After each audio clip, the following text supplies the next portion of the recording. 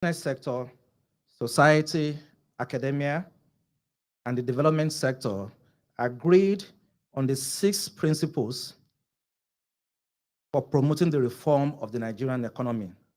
And these are: 1, the need to have a commitment to an open and free enterprise and market economy. The second principle is a private sector-led investment to drive economic growth. The third principle being the creation of an enabling business environment. The fourth foundational principle for the NESG is governance in the national interest. The fifth is the rule of law and rule-based markets. And the last, which is the sixth, is democratic accountability. And these principles form the foundation for the modern Nigerian economy and the focus of the work we do at the NESG. At the NESG, we pay to serve, and all we do, it's in the national interest. Therefore, it is premised on this foundation, terms of reforming the economy, that I'm delighted to welcome you here to this presidential dialogue on the economy. We acknowledge the immense sacrifice His Excellency, Asiwaju Bola Ahmed Tinubu, the campaign team and the Presidential Campaign Council have made in creating time for this interaction this morning, and the NESG does not take it for granted. Thank you, Your Excellencies, for the pleasure of your attention and of your attendance at this event today. It's now 42 days before the presidential election, so we're here in critical times. The events before, during, and after the upcoming elections have the potential to shape the trajectory of the Nigerian economy and our fortune as a nation. The 2023 elections is a crucial determinant of the future prosperity of our dear country. Given the critical state of our economy and the challenges we are facing, we have therefore seen a heightened sense of consciousness and alertness from citizens in terms of their participation in the forthcoming election. And we see citizens who are more willing to interrogate and participate in the electoral process, as we have not seen in the past. The reforms of the Electoral Act 2022 have also led to this strengthened collective resolve to participate in the election process. Therefore, the challenge before us all, as political parties, nation builders, or concerned citizens, is to ensure that the key issues capable of shaping our economy and capable of determining the trajectory of the economy are situated at the center stage of the conversations and of the campaigns of the political parties. And of course, also influence other forms of engagement between the parties and the citizens. As the 2023 elections draw near, it is essential to provide an opportunity to engage with presidential candidates on the state of the economy and discuss their strategies and their plans for tackling the core issues plaguing the Nigerian economy. In light of this, the NESG, in continuance of our tradition of providing a platform for sharing insights and also perspectives on the Nigerian economy, has organized this presidential dialogue on the economy to accentuate further discussions of the roadmap towards having a prosperous and inclusive economy.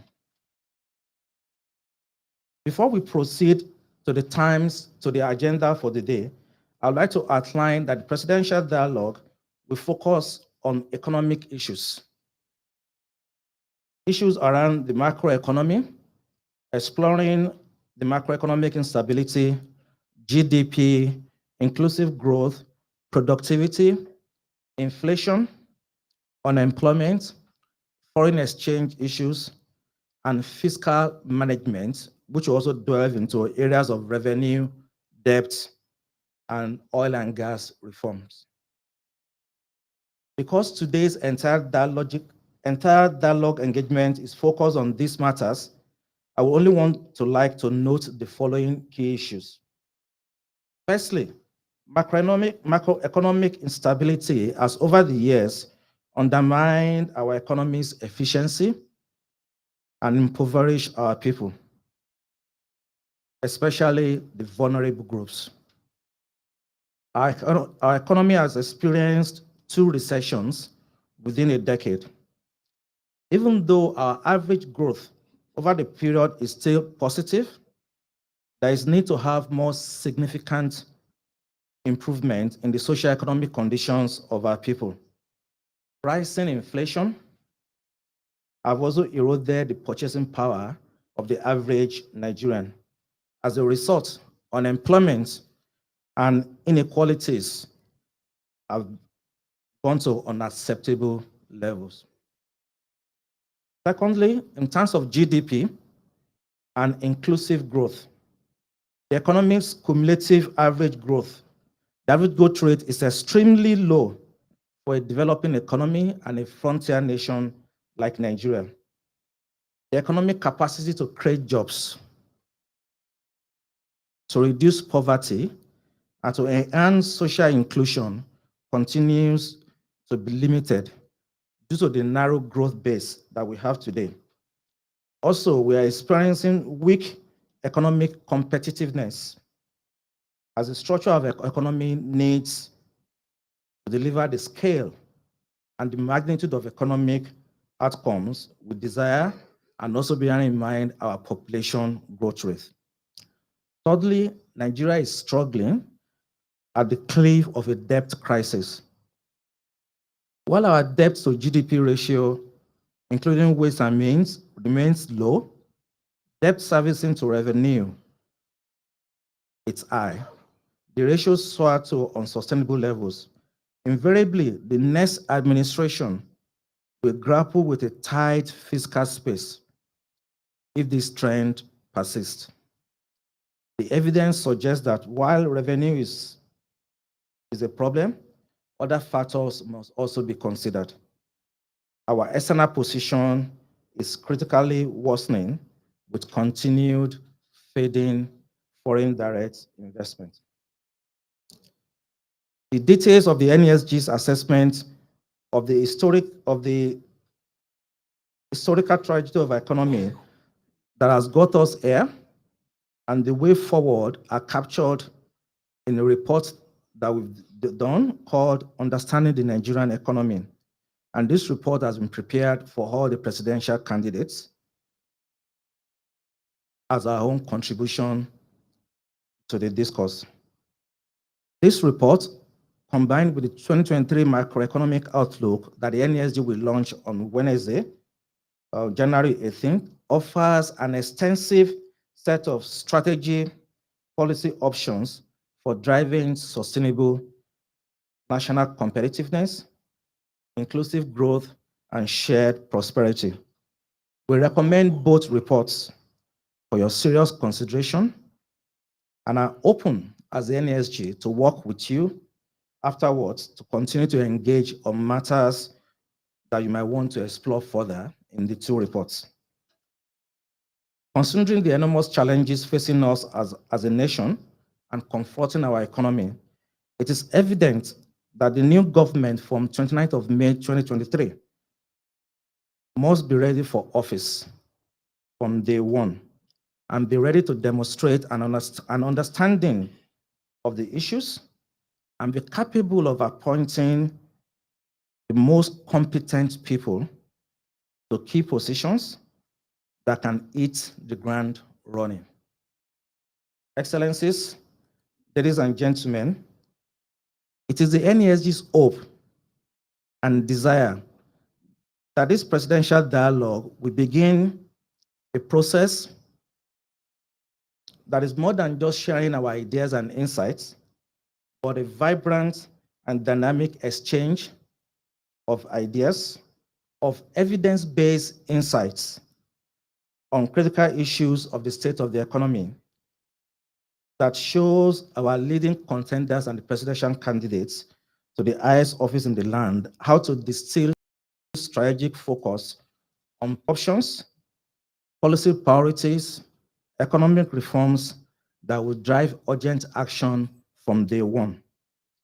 This will help anyone elected into the office of president to understand the problems facing us as a country and the importance of well-articulated strategies for tackling them.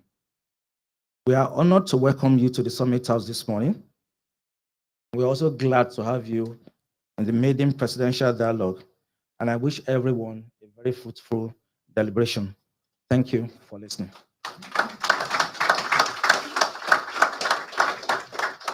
Thank you very much, Mr. Mir Yusuf, Board Chair, NESG.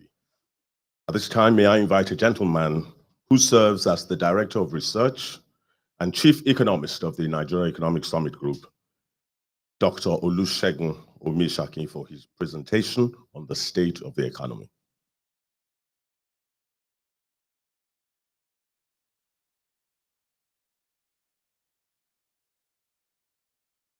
Good morning, everyone.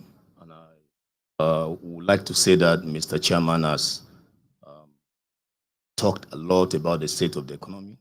And my job this morning is to put some data and some context so that will also help us in our discussion today.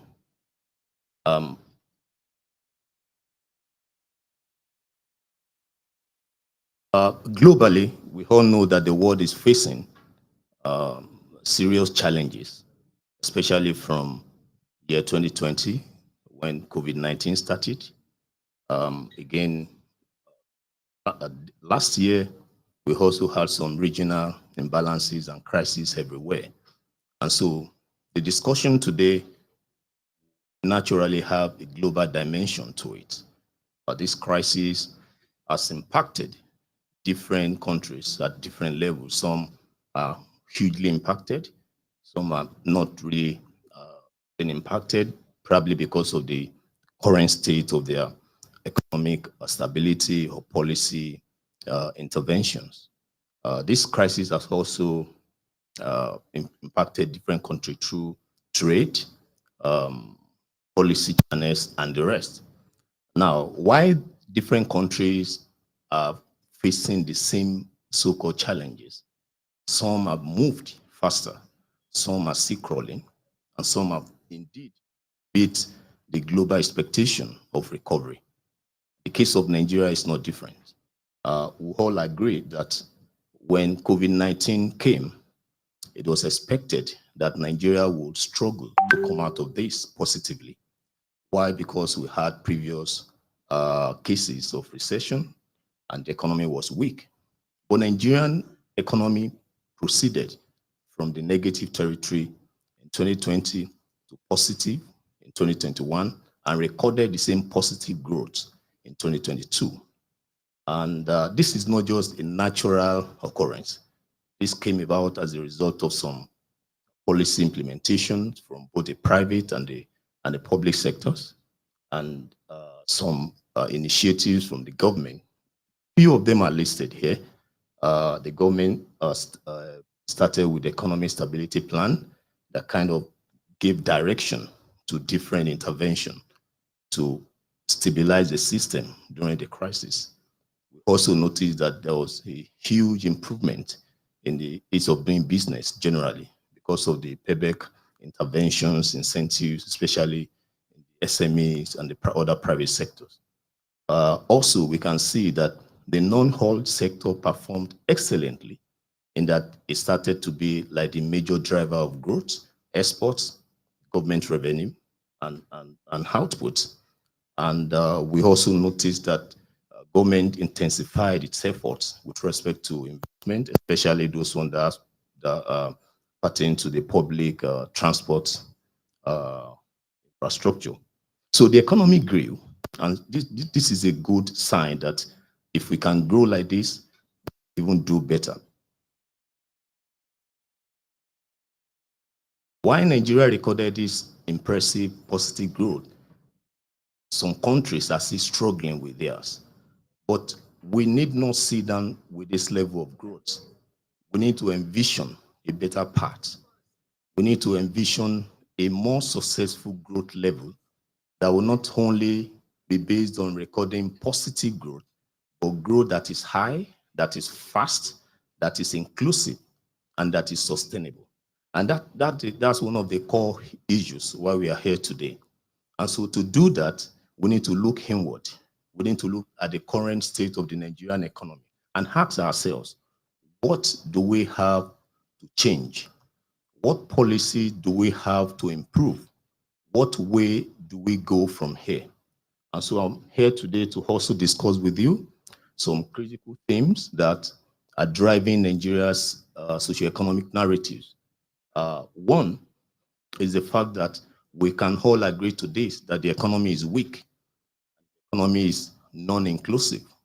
When the economy is weak, of course, it implies also that the production capacity will be challenged, and then the employment capacity will also be challenged. And that is why we have different situations with respect to growth. If we bring some perspective to this, from 2012 to 2022, we can notice few things. Number one, Nigeria had been in economic recession for 2 times. The first one in 2016 and the second one in 2022. We came out positively, good for that. But on the average, we can say all we have done with GDP growth rate is just that we recorded 3%. This is not good enough for a country that want to be a giant of Africa, indeed, and that want to be one of the major countries driving the global production and policy narrative in the world.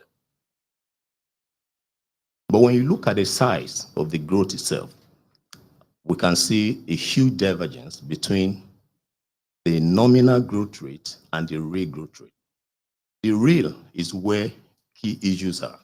This is where we see how this growth rate impacts on the common people, especially when you look at people's income. We can easily conclude that now, because of the fact that inflation crisis is there, and then we also have the exchange rate crisis, on the average, Nigerians are earning less every year. And so if you look at the graph, we have the same real income on the average from 2012 to 2021. We are more or less the same, even though our nominal growth is going up. The same could be said in terms of the dollar rate. These are the crises that we need to talk into.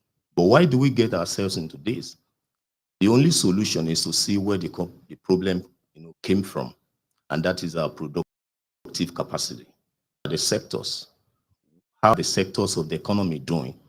To make any meaningful, impactful policy intervention, we need to look at how our sectors are structured and how they are performing in terms of their contribution to GDP, in terms of their growth itself.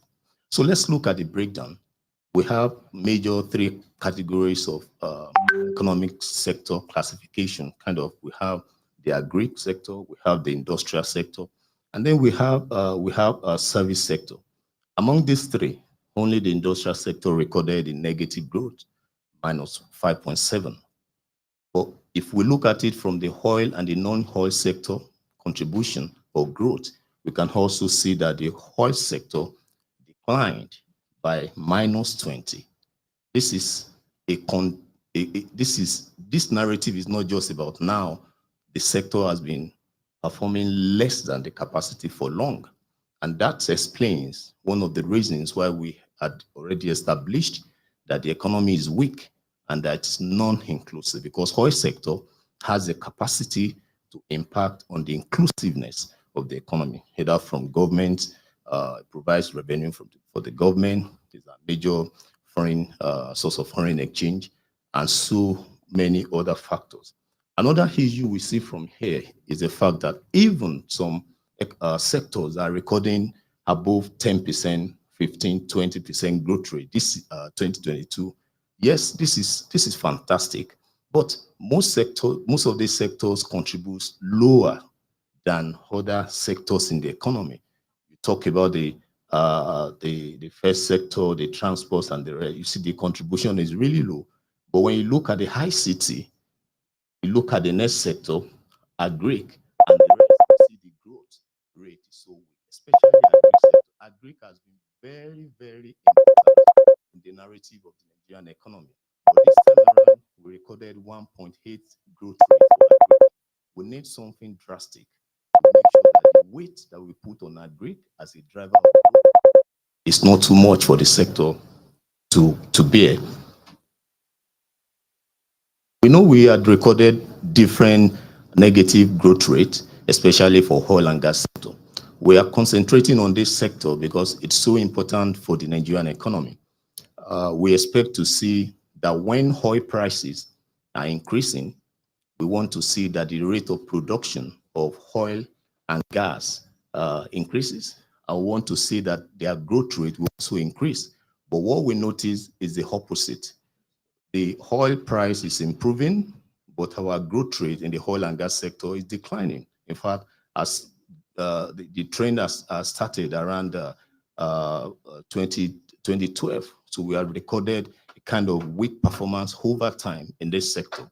And that explains why the contribution to growth of this sector also follows the trend. So we really need urgent, holistic, and deep reform in this sector.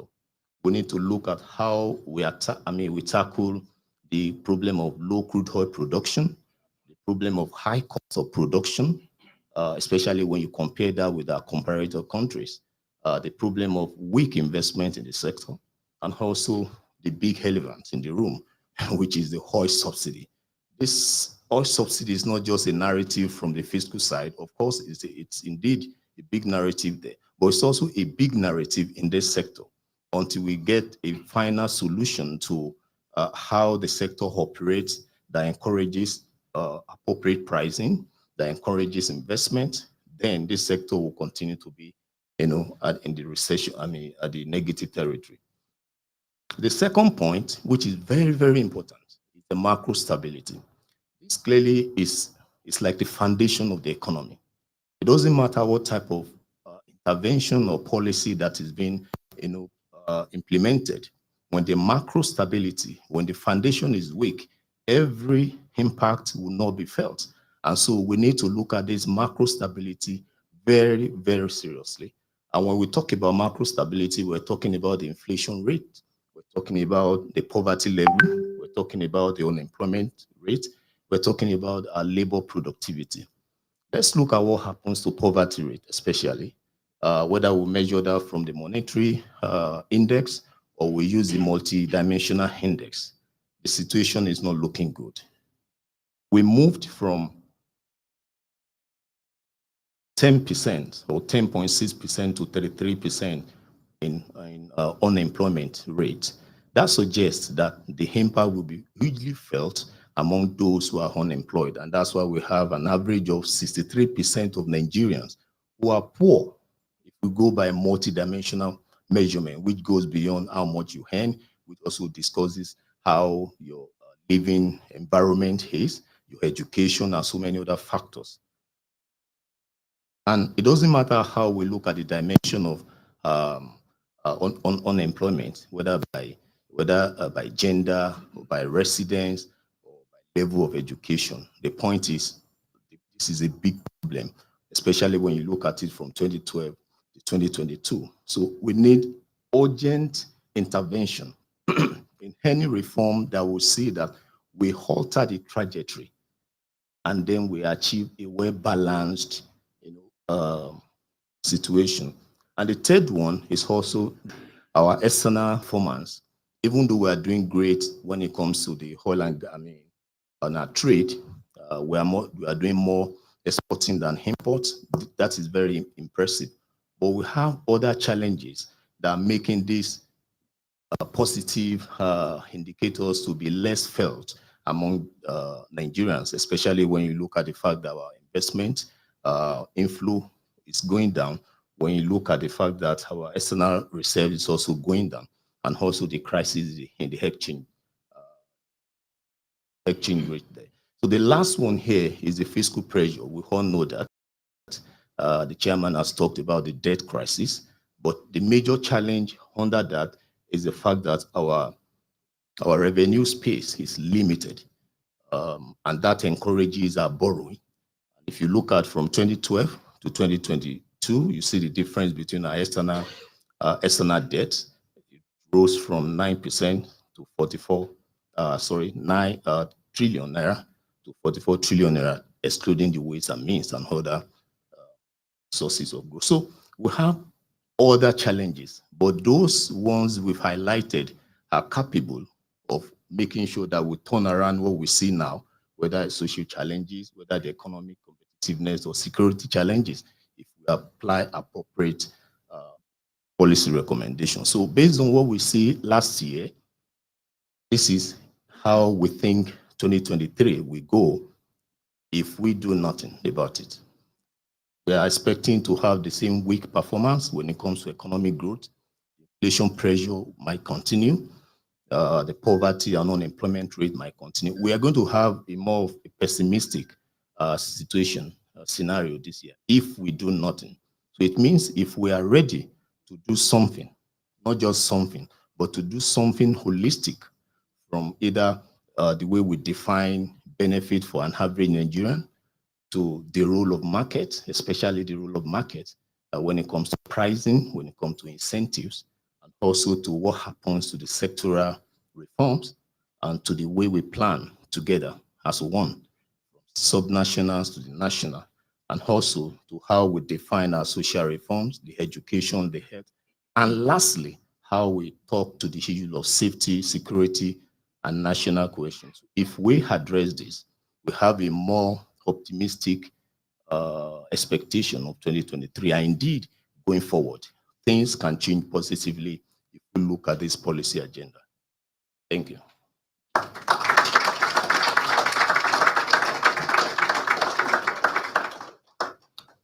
Your Excellencies, distinguished guests, ladies and gentlemen, as we ponder and reflect on Dr. Omishakin's presentation on the economy, may I, at this time, invite you to the appetizer of why we are here. And this will be the keynote insights by His Excellency Asiwaju Bola Ahmed Tinubu, the presidential candidate, All Progressives Congress.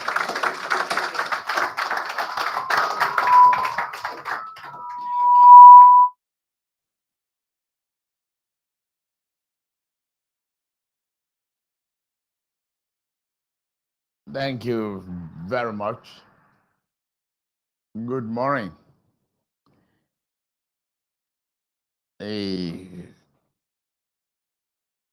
captains of the industry, Your Excellencies, the governors,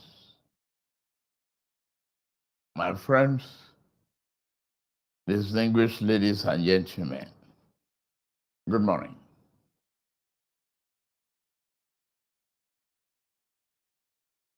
The last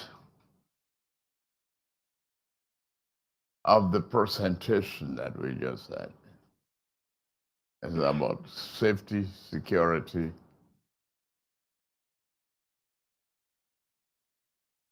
cohesion.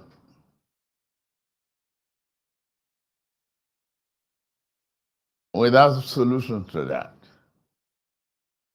you have nothing to look forward to as a nation. So let me assure you that that will be tackled headlong, and every inch, every aspect of Nigeria problem in that area will be well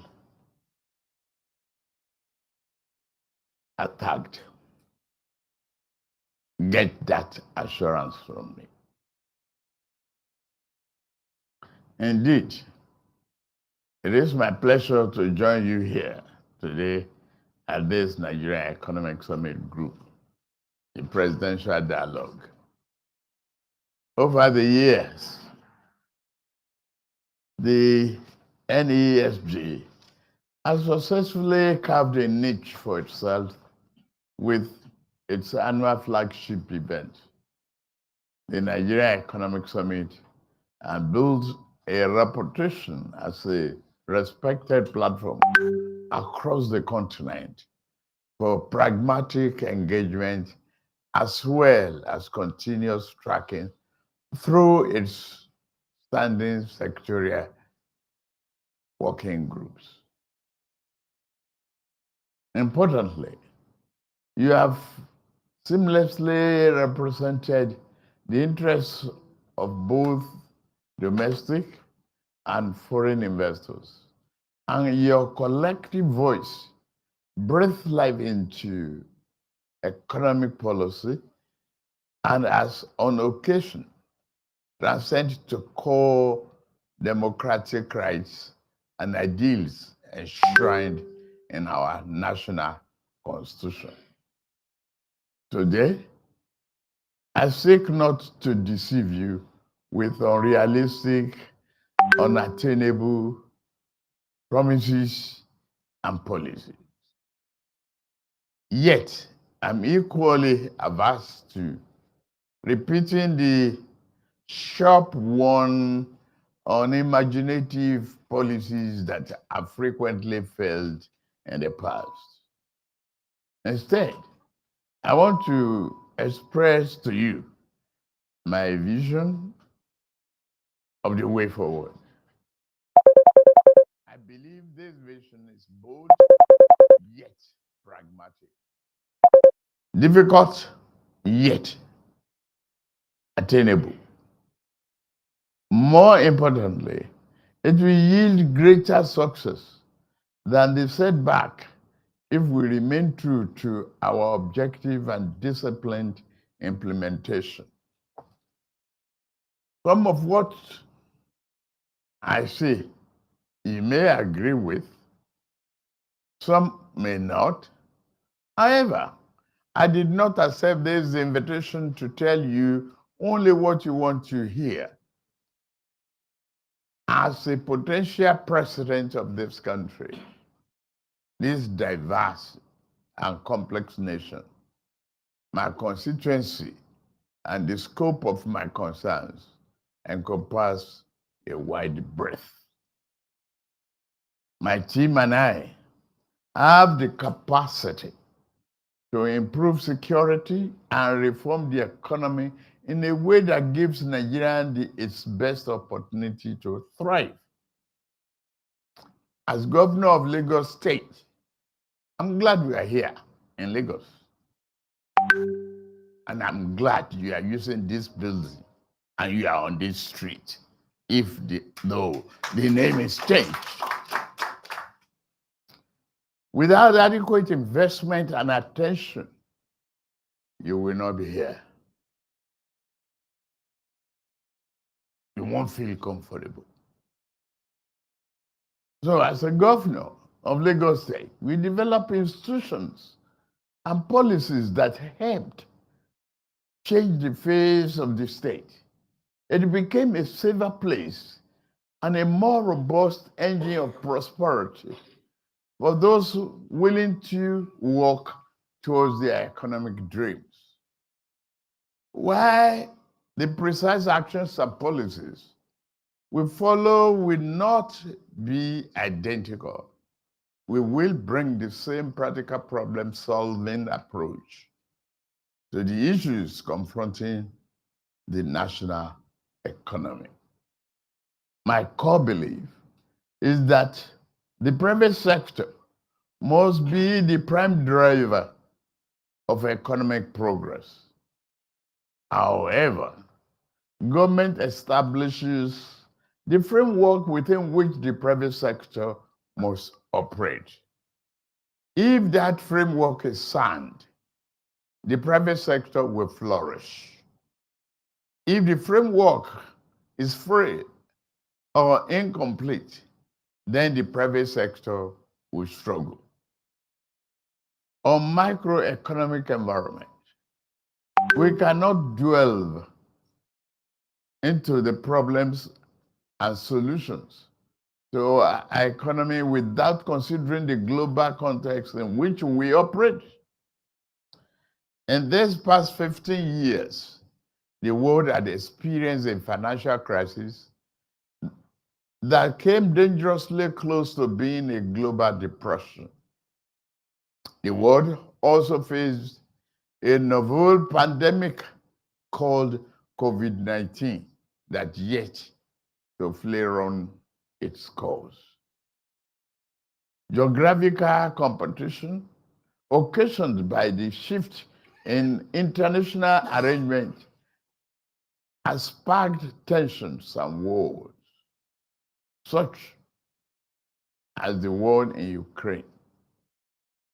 The extreme weather begat the climate change that further undercut global harvests, lowering food production, increasing shortages, and causing prices and instability to rise.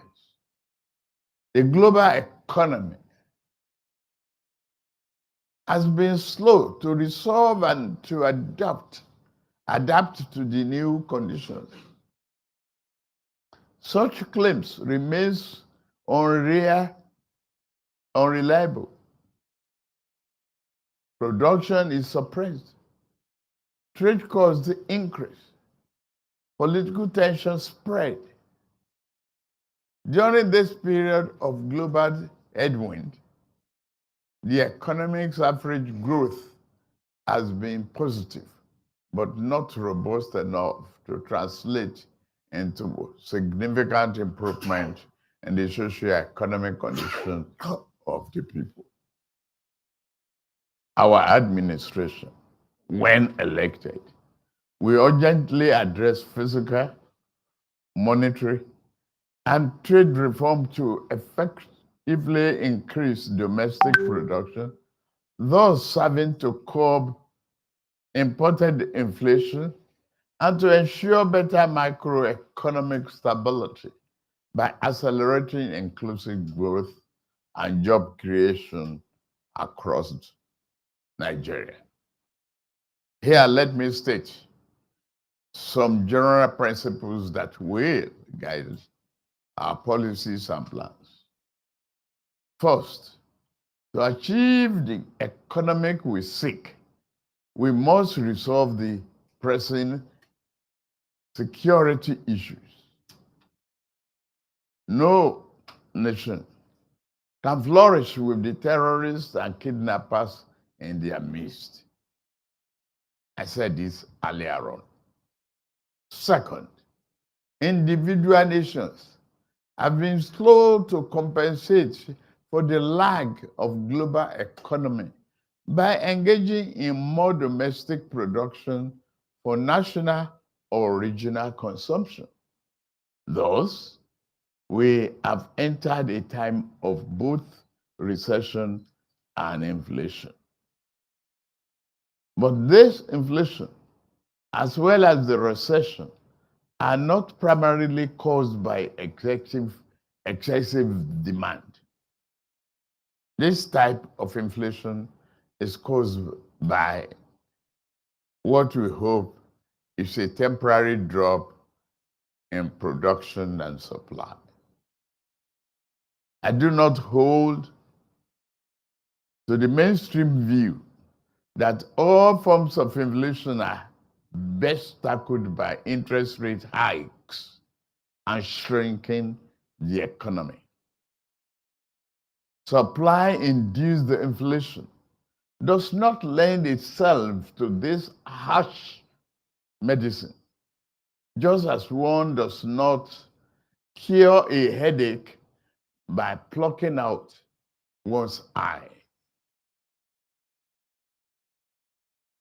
Third, I do not embrace the conventional wisdom that physical deficits by the national government are inherently bad.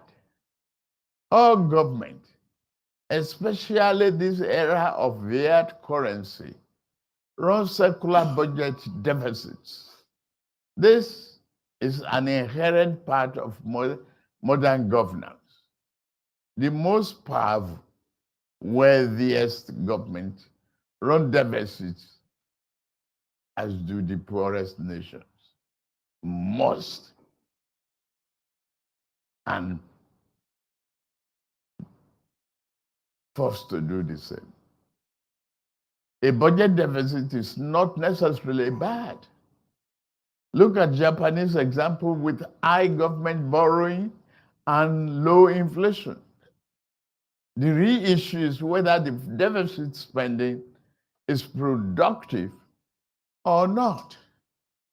Unproductive deficit spending is a compound negative, especially if backed by excessive borrowing of foreign currency. This is not classroom economics, but it is the lesson of the real economic history of nations.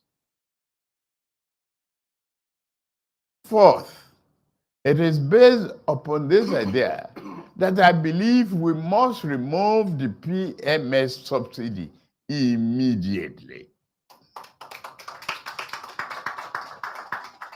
It has outlived its usefulness. It served life as a public good. We will never subsidize neighboring countries' fuel consumption, nor allow a select few to reap windfall profits and hoard our products. And the subsidy money will not be saved because that means eliminating from the economy. Instead, we will redirect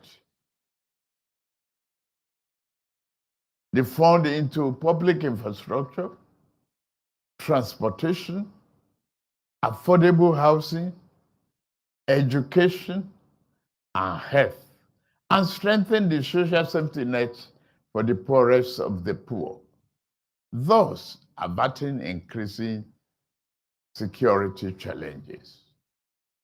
Fifth, fiscal policy will be the main driver. Monetary policy is weaker and a less effective instrument.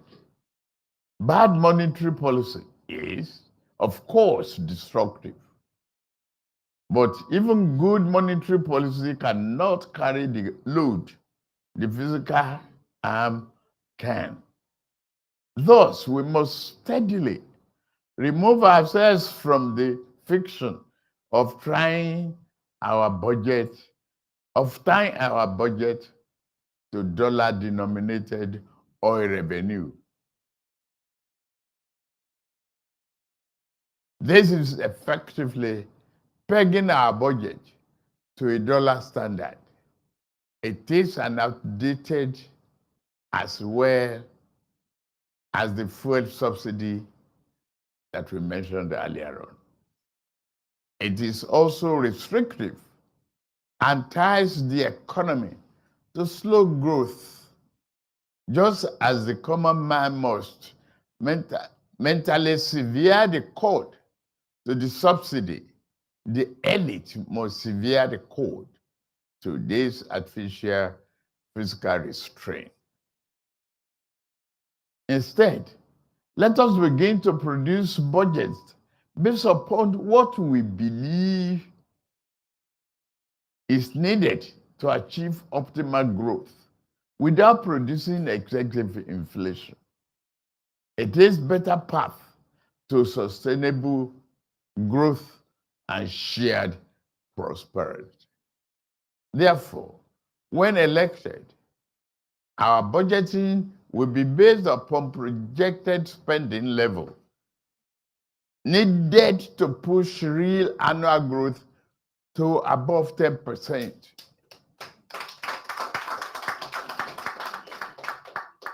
While reducing the unemployment rate so that we can double the economy in 7 years.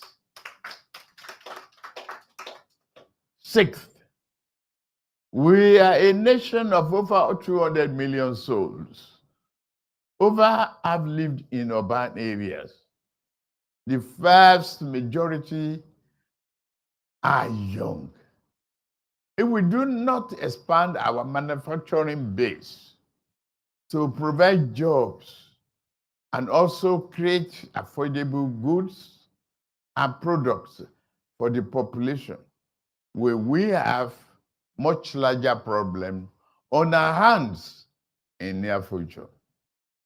Our National Industrial Instrument Infrastructure Plan must be given the full breadth.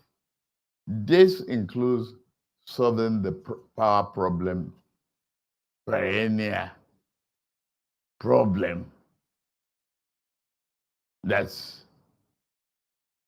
been confronting us for several years. Seventh, climate change.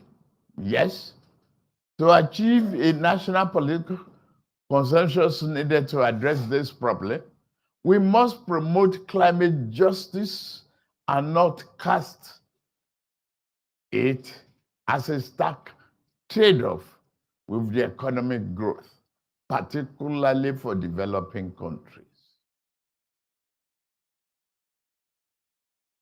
I stop here and ask you questions.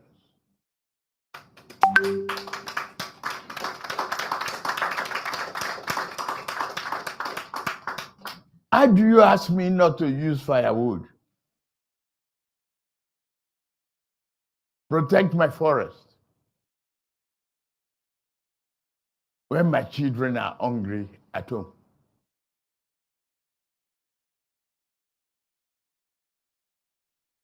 Yes, we believe in the sanctity of agreement and consensus.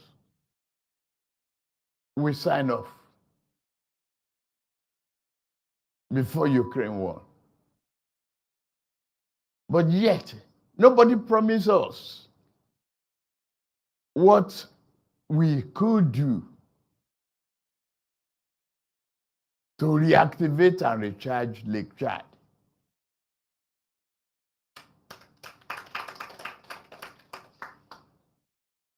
What is the level of our development? No. We will consult all of you. Be bold. What is happening to our coal? Can we attract investment? Can we get waivers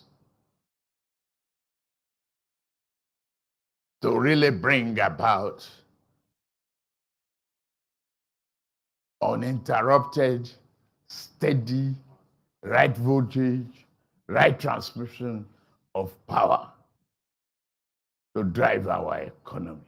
It's a must. You can't ask us to sign off.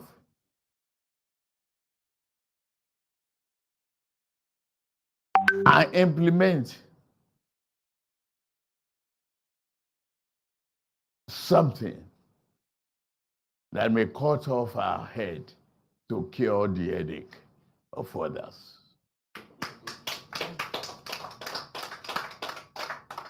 Will we achieve all this through close consultation and collaboration with the private sector to determine the right policy mix to get us towards our shared goal? Yes, we talk of inclusive growth through productivity. I agree.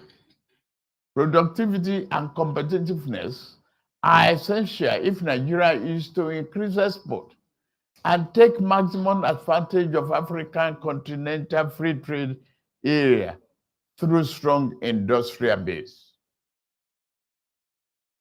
For our industries to thrive, they need inputs, many of which are agriculture based. The present administration has invested heavily in agriculture, providing loans and expanding the country's total area of cultivated land for crops, livestock, fishery, and others. We will also promote vibrant commodity exchange that will guarantee minimum pricing for produce. With that stimulant, yes, people will resort to agree. Now we are planting and harvesting only one time a year. Should we continue that way? I think we achieved the growth and food security expected. I say no. We must try minimum 2 times harvesting period a year. We will build on this with a focus on using technology and expertise to accelerate the growth and yields. We will deliver the critical infrastructure necessary to achieve the commodity transformations and agribusiness to plug seamless into higher, more lucrative entry points in regional and global value chains. In fact, the real strength of any economy rests on the backbone of its infrastructure.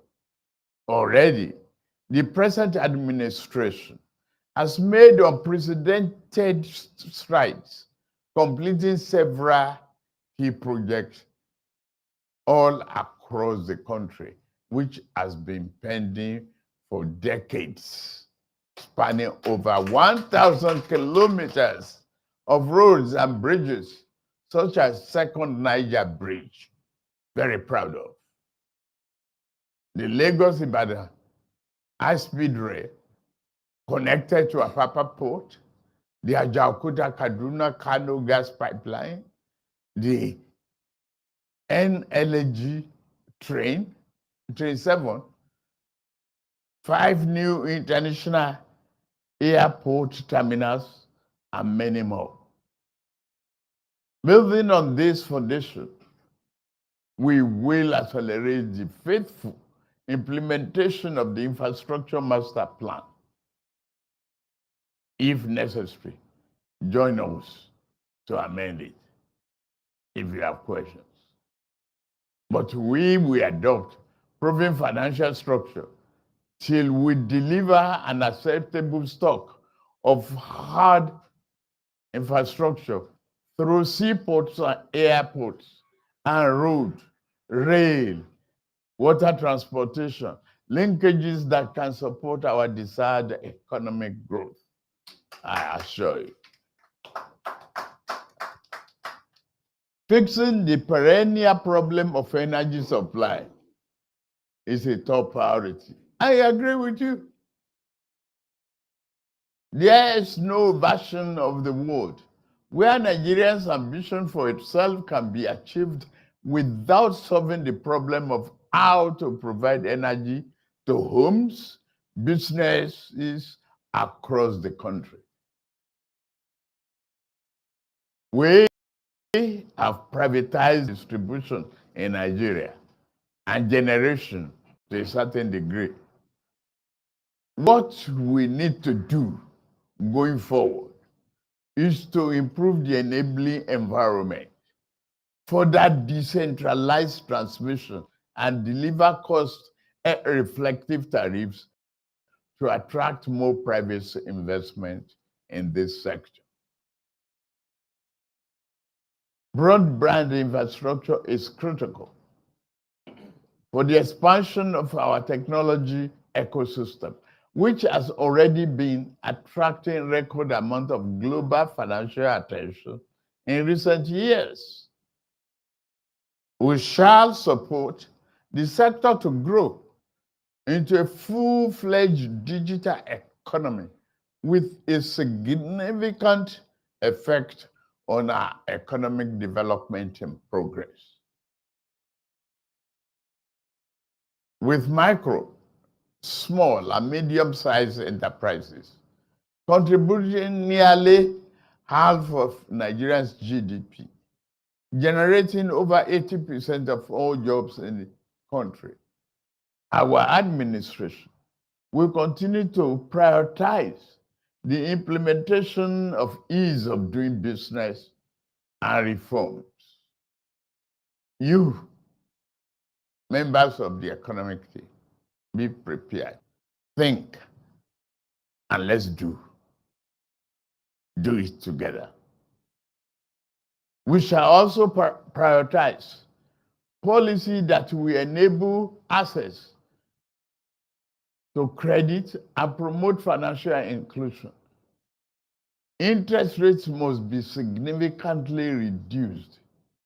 This will spur a mortgage and consumer credit revolution where cars, appliances, housing will be more available and create an expected boom in our economy. Yes, talk about inflation. Let me say a bit more on my position regarding inflation. I do not discount its severity. I know the effort it can cause for individual businesses and the overall economy. With this supply-driven inflation, to impose the usual anti-inflation medicine on higher interest rates and tighter monetary supply will only weaken the patient and push it to life support if we are not careful.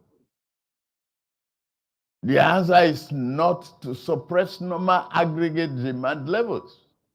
This weight on the demand side will do little to answer the root causes. We punish the national economy and people without deriving any meaningful benefit.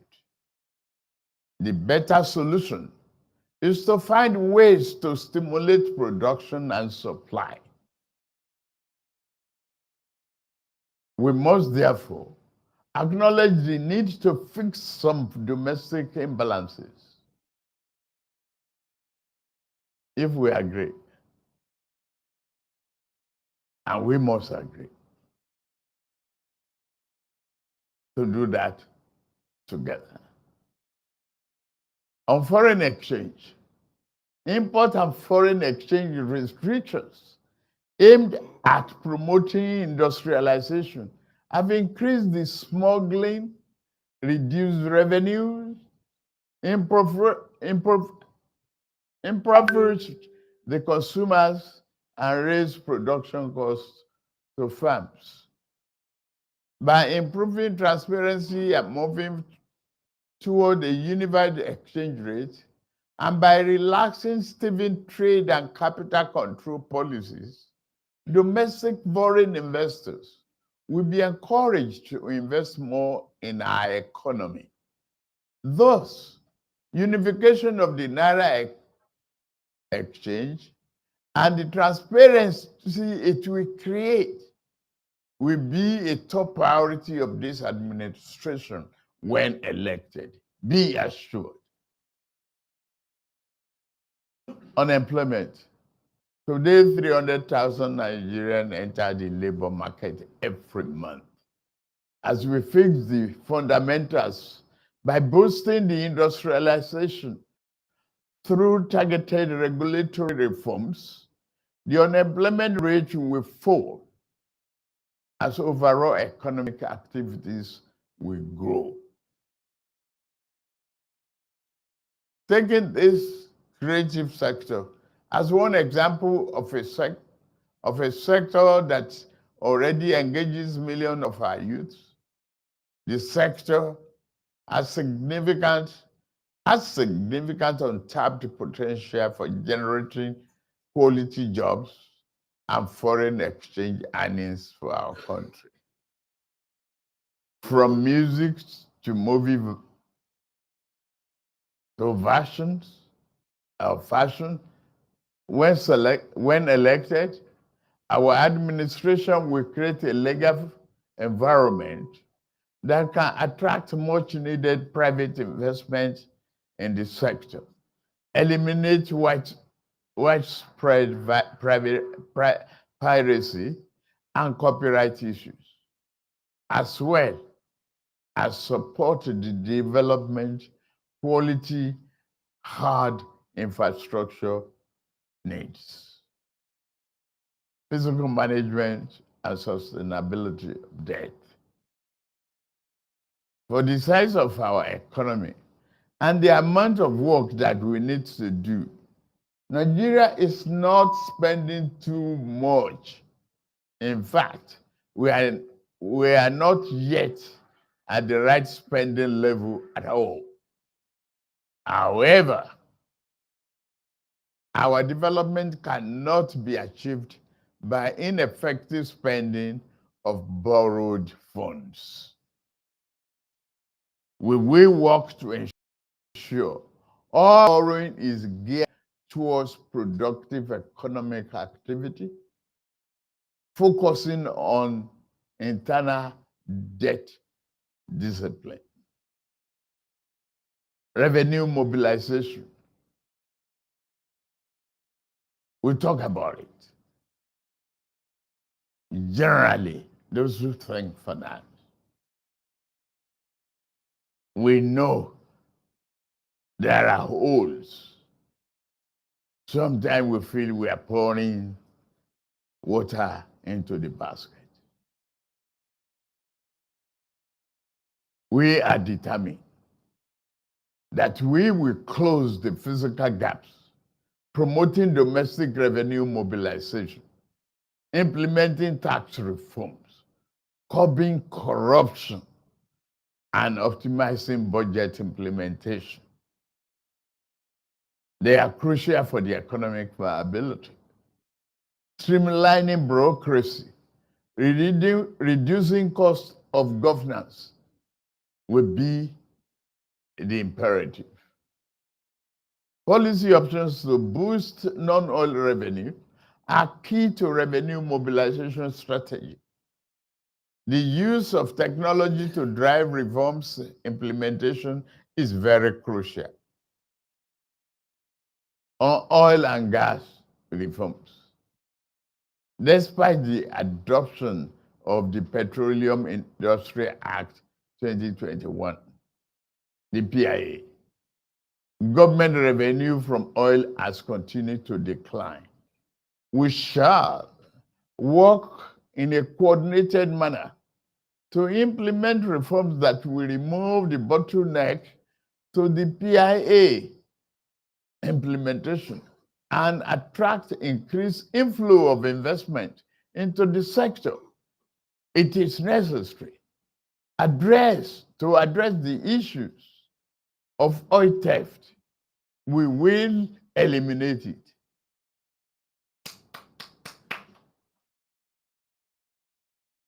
Leadership is important here.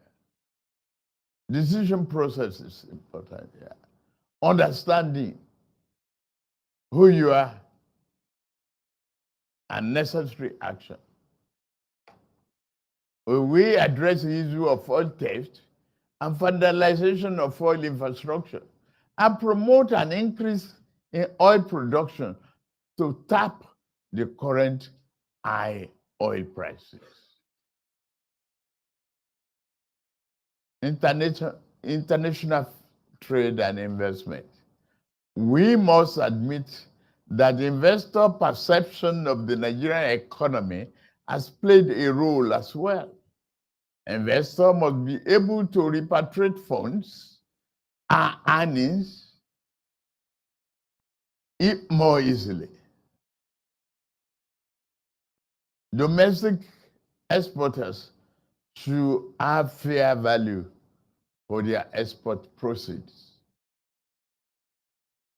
And if I am a foreign investor, I should be able to remit my dividend easily.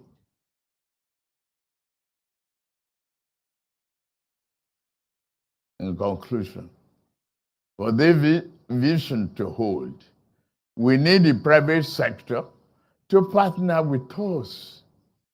We are the best. We must work to earn our trust and your trust by guaranteeing fair return for the sweat of committed investors. Agreed, you have been resilient. Agreed, you've worked really hard. Practically speaking, this remains the pursuit with renewed vigor of growth promoting employment and creating easy of doing business and poverty eradicating policies as outlined in our manifesto. Renewed Hope 23. 2023. Renewed Hope. Action plan for a better Nigeria. Hold on to it. It's our promise. I've always been and will continue to be a progressive Democrat and be one of you. In my worldview, government has a cardinal responsibility to enable business to thrive. Where the private sector thrives, we will not disrupt it. However, where the private sector cannot do it alone, our government will take on the responsibility of lending and enabling. As a government, we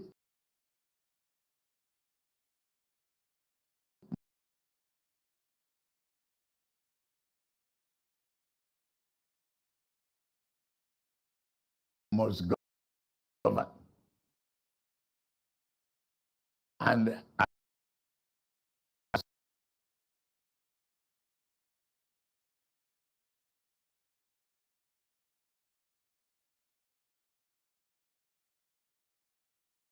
now you must ask yourself, my past and my track record. Here, the man, I am just the man who has done similar things before as governor of Lagos State.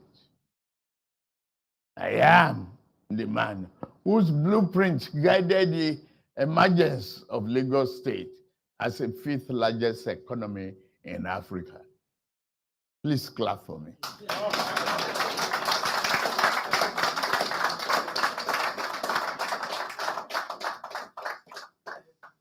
The choice is yours. Let me end by saying this. I fought for this democracy. I was detained for it. I suffered for it. I did so because I believe in our country. I now seek to become Nigeria's next president. I do so because I know what is at stake.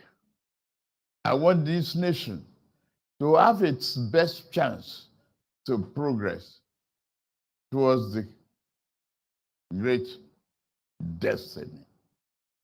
I ask you to join me on the path to a Nigeria of renewed hope and fulfilled dreams. If we do not lead the way, one else will. But to where? Thank you for listening.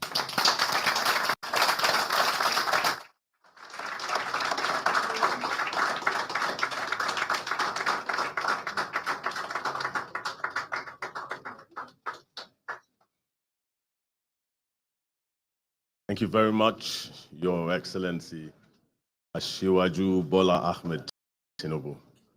Distinguished guests, ladies and gentlemen, permit me to greet you again by saying bon appetit.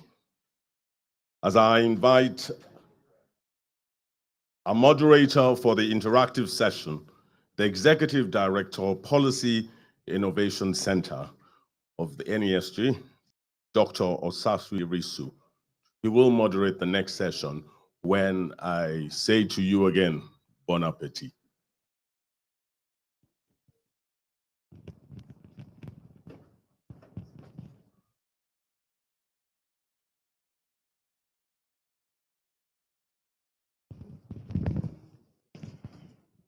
Good afternoon, distinguished guests. I would stand on already established protocol. I have the great privilege to welcome His Excellency, the APC presidential candidate, Bola Ahmed Tinubu, for the dialogue. Thank you, sir. You're welcome, sir.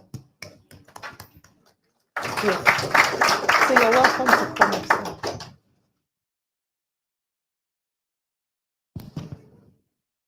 Thank you very much, sir. And thank you everyone for listening. So I'll just give a brief introduction about how this dialogue session would go. We would have some time to have questions and answers with His Excellency, and then I'll throw it open for you to ask questions, and then we'll come back to His Excellency for some closing thoughts. Please, as we earlier as our chairman has said earlier, this conversation is focused around the economy, and we've listed some of the thematic areas that will guide the conversation. So let that also be the scope when we begin to reflect on questions. Thank you very much. Thank you so much, sir, for the wonderful presentation. You highlighted a lot of very important and thought-provoking issues. I know some of the things you talked about, are the burning issues, on the minds of, everyone here today. But just to pick on a few critical things, you really had security as something that is your top priority to ensure that we have an enabling environment in Nigeria for living and doing business. You talked about removal of the PMS subsidy, and then you also talked about the critical need for power sector reforms. So I'm just trying to, just as we open up this discussion, I want to find out in the first 100 to 200 days in office, what should citizens expect to see if you're elected as president, sir? Day one, hit the ground running. Day two, continue running. Day three, don't rest. Think and do. Select the best teams that will help build a better Nigeria. Teamship is crucially important. And giving the people opportunity to exercise their talents in turning the ship of the nation and retooling the mindset. Do we believe in ourselves? Or do we continue to make mass migration? Definitely. Definitely. The security challenge must be eliminated. With technology, human beings attract more people into the army, given, voluntary army and the equipment necessary, all the tools to fight insecurity must be employed to have a nation that is confident, bold, and peaceful, seeking prosperity for these people. And that's what we do. Thank you so much, Your Excellency. Thank you so much. Now, we like we have, has been highlighted, through the presentations today, the country has experienced, economic growth. Unfortunately, a lot of the growth that we have seen has not translated to improved living conditions for the average citizen. And, some of those things, get us to think around how this has contributed possibly to the rising unemployment levels. Youth unemployment is at unprecedented levels even people who are currently employed, some of them are actually underemployed, and we see all those things. What sort of strategies, especially with a focus on the youth, would you employ to tackle issues related to unemployment in the country right now? Private sector driven opportunity, tackle the power problem head on. People can work by themselves. A common school driver can create a path to fortune if electricity is taken care of and other infrastructural areas. Carrying them along. And the change of mindset, I say, I will repeat that over and over again.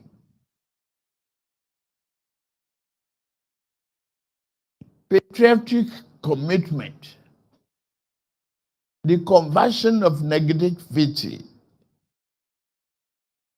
to a positive drive,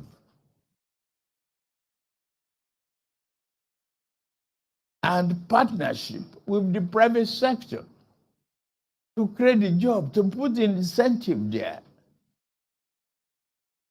If you hire 500 new employees, why can't I, as a government, give you some tax incentive to offset that payroll and the pension contribution that may be associated with it?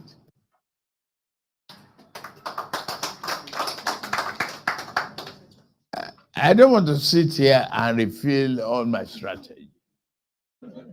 I am the first speaker among the three of us running. So they will spy on me. So you will have a limited answer here today. Another day you can bring me back. But that's part of what I do. Okay, thank you so much, sir. Just going back a bit to the question, because we're looking at youth, we're looking at large numbers. What are your ideas around scaling, employment opportunities for this large population of young people who are currently unemployed? First of all, commodity exchange. Make farming more attractive. The youth that can operate AK-47 can operate better a good tractor to clear the bush and plant the seeds. Retrain them.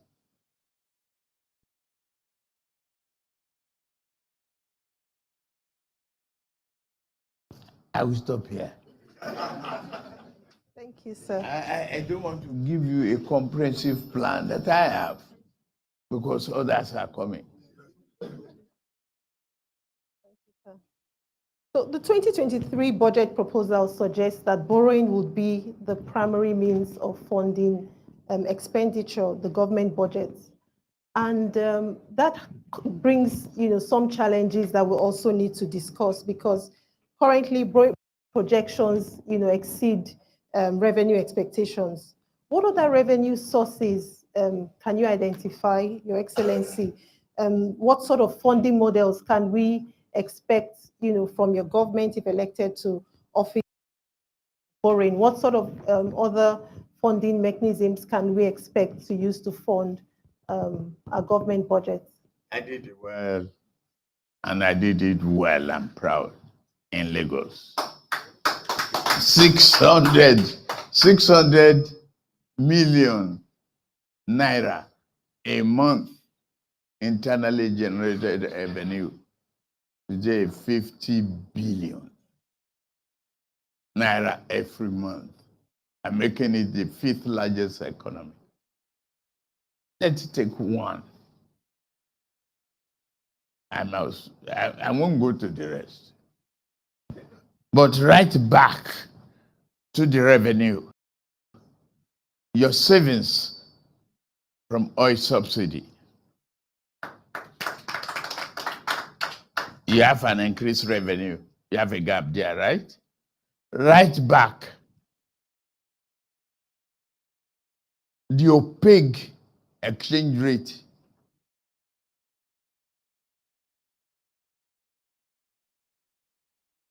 into the revenue. You are not borrowing. Make your oil competitive. Attract foreign investment. If you attract foreign investment with incentives, you have expanded base of money coming in. All you have is a deferred tax period.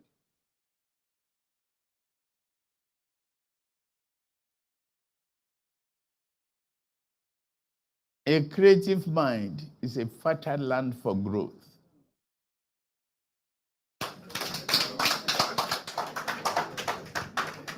Talking about, now that you've brought up, this oil revenue, foreign direct investments, can we discuss a bit more about how you intend to drive direct foreign investments into Nigeria? This is critical to economic growth, and we're at a period when this has faded, and this is part of the reasons why we have some of these challenges.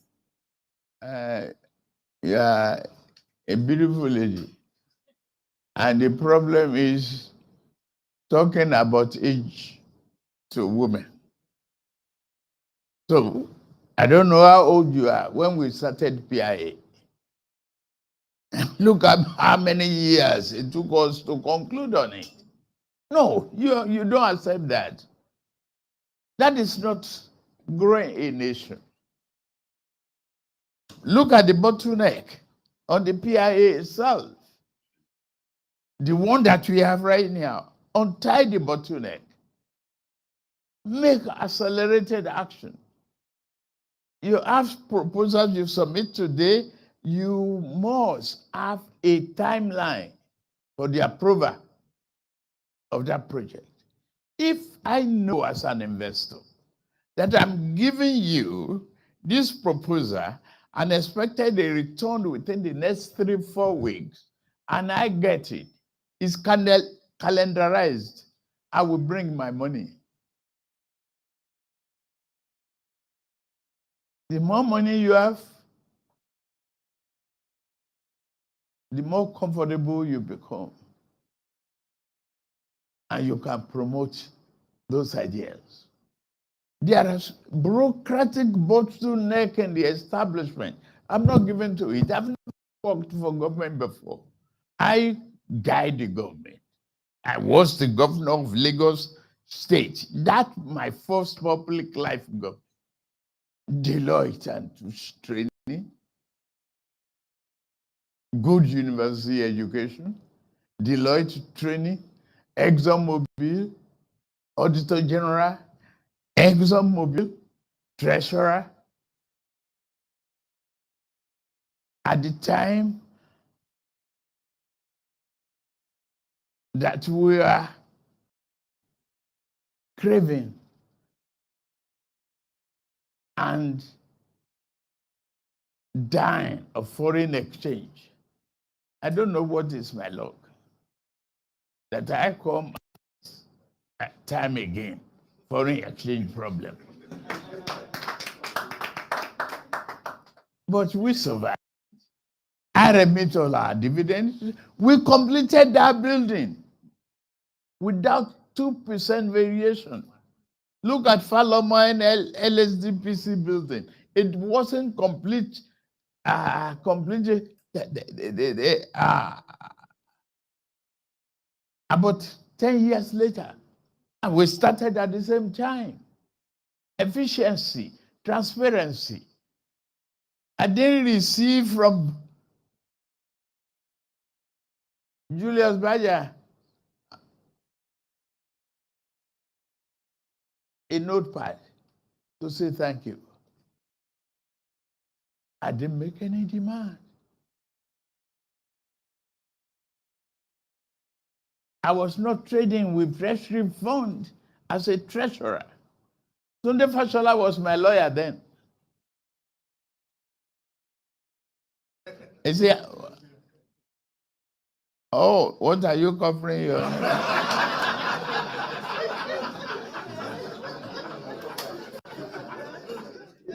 Okay.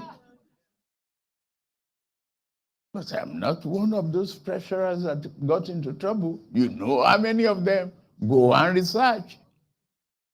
Clean, transparent, and honest processing of transactions. Jimovia was under one building, but he was one of the most effective letter of credit processors. You submit today, he give you back your approved on Thursday. Maximum 4 days. People can be envious of his growth today, but he earned it. If we have many private sector group doing that, I say mindset is critical to human and economic development for the whole world. Tell me, what is the greatest human discovery in the last 1,000 years, if not electricity? Tell me. Tell me, what are we producing and selling to other countries? Not even slippers. We eat the skin of our cows instead of turning them to beautiful bags and shoes. Eliminate that. It's a sign of poverty. It cannot be perpetual.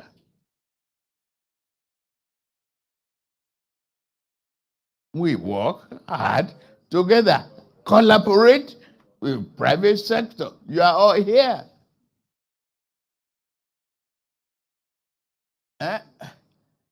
When we saw that in the years past, underground train will be so disruptive. Look at him. He's about to commission a blue line. We say monorail. You find a way where there seems to be no way. You will succeed.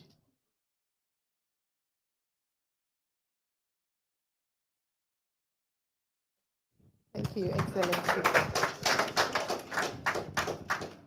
So continuing as a follow-up to this conversation, we're currently facing, a fiscal pressure, and Nigeria is on the brink of a debt crisis. I know you've highlighted very critical points around foreign direct investments, domestic production, partnership, and with the private sector. But I just want to find out what your thoughts are around currently fiscal and monetary policy climate within the country, given the fact that we have right now an expansionary fiscal policy, tight monetary policy, which, currently they're quite divergent and we're not able to really make progress. So just to find out what your thoughts around this regarding fiscal and monetary policy. Let's go back to geometry. Basic geometry that we learned when we were all in secondary school. A parallel line, two lines that don't meet.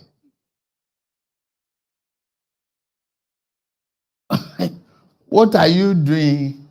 You are doing a caution by tying Ministry of Budget and Economic Planning with the Ministry of Finance. Separate the two.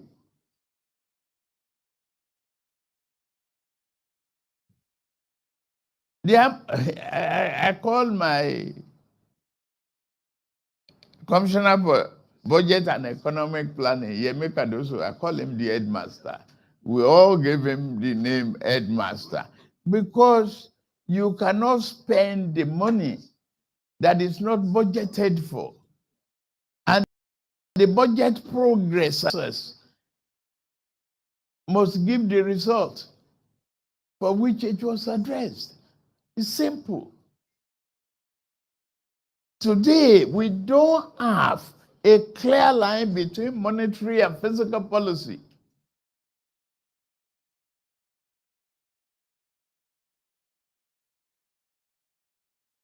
A blind man lost his dog. He's in trouble. I won't say more than that. Thank you, sir. I'll stop briefly and take questions, then we'll come back to complete the interactive session. So if you have any questions, please put up your hand and take them.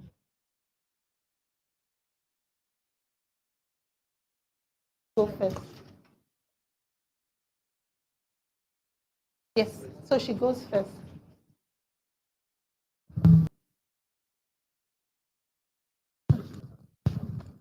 So good afternoon, everyone. Standing on protocol. My name is Owen Omogiafo. I am the President Group CEO of Transcorp. It's a delight to be here today, and thank you, Dr. Jai, for the invitation.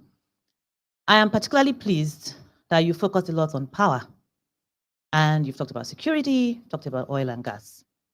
So Transcorp, we have considerable investment in power, because in line with our purpose of improving lives and transforming the society, we recognize that power is what's going to actually catalyze the growth that we all seek across all the sectors, including what you said. In the past year, I've been Group CEO for about 3 years now. The past 6 months, thank you very much, sir. It was quite interesting because as we saw the challenges with the oil and gas sector, we've also been impacted. And to put this in context, Nigeria's power today comes mainly from the thermal and hydro. The thermal is actually 89%. So as we're having the issues with gas, coming from the challenges around the sector, from the oil theft, the vandalization, it's affected the business and affected that sector. It'd be nice to just get some more information. Yes, we don't want to give out your secrets. But for me, as someone who represents investors, because that's what Transcorp is about, we do further investment, it'd be good to get to know more about what we're going to do specifically in this space. Furthermore, of course, as a female in leadership, I would like to know some more about what we're going to do, more policies that would encourage, create an enabling environment for more female participation in key places. I'm not about token appointments. It's more around, I have the credibility, I have the credentials. And when I say I don't mean Owen, I mean the general female population, whereby we setting policies that will enable more in the sector. Thank you.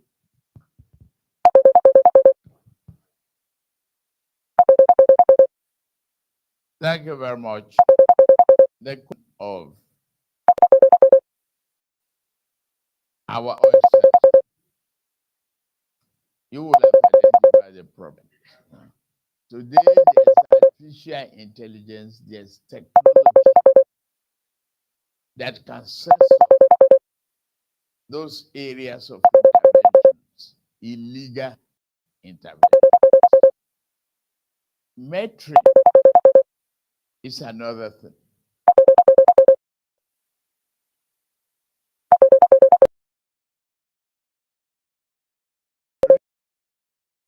Reform that is so critical.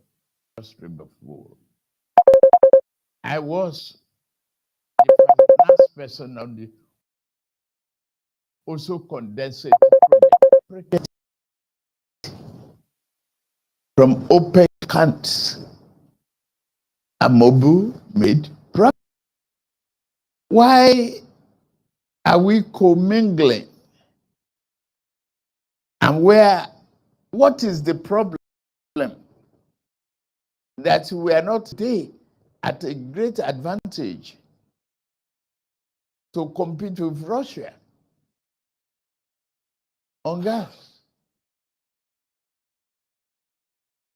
Because we have not invested. We did investment on long-term incentive to compete in Europe. Our gas is in the ground. It cannot turn to money until we push out there. What is the problem? Tax variations. That's what lower tax. But I will grant you the lower tax and take my divine profit in the future. The divine profit can be discounted. I'm turned to money today. As long as there's guarantee of no disruption and effective commitment to the sanctity of contract. Simple. I won't say more than that. I have a secret in my pocket. Women. And these are up. Okay. Up. Those are my advisors. So I'm living the life. And the young one, the Shem is okay. Shem is there. It's only yesterday you were not prepared to make this trip. And I said, you must meet me in Lagos. Create the pathway. Please have your seat. Create the pathway. Encourage them. Put the incentive there. The recognition. Yes, our mothers and sisters of those days, they would like to stay home to take care of babies and everything. That's their problem then. Yes. I'm a man in the house. My wife went to the Senate. I was able to manage my life for consecutive 12 years. I carry briefcases for her sometimes. This is no fake. It is happening.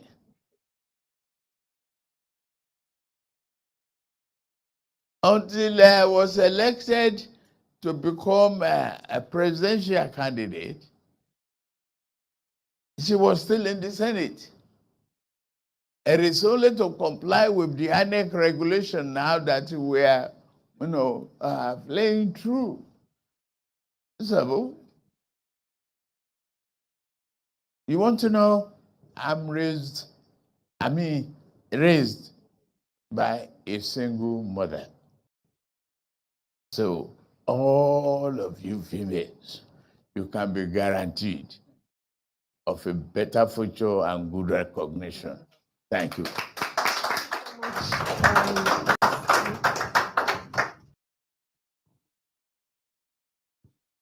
Good afternoon. Good afternoon, Your Excellencies, and good afternoon. I want to thank the NSG for this. I'm very glad to be here. My name's Otumba Francis Meshioye. I'm the President of Factorers Association of Nigeria. I want to thank you very much, Your Excellency, because you appreciate that the private sector has been very resilient. And I want to thank you too that you promised to carry the private sector along if you are elected. Again, I will make an observation from what I've said. It would be unfair to reveal all your economic plans. On this note, we have written a letter to economic management team to have a private engagement.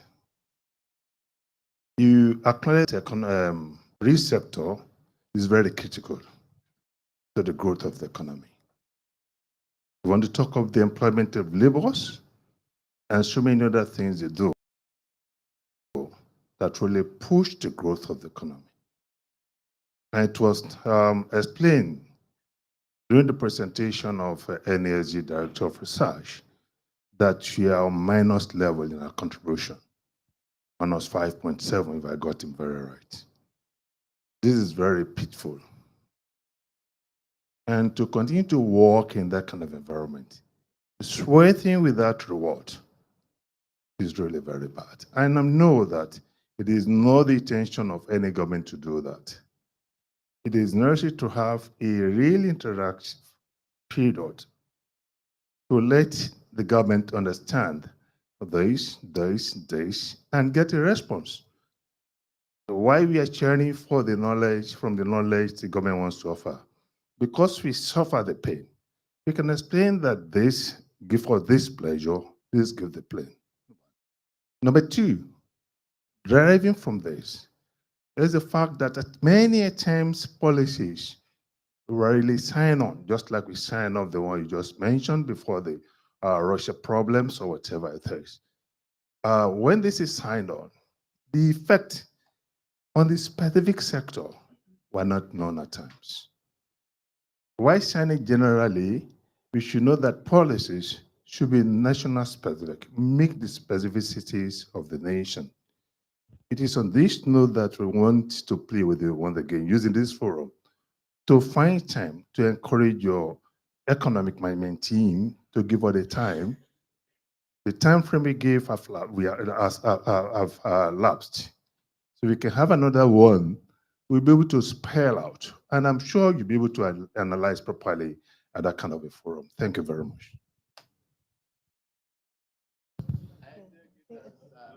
A good advice. Yeah. Noted. I don't have to waste your time going over what is very, very obvious contribution. I take it. So we can have a lot more people speak. Thank you. I would stand on existing protocol. My name is Frank, the Nigerian Economic Summit Group. You alluded to the global economic crisis, and I agree that to a large extent, it serves to impact local economies around the world. But when I look around today, the greatest problems that we face, you could say, are self-inflicted, very disentangled from what is happening around the world. In a crisis, some people suffer and some benefit. In this crisis, it's for Nigeria to benefit, but we are suffering without any question. And I like the point you have made about being part of also Condensate and the role you played in Mobile. And I wanted to just ask you, increasingly I hear that people in government see IOCs and others in the business as privileged people. In fact, a senior government official asked the IOCs, if you are complaining so much, why are you still in Nigeria? The truth of the matter is, it is only a body we see, their soul is gone. There's absolute, and I'm sure you know more than I do. What would you do in terms of attitude change? Would your priority be to re-attract private capital from the IOCs back to Nigeria? Because it has little to do with energy transition. Those companies that are leaving Nigeria today, every day we see them set up operational base, sometimes in Africa, and if for gas, mostly in Guyana.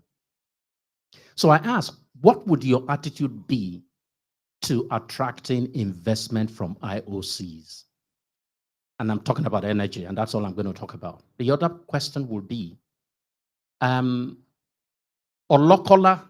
LNG and Brass LNG, I was told recently by a diplomat that if we had prosecuted both projects, today Nigeria would be earning $500 million weekly from exporting gas. What would be your attitude to that? Again, to energy. Nigeria has proven reserve of gas, 200 TCF. Russia has 300 TCF. So if you like, we are 66% of Russia. Russia earns $800 to $1 billion selling gas every day to its enemies in Europe, not friends. So we should be selling on a daily basis $600 million from gas. That has nothing to do with global crisis. It is a proper Nigerian failure. What would you do to turn around Nigeria's energy prospects? Compound question. Let me treat this in the best way possible. First of all, look at the stack of the model arrangement we had when there was oil and gas scarcity around the world. Isn't it? We were the king. Even our leaders boasted then that money is not a problem, it's only how to spend it. Now you are broke. Huh? So you own 60% of both the gas and the crude on the ground. 60%, and you are not the operator. Why not take a critical look and evaluation of that? Could changes in ownership structure or shedding weight bring more revenue to you? These are questions. I don't want Mr. Selito to get my idea.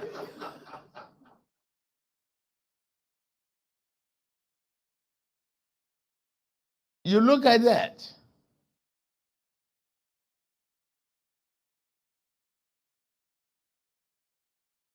To catch the rabbit, you got to give a bait. What is taking them to Guyana? There's some incentive in it. Maybe favorable taxes.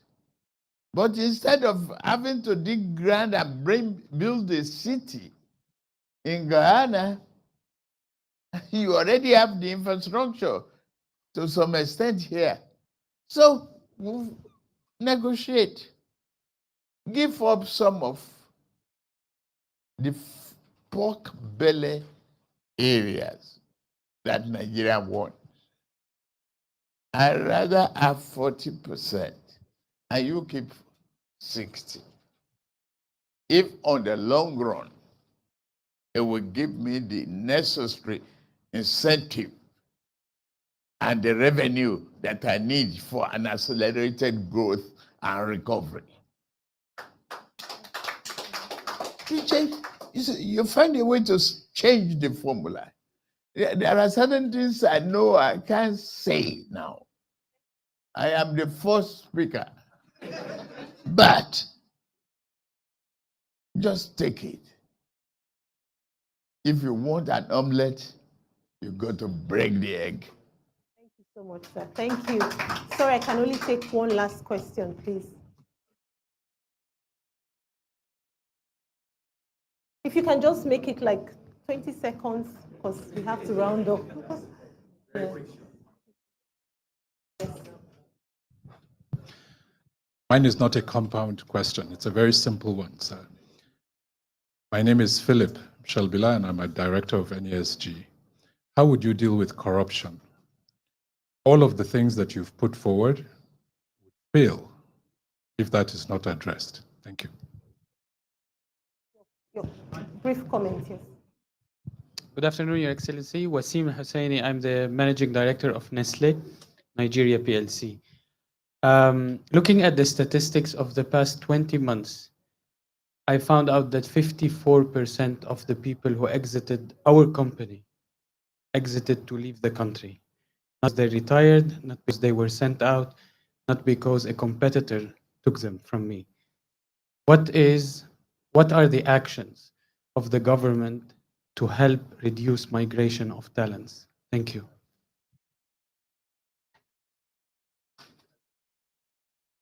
Yeah, the one on corruption and By attracting investment. You know, I know what they're going to do. I've experienced it. I was a security guard. I was a student. Not that they are going for a white collar job or blue collar job, and they are working in a comfort zone. I was a doorman. I was a security guard because I was going to school at the same time. Not all their paths are roses. I will discourage migration. I will offer you training and retraining.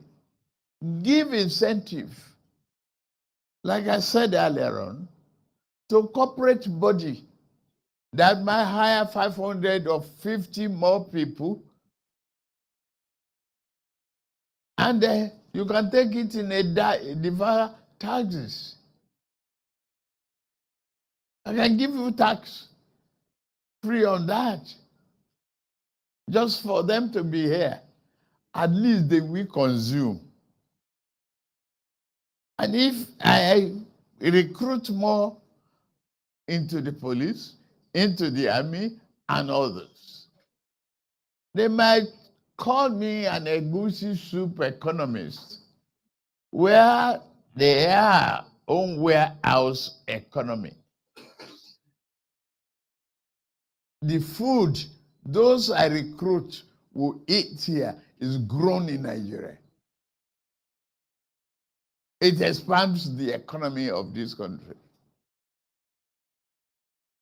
Some of them don't know what is conflicts before they leave the shore of this country.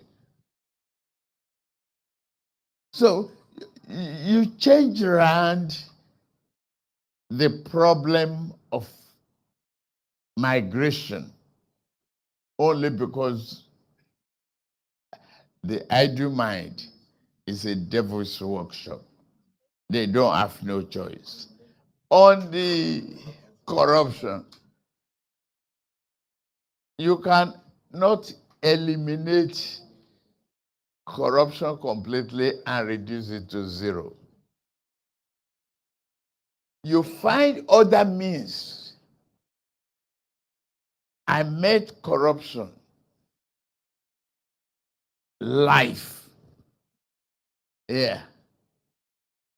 But if you put incentive in place, I'm very proud of the judges of Lagos State, including magistrates. They were on foot when we got here. No vehicles, no accommodation, no incentive, no hope of retirement. How would they not be offered lift by the criminals? Yeah, you look at that. I changed the dynamics. I changed the system. It worked fine. It is tough now for a judge in Lagos State to be promoted to Court of Appeal because thinking that they will lose that incentive that I put in place for them. Change it around. Now, some are criminally minded. Yes. But lack of consumer credit is part of why we are corrupt. If you say you must pay 5 million for a car at a go, 5 million cash. Eh? It's 12 million. Eh? Yes, 12.50 million. But in Kaduna, Chinese Okumbo. Okay. Now, okay, how do you solve that? Why not bring assembly plants? Look at the density, population of the cars on our road. We complain of go slow in Lagos, but we don't make a brake pad. Let's find a way to change things like transformational government of a serious minded leadership. You are corrupt, you're gone. But I must put incentive in place for you not to be corrupt. If you can take a first or secondary mortgage, that will help you have a roof in your head and pay instrumentally. Unless you are greedy, you will eliminate corruption. The other transaction area, whistleblower, the system that we decriminalize some of them. Thank you, Your Excellency. Thank you so much for those points. And as we round up, so as we round up now, I just don't know if you have just one final word for everyone here regarding, what your thoughts are around, improving security when you come into office. Just final word to close. Final word. Recruit more, decentralize more, community policing, pay them better, put incentive in place, guarantee their health, social welfare, health care scheme.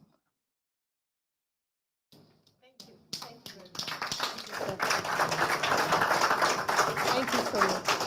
Thank you so much. We've come to the end of this session. Thank you, everyone. Thank you. Thank you very much, sir, for your time.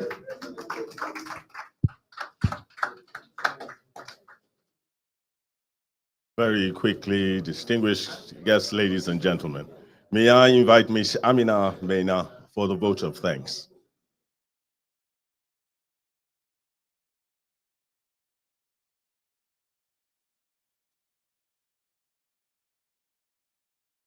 It's okay.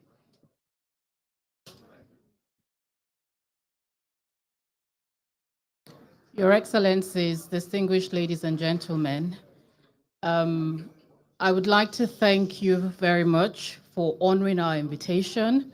And on behalf of the NESG, the board of the NESG, and all the members of the NESG, we are very grateful for this opportunity. As mentioned by the chairman of the NESG earlier on, we are a very apolitical, non-partisan organization. And our focus is to actually bridge the gap between public sector and private sector.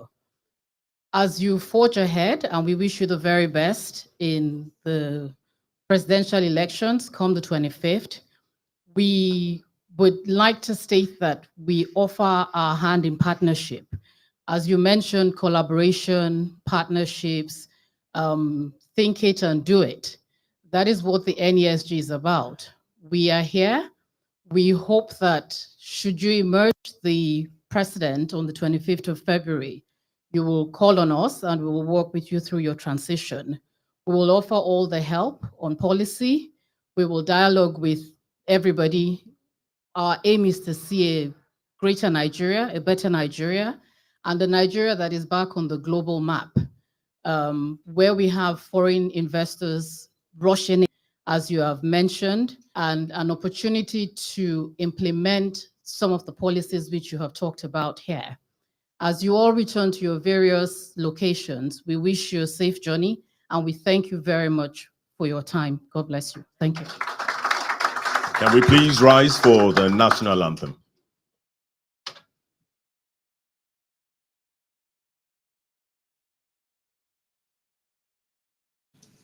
Your Excellencies, distinguished guests, ladies and gentlemen, our moderator for the interactive session is the Executive Director, Policy Innovation Center, Dr. Osasu Idirisu.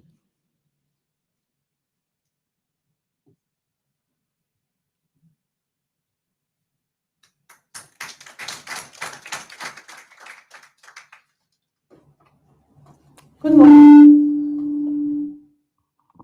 Good morning, everyone.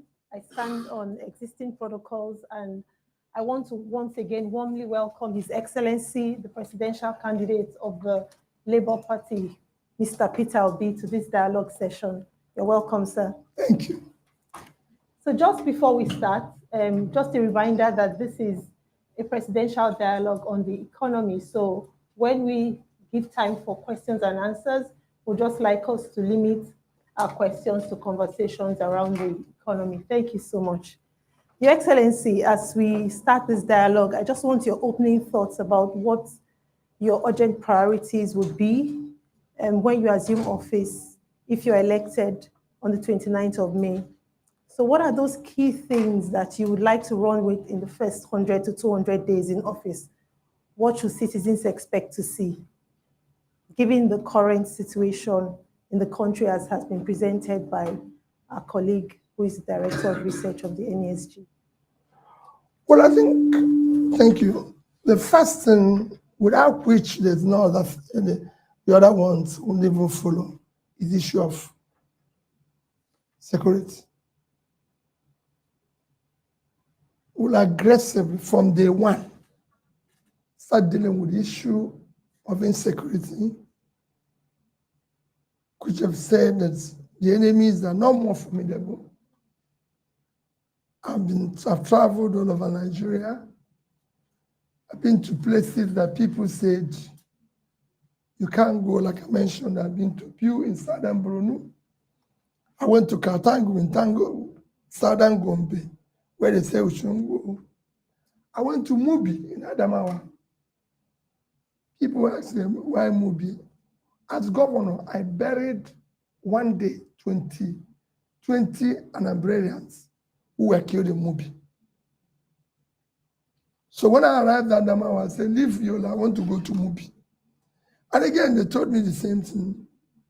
These places you're going, you're not secure, we didn't have police, we don't have anything, and everything. I said, well, let's go there. People live there. I went to places, so issue of security of life and property is our number one priority, without which there won't be any other. Following that is the issue of trying to bring in some intangible assets that I can call low-hanging fruit, ensuring the rule of law, law and order, and a great environment that will start making people to have confidence to start investing in this. And of course, our main mantra is to remove country from consumption to production. As you can see in the presentation, you see that everything here revolves around lack of production and not doing the right things in a productive country. That's basically what we'll focus aggressively from day one.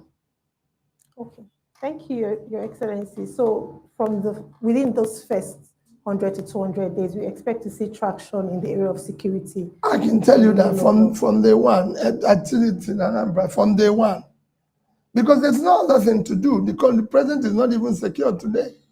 They're telling him places to go, and he said, you can see the president now being asked not to come to a state. So what else is he going to do if he cannot even move around?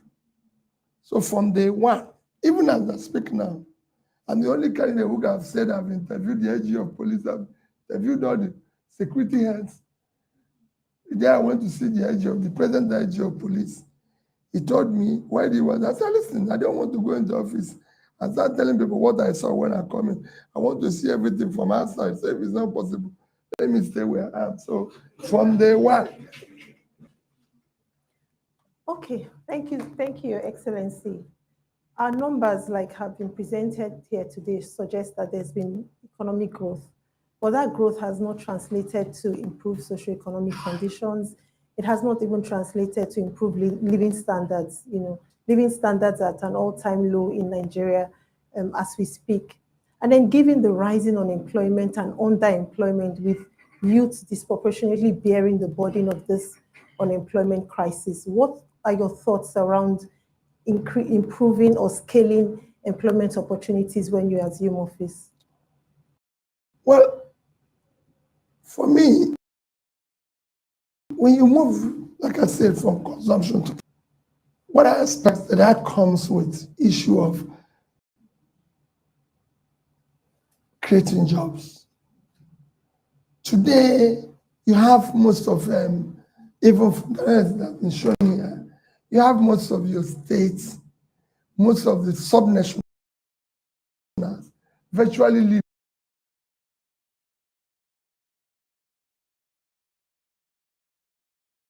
I'm going to tell you and you 100% never heard of this.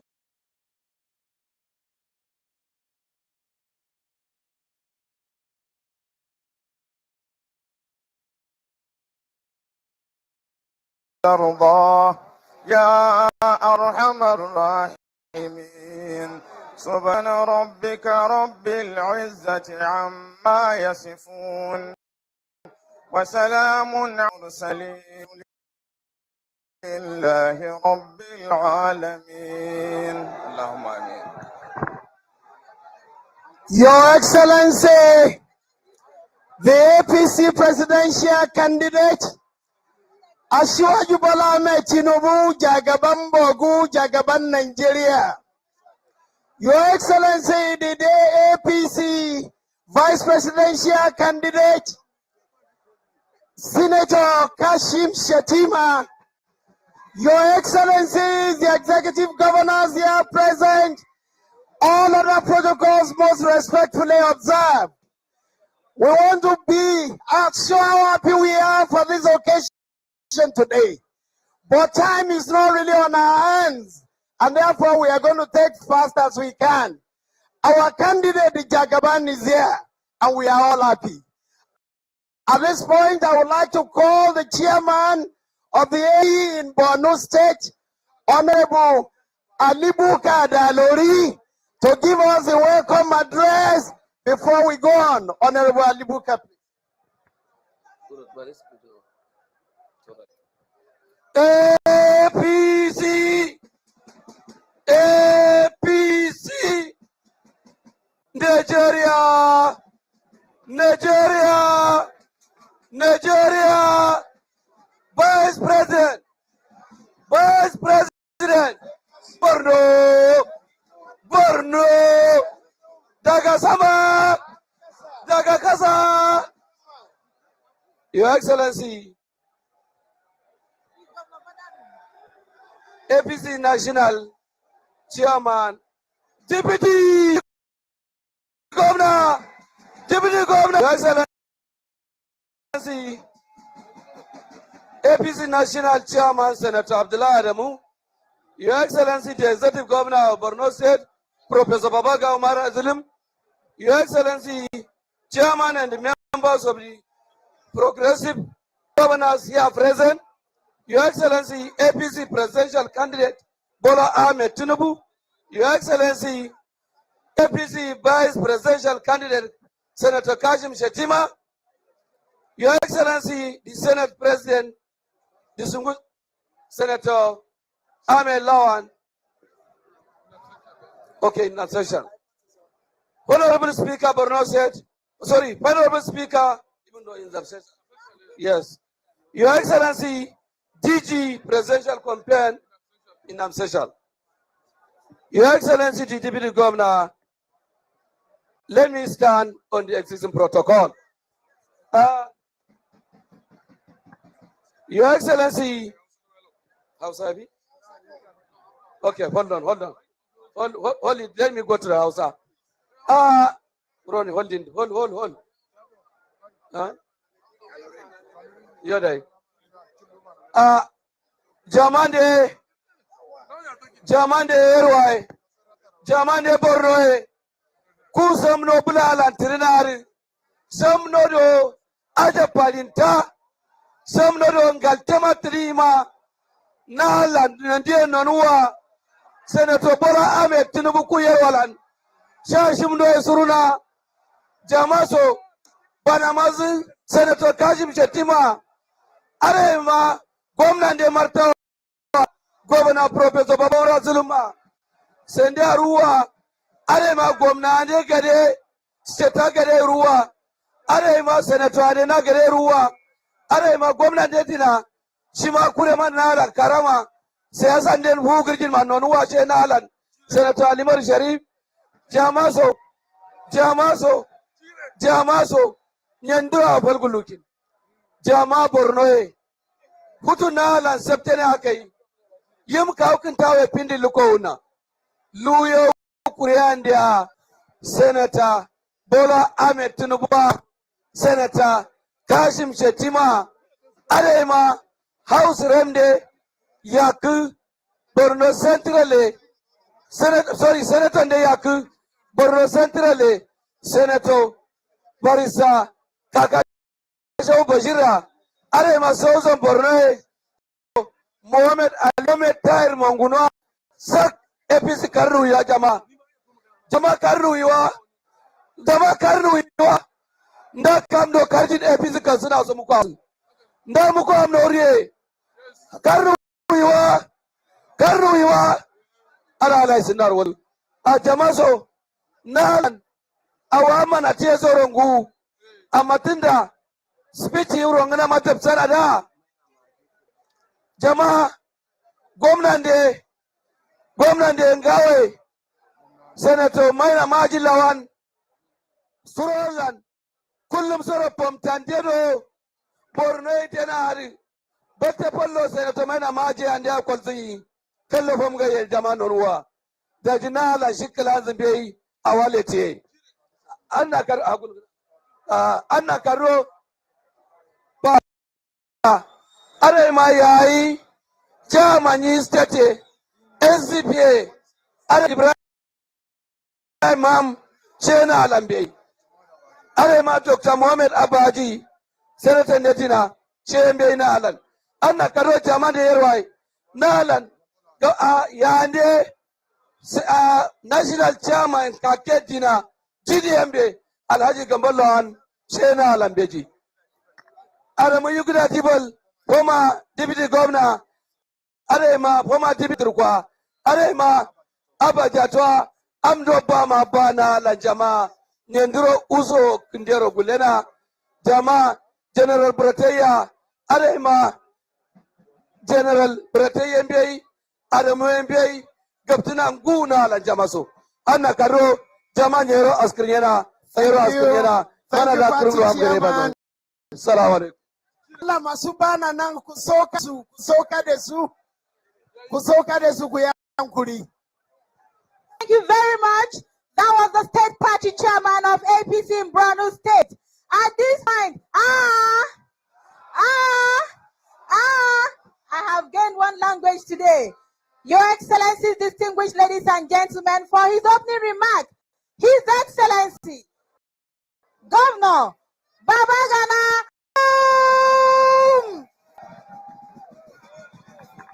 Now, Kanurin Mananga. A'udhu billahi minash shaitanir rajim. Bismillahir rahmanir rahim. Jama so Kanurian Mananga Abuno and Manain. Jama ler Borno Izoro Nyandiro Askriana. Kutulone Luku and Yakakua Ala Nyandiro Mukwa and Dacho. Chai de Nandon Bandaruyan. Kura ler the President Buhari Bula ler Dala Kaugamnati APC. Ishin no Pitanar Zron Diana Rua. Ala Andero Kerma Niskechina. Askriana Kama Alaro. Ala is dia. Dajingo Kam Kalok Ishanadu. Senator Bola Ahmed Tinubu Hari Shima Kam Dene. Pura Lerdi Andero Stachinadu. Shakarnya Ala is dia.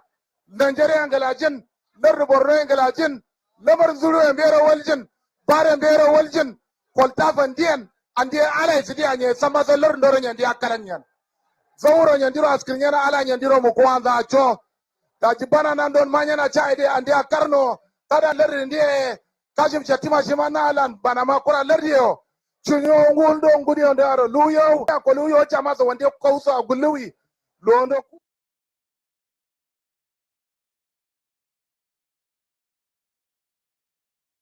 What's the best way to invest $1,000 right now this year? Well, it's not stocks, it's not crypto, it's not something like Amazon. The best way to invest $1,000 that'll pay you back tens of thousands of dollars is using what I call a three-step system. And let me show you the ROI, the return on investment potential of that investment. So we're heading over to my account right here, and you can see that I've been making tens of thousands of dollars per week. So here we are, $17,000 one week. The week after, $22,000, $13,000, $17,000. And so I've been able to do this, and these numbers, and actually let me show you this too. Down below here, last month I made over $64,000. This month, I'm already at $63,000 and the month isn't even over yet. And that has changed my life forever. And it took me from being a struggling gym owner just a few years ago, 7 years ago, with no online business. And now here I am making tens of thousands of dollars per week and doing it without my own product, website, or email list. And for me, this is the best investment I ever made in myself because it's changed my life forever and it's changed my family's lives. Now I'm able to go and travel the world, to Brazil and to Mexico and Dubai, and do things that I want to do and live life on my own terms, all because of 3 simple steps. Now, the best part is, it doesn't just work for me. It works for thousands of people that I've taught this 3-step system to. As a matter of fact, let's hear from someone right now. I've been hitting milestone after milestone. I actually just in my resignation. I'm saying bye-bye to corporate America, and it's all because of Robbie and his course. Who could not have their life totally changed by this income? I started on December 21st, 6 weeks, 7 weeks later, I already built a 6-figure business. Wow. Yeah, my best day was on February 4th. I did 9,400. Yeah. And just as of today, it was like 12 noon. I took a screenshot. I already made $2,500. $4,000 a day, $5,000, $6,000, $7,000, $8,000, $9,000, all the way up to $10,000. $10,000. Yesterday you had another $10,000 day. Today you're doing pretty darn well today as well. It's still very early. Man, oh man. Push forward. It's gonna be worth it. I promise that. I have just hit my second $2,000 day using everything that Robbie teaches. Kind of blown away. I mean, this is some real life-changing stuff. I love seeing 4 digits almost every single day. Last 2 weeks, you can see these numbers. Look at that. Last week I had 10,000. Robbie, thank you, my man. Life changer. So you can see this really does work. So if you want to have that type of freedom for yourself starting today, where you have that time freedom, that geographical freedom, and financial freedom, so that way you can live stress-free when it comes to your finances, and do yourself a favor. Click the link, register for my upcoming workshop, because on this workshop, I'm going to break down the entire 3-step system for you. I'm going to show you how to find the right products to promote, and that way you don't have to worry about customer service or inventory. It has nothing to do with Amazon, so don't worry about that. I'm also going to show you how you can use one traffic source, which is a social media platform that chances are you're on your phone, to generate thousands of dollars per day in sales. And I'm going to show you how you can take action and have success starting today. So I'll tell you right now, once you start implementing the 3-step system into your life, it is going to be one of the best investments you've ever made.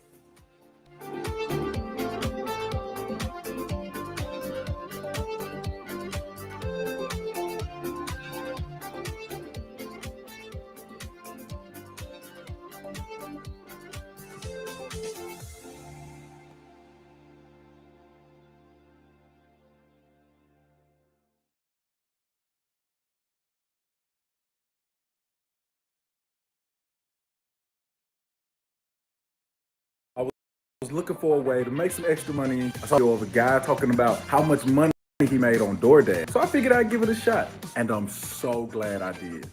Getting started is super easy. Thanks to DoorDash, I'm my own boss. I get to make my own schedule, have flexible hours, go where I want to go, and I get to keep 100% of my tips. There are opportunities in over 7,000 cities. Stop waiting. Download the DoorDash driver app today.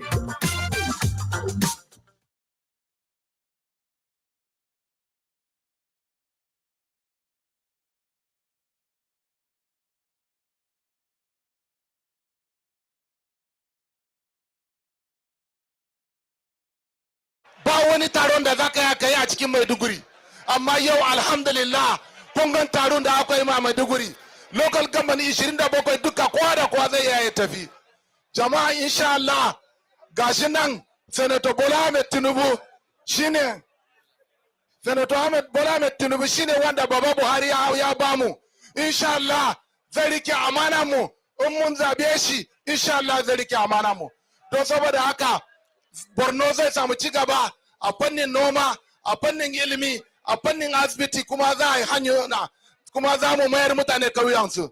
Don saboda haka mun roke mutane kowa da kowa, don saboda yaron mu Kashim Shettima ya saya, kowa ya yi hakuri ya fita a zaɓe APC sak, president, senator, house of rep gaba daya, assembly, seminan daga sama zuwa kasa. Jama'a yadda kuka fita in kuka sake fita da zai kashi a Najeriya kuriya, ko Allah ya saka da alkidar. Ni kuma Professor Babagana Owara na yi muku alkawari insha Allah ban taba cin amana mutane Borno ba, ba zan ci ba kuma Borno zai yi gaba. Alhamdulillah. So, masu bana nan da akwai minista da minista of agric. Damu ne Honorable Baba Shawuri ya zo, ba wanda baya cikin nan, mun gode, Allah ya saka da alheri. Sauran bana na sauka da su a baya, ku yi hankuri. APC! APC! Daga sama! Daga sama! Daga ƙasa! Daga ƙasa! Ina mata suke! Ina mata! To iyayenmu mata muna son mu ba su dama, su ma su tofa albarkacin bakinsu. PC! Nigeria! Nigeria! Pronufa! Pronufa! By this time next week, Saturday, 26th of February, we would have elected the next president of Nigeria, who is Asiwaju Bola Ahmed Tinubu, and his vice president. What is their name? Thank you. ABC Nigeria. Mataimakin shugaban kasa. Mataimakin shugaban kasa. Kashi. Barnafa. Sai zulum. To jama'a ina matasan Borno. Ina matan Borno. Bar haka next week don Allah don annabi kafin karfe 10 a binne PDP. Kun yadda za ku binne PDP kafin karfe 10. Ku daga hannu mu gani. Ku daga hannu mu gani. APC sak daga sama. Daga ƙasa.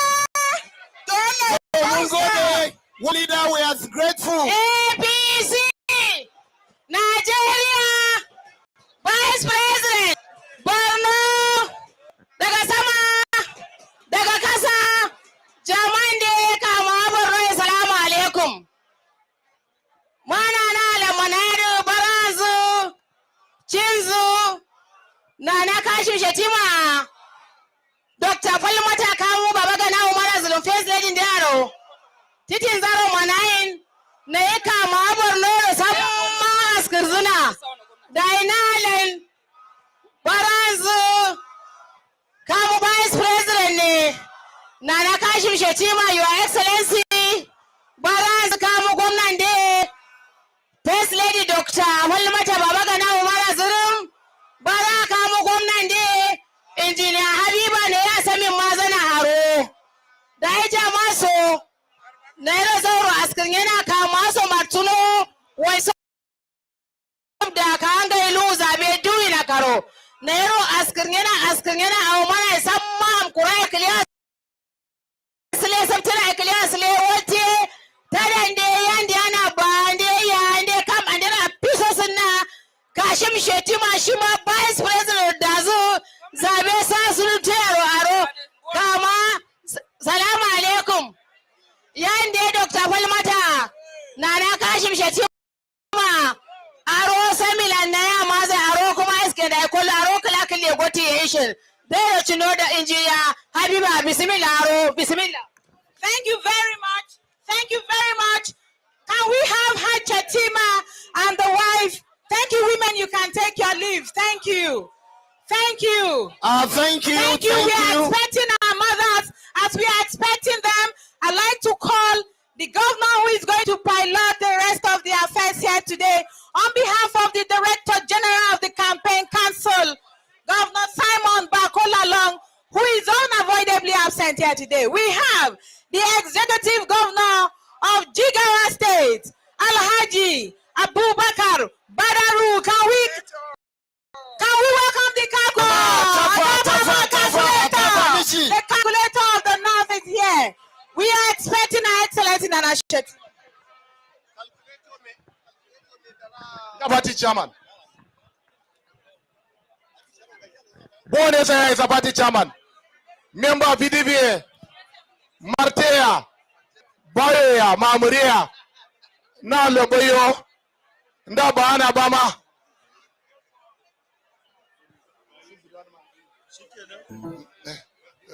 Na Loaro. Bana member of the PDP. Baya. Martea. Mamuria Boyo na Lododro. Come forward a bit.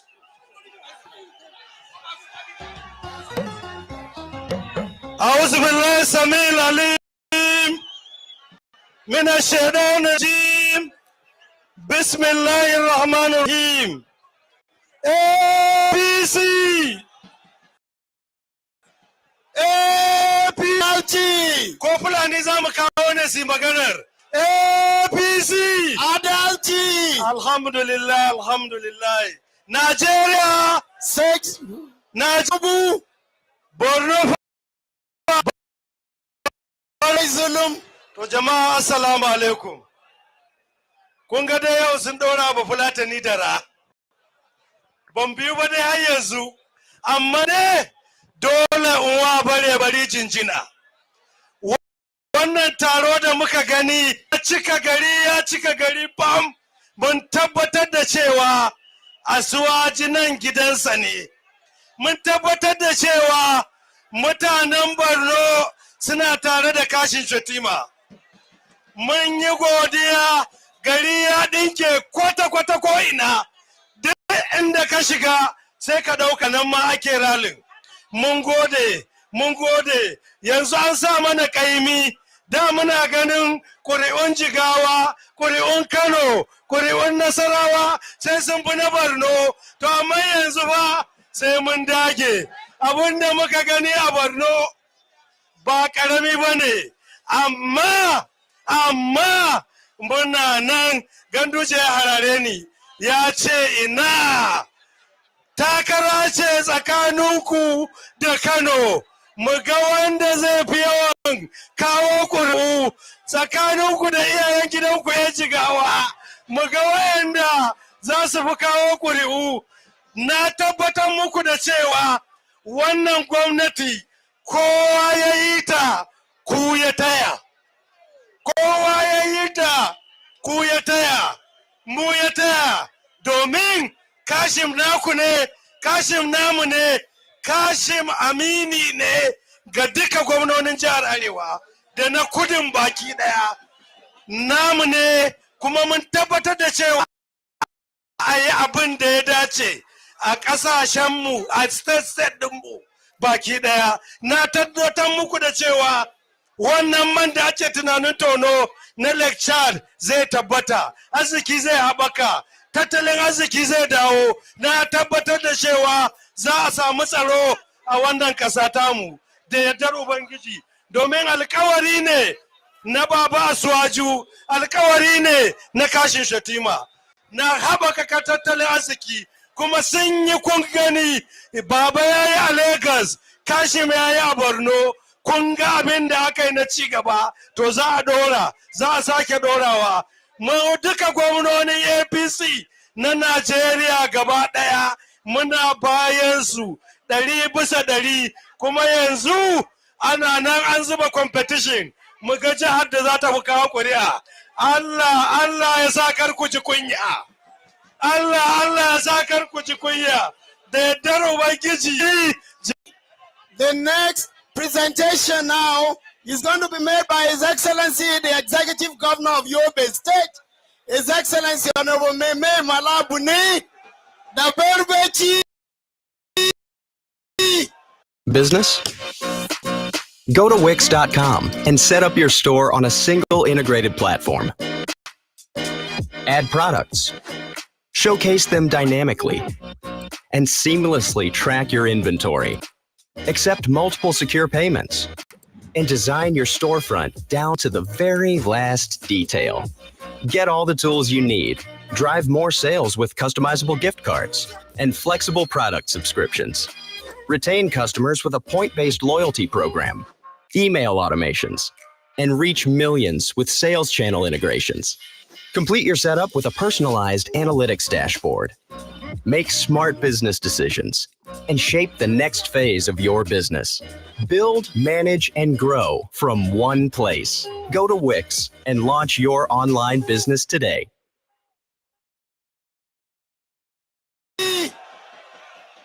السميع العليم من الشيطان الرجيم بسم الله الرحمن الرحيم وصلى الله على النبي الكريم ABC ABC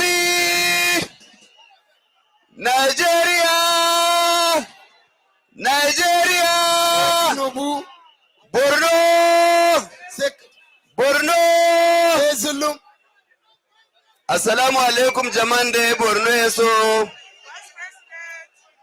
Vice President sai Kashim. Vice President sai Kashim. Daga sama, daga ƙasa. Jama'an da Borno ya ana da Borno ya ko kaman da an da yarwa Rasulina. Andi jama'a yobe a Borno ya. Andi sama yana kampalle yanda ana fal bana ma shugaban kasa rogo zan Allah da Allah shi ma sanata Kashim Shetima kan buron shi ma gwamnan da Borno yo sahu ske ko kamande shiro bana ma shugaban kasa ya cina ala ya sidiya gonan shakarnyo a wanda fato ya chaman wanda chaman ka ande a wanda ya chaman ka ande a wanda ya chaman ka ande ana gado jamaso a kuriya kwaltuye mbeyo so mukwanza absuruye alhamdulillah a wafollere kurukarin yakaji gwamnan da larda da sonatina Borno ya kubu wasu alanganzin ba an dai malakacin lakaman dai ma suna daga ya sai san makala adman sandi san masan da ruwa sanata mai na majila na alan gawan zin caman alanganzin malakacin la gawan zin ali madu sharif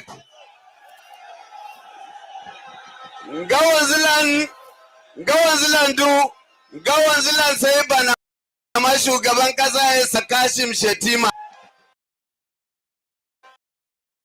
gawan zilan du civilian general shi ma baba mara zulum baba gana umara zulum anna gado andi yobe a Borno ya kamande andi a reserves a wuri yanda ba kutwe kular da Allah dudo wani wahala boko haram mai suru da guljiya ga wandalan kaman da ku ke cina nda samnon da aduruyo alaro askinina samnon da Allah dumari ya taro da zina ba awo askira ya ada ko zina ba annan kadro a wanda lefa ko zina ba letin da ya da riyo ala da su riyo salamu alaikum.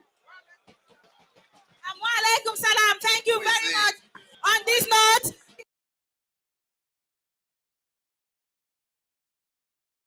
the incoming Vice President of the Federal Republic of Nigeria, Inshallah, Her Excellency Nana Kashim Shetima.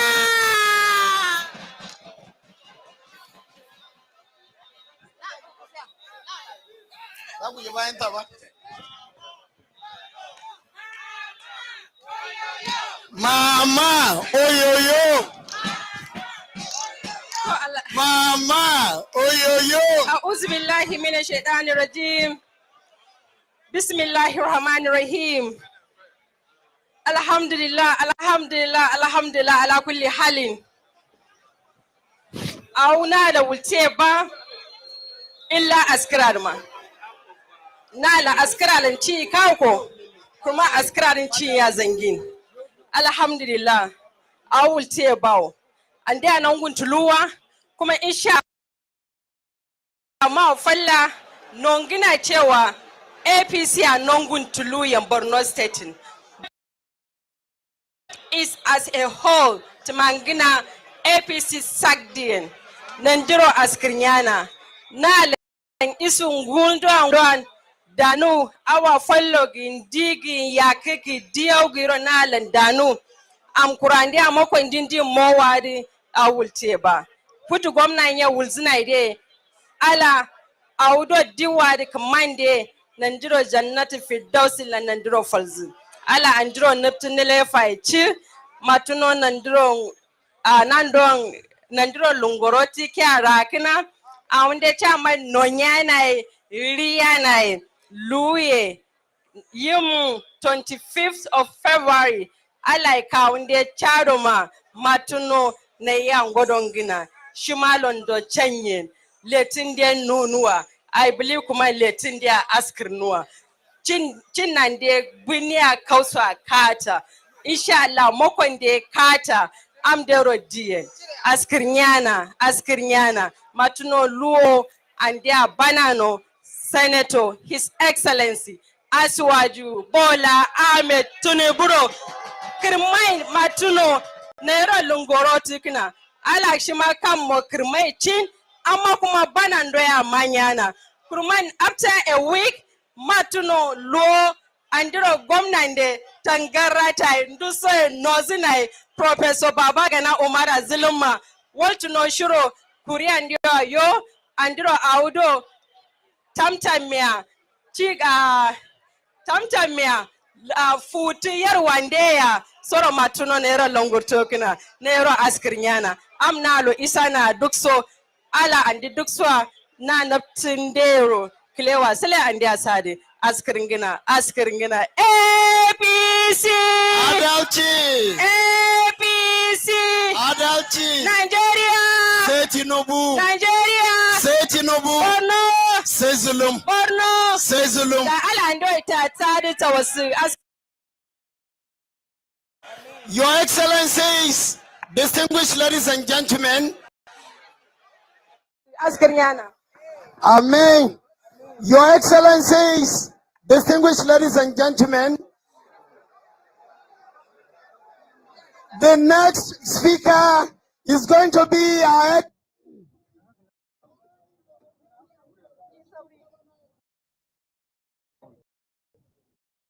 Orson Ford. That is a sexy name.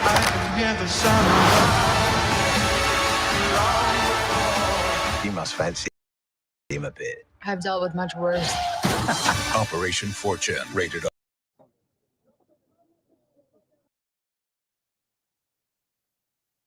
أعوذ بالله من الشيطان الرجيم بسم الله الرحمن الرحيم جمان دي بورني أونا يرقلي نبا إلا أسكرا ننديرو أسكرينينا بروين ديوا كرماي ديوا kurubari tibin nononyena kuma wa kwangai zabe kuralar je sadin jama'a so luwo gudon don President de Senator Bola Ahmed Tinubu Karno Kuru Vice President Ndumagi Yande Bande Yandiana Senator Kashim Shetima former Gwamnan de Borno Jamaso Luo Janongulan Tuluye Klande Nongulan Tuluye Jamaso Askrinyena Nero.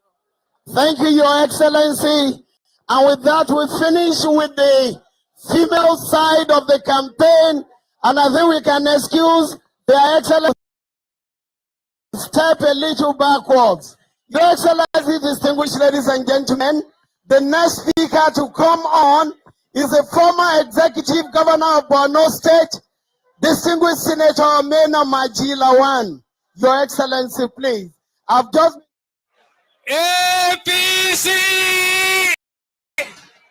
APC! National Chairman, our presidential candidate and his running mate, the Executive Governor of Borno State and visiting governors, all other protocols observed. Jama'an lar Borno so awo mana samma so mana tuna. Awo kala do iraki no lora awo indi koiro nandiro kamin. Kun awol mi zare nduwa ndo ana so lar Borno ila nozana. Bawo mashiriro salam mairu ya salitiya nduso fazro kamtin. Cinna faton duye man buji fertu fatiya nyaye tidimbawo ada yero Borno langawa kal kori Allah man wolsada. Jama'a ku sura go sabtena nduso local government zala karyo. Ada yero sabtena ku samno siyasa e na karo sabtena de taktinna wolona awola tido ada yero wolono.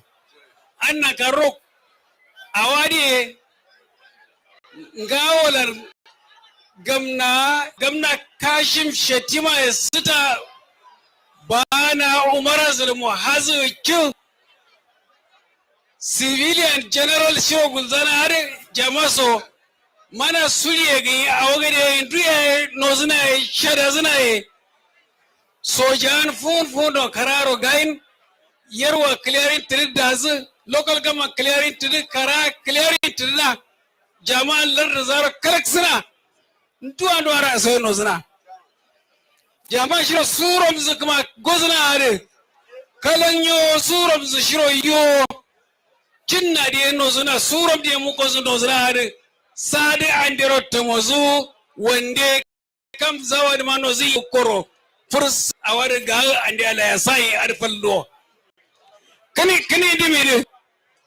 indimide sa pek kozna lan bana kinge vice president wolzu zabe zauna do ana tomozu yo ngawa sa pek kelan kalaksun go tarande yande ana kraminde Senator Kashim Shetima Bola Ahmed Tinubu Vice President Togozo ticket Allah shima kam kandi indimi Nigeria yo. Jama bana Bola Tinubu Kashim makalta ne zayya ngande da ana arzawa de gabsuna sam masa kula tarulegin. Anna karo golden gudodonno aptima fursuna baro mana suna na baro mana majlise baro nduso fanza kumaskiza yanza sawaza sawa bultu APC ro kuya satto yo APC. Thank you very much, Your Excellency. This note would like to call another former governor of Borno State, the very energetic, the people's man, Ali Modu Sharif. Once you meet with a TurboTax expert, you to do not taxes. APC! APC! Nigeria! Nigeria! Borno! Jama Borno eso. Deputy! Assalamu alaikum, Jama. Vice President. Jama, assalamu alaikum. Jama, kam Bola Ahmed Tinubu adi Nigeria adin gaman. Kam Bola Ahmed Tinubu adi Nigeria adin gaman. Kam Borno asrahana sheiba. Jama so sa fiakin luko tulurnyen shano ngunari tada mai gadi ya gudu sha training sidi professor wallano kawo fal wa sha senator kadi 1993 lan jama so shadi sa gwamna rawal nganari gwamna isa mo inza badi sanari sha lenge Lagos na yake wa sharar duk su akalsu oro kirmai isa mauchado kuru awe kanin dimidi jaman dumai Nigeria adu kupman gwamna adu duk sombelan Tarande, Graminde, Tada Bornoe, Gosu Vice President, Sirna. Rawada Kosna Bewa, Ada Kosna Bewa, Yo Martino, Guldoa, Gudondoa, Duxosudo, Saya Carno. Carno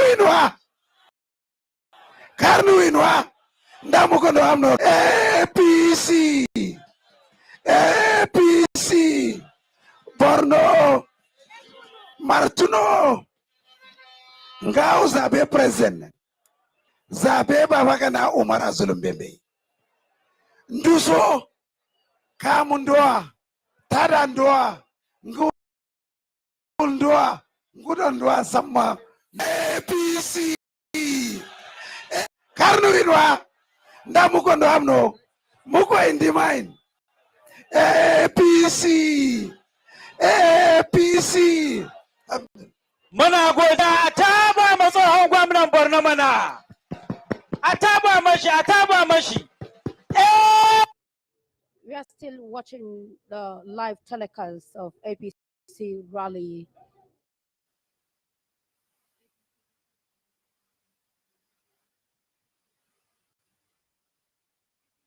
Was among other chieftains of the party across the nation in the mega campaign rally. So far, this mammoth crowd and solicited vote candidate Ahmed Bola Tinubu and Kashim Shatima and Governor Babagana Umar Zulum and all other APC candidates.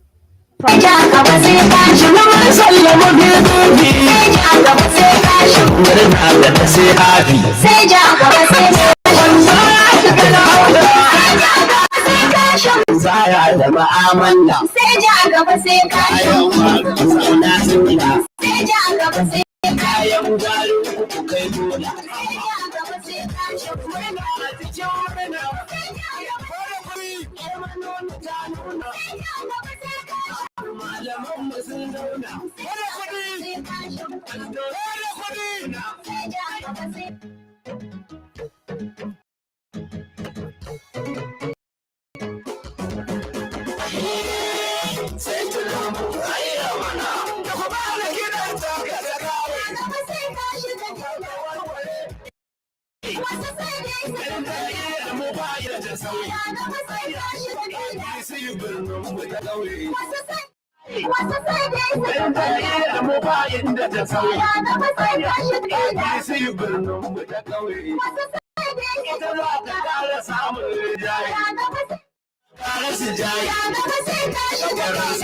sai wanda ya waye su za su yi kayi gasa a taye kulle bai sa su su daye da duk bayan kuka dole ba amaryar mu da tayi kashi mu shafi mabibi da jirani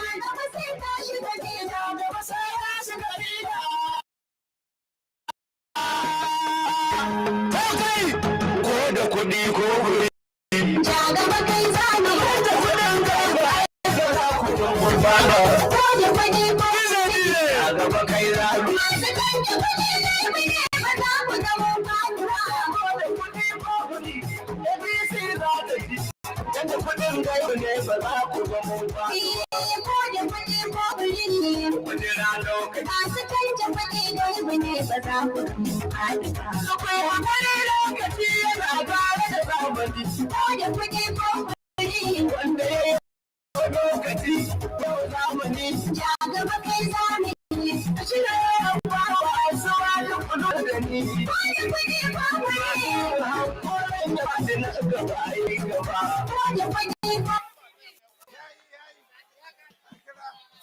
أعوذ بالله من الشيطان الرجيم بسم الله الرحيم الأمم بسم الله الرحمن الرحيم الأمم رجهر بورنو السلام عليكم ba abinda zan ce muku illa jazakallahu khairan kwanku da kwarkwatanku kun yi mana karba da mun ba Kano kashi, mun ba Jigawa kashi, mun ba Niger kashi, mun ba Nasarawa kashi, mun ba Yobe kashi, yanzu da mu ne number 1. Insha za mu rike amana, za mu kare mutuncin al'ummanmu. Mu za mu samu musu abun yi. Ga an fara samun ingantaccen wutan sama, wuta a Maiduguri. Insha Allah za mu karfafa batun samun mai a Lake Chad. The RV and Outdoor Expo is coming to your local Camping World. Join us on site February 23rd through 26th for special RV Expo Price RV and the Ultimate RV Giveaway. Plus, get up to an additional $2,000 off when you take advantage of the Ultimate Offer. Learn more at campingworld.com/expo. Manyan Borno, gwamnoninmu, former SSGs ɗinmu, former deputy governors ɗinmu, senatocinmu, manya-manyan wanda a zo a gani a Borno. Ba wanda baya nan har da General Buratocinmu, manya-manyan wanda a zo a gani a Borno. Ba wanda baya nan har da General Buratai da shekara.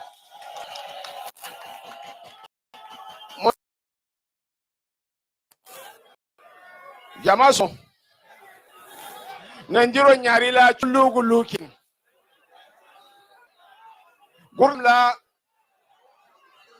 Wazale Carrero. Kidia Kurna and Bozana Pal Gozana Chinzro Colzindo. Dai if you know go to Chinzro Coljo. House it is in a corner.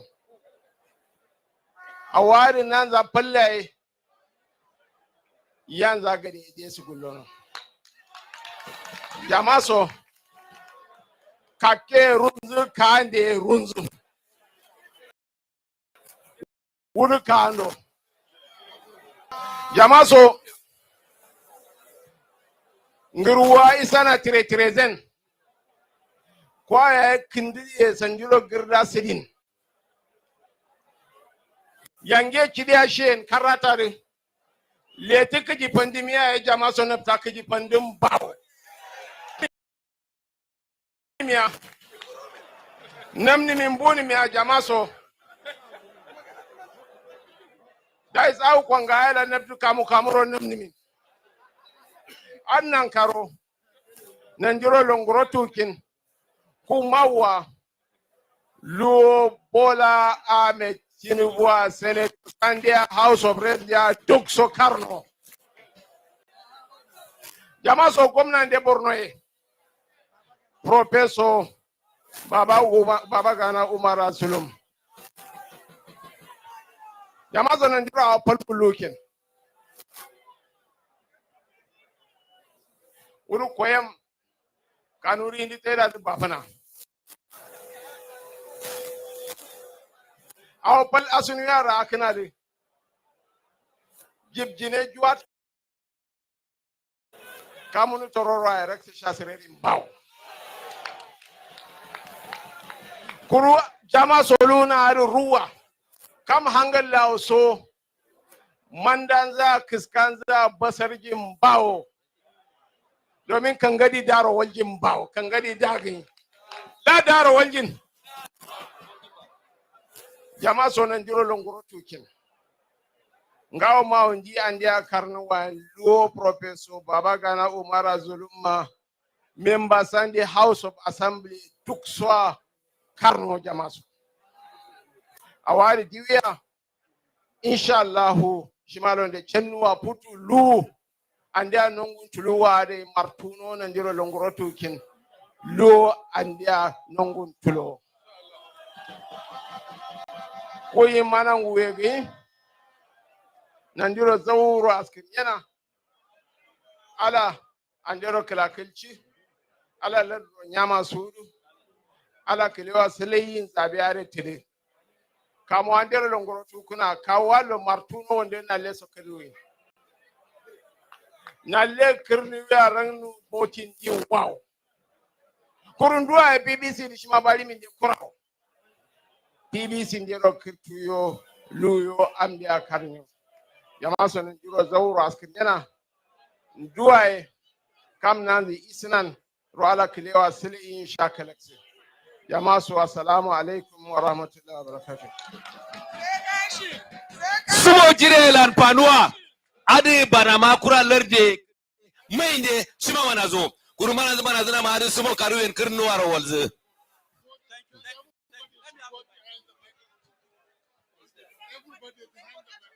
APC APC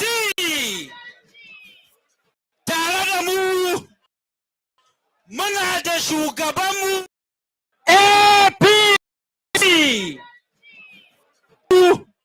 muna da shugabanmu jagoran APC na ƙasa gaba ɗaya bayan nan kuma shi zai gabatar da ɗan takararmu na shugaban ƙasa mai jiran gado insha Allah. Yanzu ina son kira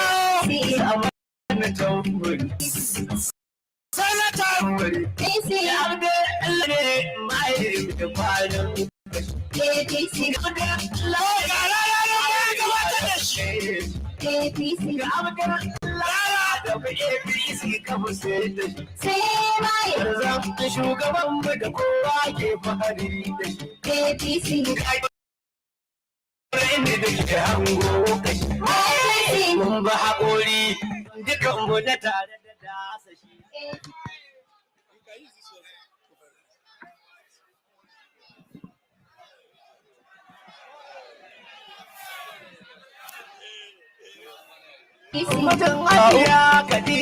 Hey DJ hold it. To an ce ka sa waka sake take mu national chairman. Shugaban kasa a tana shi ne, gwamna shi ne, ga sanatoci na shi ne, lambobi ma na shi ne, esko na shi ne, kai da likita ma na shi ne, tiyamomin ma na shi ne, dan Adamu da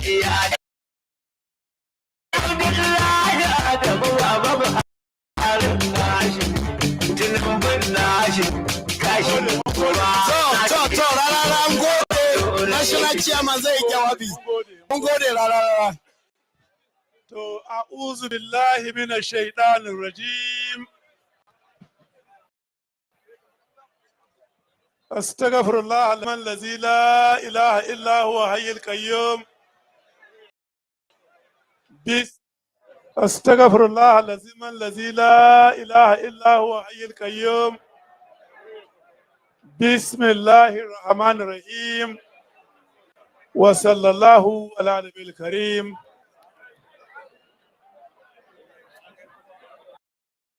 السلام عليكم ورحمة الله وبركاته APC Adalci aye nace APC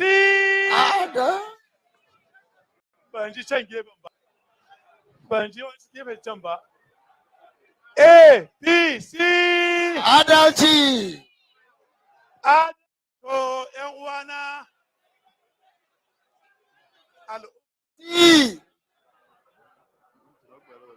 to yan uwana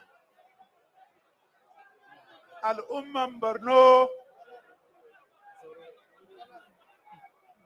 yau Allah ya kawo mu kawo ɗan takararmu na APC. Magajin wa ina sunan shi, Asuwaju Tinubu, jagaban Najeriya, jagaban APC. Najeriya sai wa? Sai Tinubu. Sai wa? Sai Tinubu. Borno ba. Sai Zulum. Borno ba. Sai Zulum. Borno ba. Sai Zulum. Vice President Najeriya. Sai Kashim. Vice President Najeriya. Sai Kashim. Deputy Governor Borno ba. Sai Kadafur.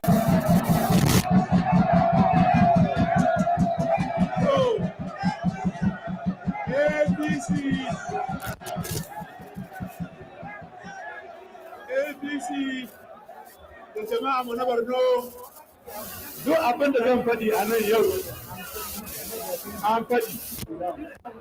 Wasu da riga ne magana sun faɗi. Amma akwai kalmomi da aka yi musu cin gefe. Zan mutum da can ƙwaro-ƙwaro. Al'umman Borno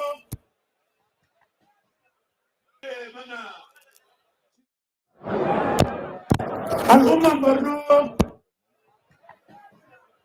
kun cire mana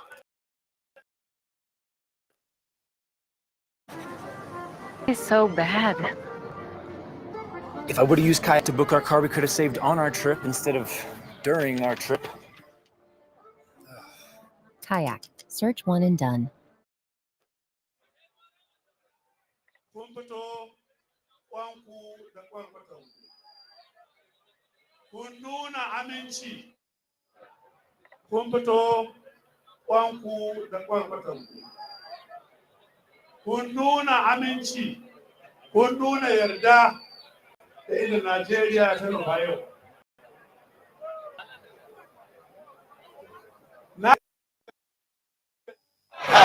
Da na Kano, da Jigawa, da Katsina a hada.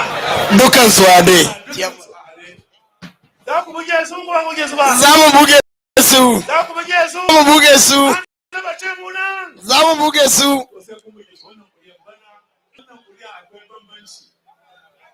Sun zo da bakinsu. Sun zo da bakinsu. Sun jefa igiyar takara. Za mu yi. Za mu yi. Ba za mu buge su a kuriya. In Allah ya so ya yarda. Saboda haka wannan gwamnati da muke Allah a kafa gwamnati ce. Wata da gaji Muhammadu Buhari. Kada a yi wasa, ba a yi ba sai an yi, ba a kama ba sai an kama. Mu yi ƙoƙari Asabar mai zuwa yawar haka. Asabar mai zuwa yawar haka. Kowa ya san cewa zaɓe ya ƙare. APC ta ci. APC ta yi me? Ta ci. APC ta yi me? Ta ci. APC ta yi me? Ta ci. To ina ba za ka ƙasan nan. Tun da muka fara rangadinmu. Ba garin da muka tafi ba su na mana gwaninta ba. Ba jihar da muka tafi ba su yi rawan gani ba. Ba wani dalili banda ikon Allah zai hana mu cin zaben Asabar mai zuwa. Allah kuma ya riga ya bamu domin Juma'a mai albarka daga yau ya gani mun zaga Najeriya a Laraba mu duka mun ga mai Allah ya mana za mu ci zaben nan za mu ci zaben Tinubu in Allah ya so yarda Asabar da war haka muna jin rantsuwa ne kawai. Kun yarda ko? Mun yarda. Za ku ba da ƙuri'a ko? Ƙuri'a ko? Za mu bayar. To bisa al'adar tafiyar mu wuri na ba ranar magana bane da yawa. Sai mun zo mun nan zaɓe. Amma za mu bai wa ɗan takararmu na gwamna na jihar Borno, ɗanmu, wa'anmu, ƙaninmu, ubanmu, za mu ba shi tuta da zai zaga ƙasar nan da shi gari-gari, layi-layi, ya yaƙi dukkan wani ɗan adawa, duk 'ya'yan adawa mu ka yaƙe su ga takobinka, ka bi gari-gari, layi-layi, lungu-lungu. Borno! Borno! Borno! DJ Zulum song, Zulum song.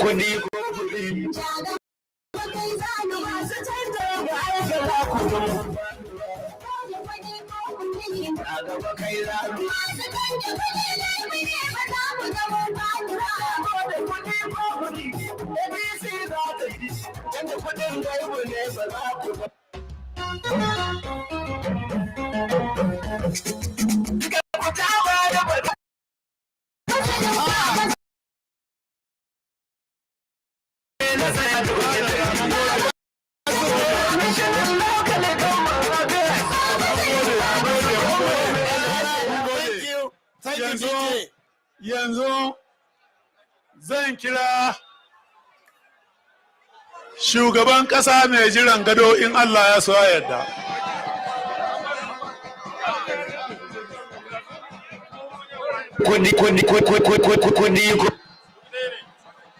We have the campaigns, Your Excellency, from PDP. Go ahead. Wannan campaigns ne daga PDP da NNPP da farko, Your Excellency, za mu kira maka deputy gwamna wanda akan takara yake yanzu haka shi biyu shine na deputy gwamna na NPP yanzu haka, Your Excellency. Kuma bayan wannan ci za mu kira Mohammed Habib Kashim shine kuma House Rep na NNPP. Okay.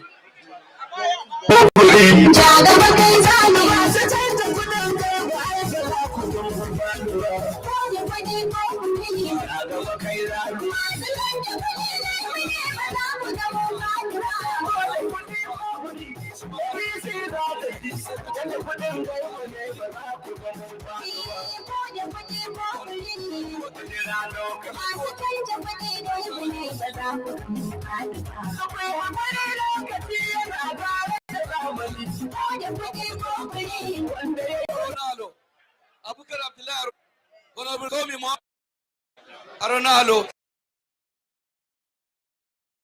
House Assembly APP Nganzai State Constituency. Honorable Bilal Ali, Local Government Party Chairman PDP Kaga, Local Government Party Chairman PDP Kaga, Honorable Member na House Assembly Bayo wanda yake kan takara yanzu haka, wannan State Assembly na Bayo, wannan Organizing Secretary PDP, wannan Deputy Governor na NNPP wanda suka bar jami'a su suka zo, amma member na State Assembly Marte. Honorable Jida Aji. You are still watching the APC campaign rally live from Maiduguri.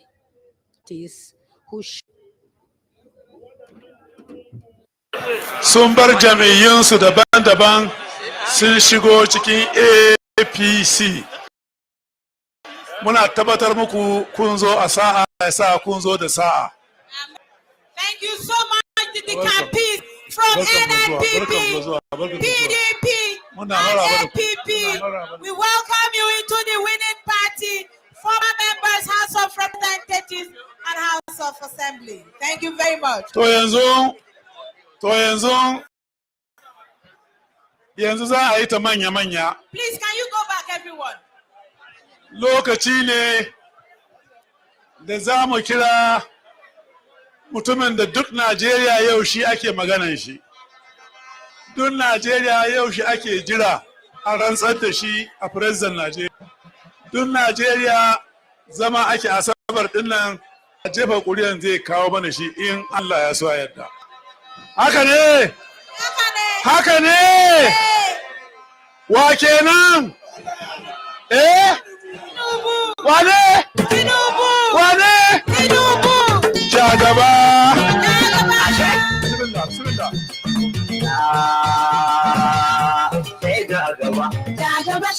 kuma ga Allah mu ne gaba.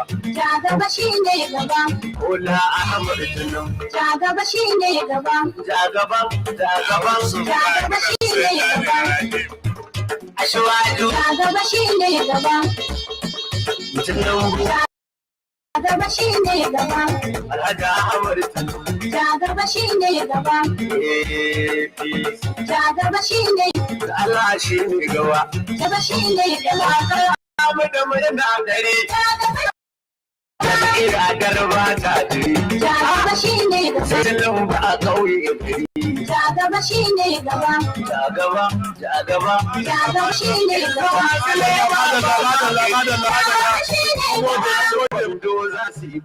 Mun gode.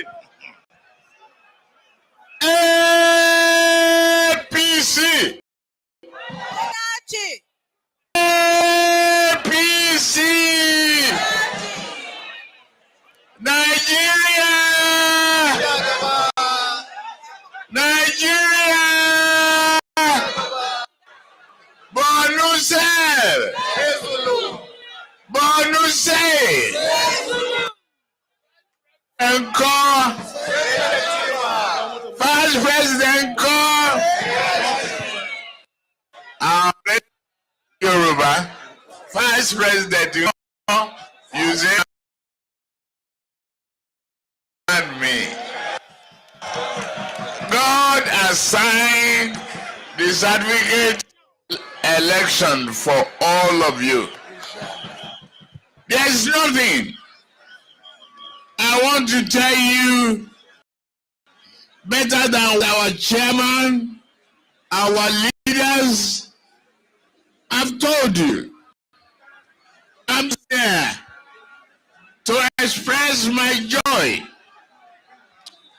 and to say thank you. Mungode. And to say thank you. Mungode. Mungode. Mungode. But no, you prove different. And the hope, renewed hope, is here.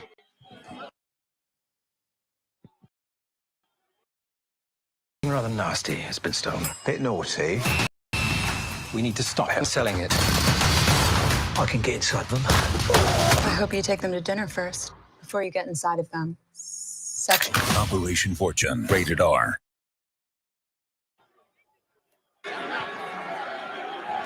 Success is back. I can guarantee one thing. We will do it. We will revive the economy. We will develop Nigeria throughout the country. Those who knew Lagos will have been able to differentiate what we take over in 1999. Today, we are promising you, the people of Borno, you have faced difficulties, challenges. That is over now. You have the prevention, you have suffered homelessness. Some people created orphans. We will take care of all of you. Your smile is back. Your happiness is here. Is here. And I assure you that the government that is coming, the people, for the people, by people. Wonderful. All of you is guaranteed good is the greatest weapon.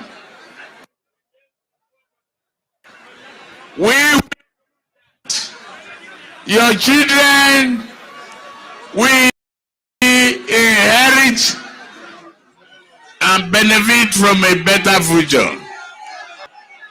Jamal, thank you very much. I want to go with this happiness. The prayer is that we, by next week, Saturday, 25th of February, you will vote. All of you, raise your hand if you will vote. Will you vote? For whom? For whom? For whom? God bless you. God bless you. Thank you very much on behalf of Borno State. We say thank you, National Anthem. Mr. DJ, the National Anthem, thank you so much.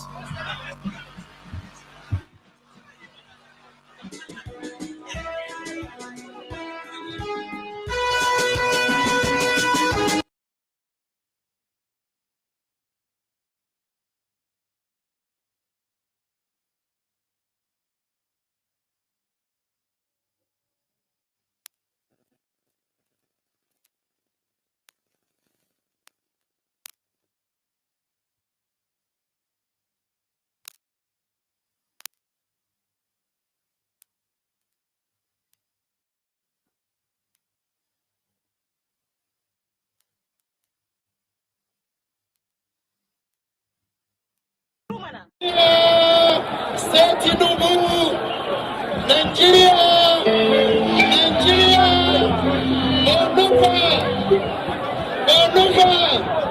Vice President, God bless you all. Mugabe.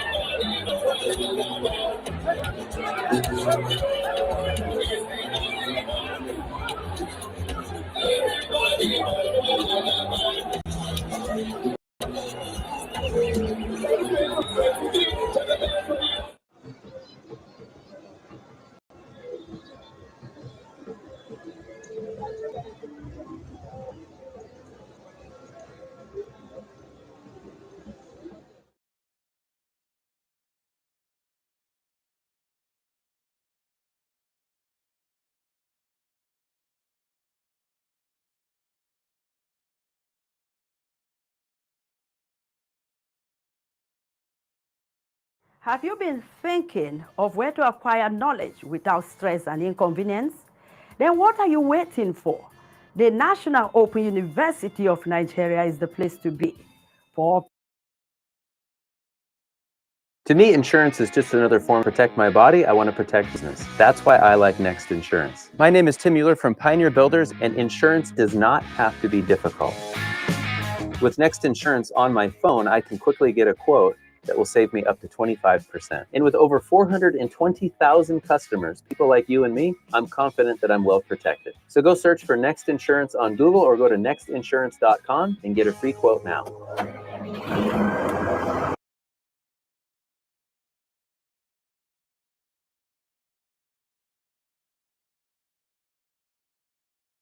On the Monday edition of Journalist Hangout, I really Uzubakun. It's about 4 days to the conduct of the 2023 general election.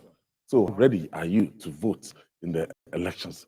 Today on the program, President Buhari addresses Nigerians again, urges citizens to vote for Tinubu, describes him as reliable and trustworthy. APC National Chairman Adamu, party's National Working Committee back governors. asked President Buhari to respect Supreme Court order on Naira swap deadline, as Atiku tells CBN its policies are hurting ordinary Nigerians. And later on the show, we take a look at how the general election will be fought and won in Abia, Nasarawa, and Sokoto states on the Pundits Corner segment. So if you're ready, let the hangout start now.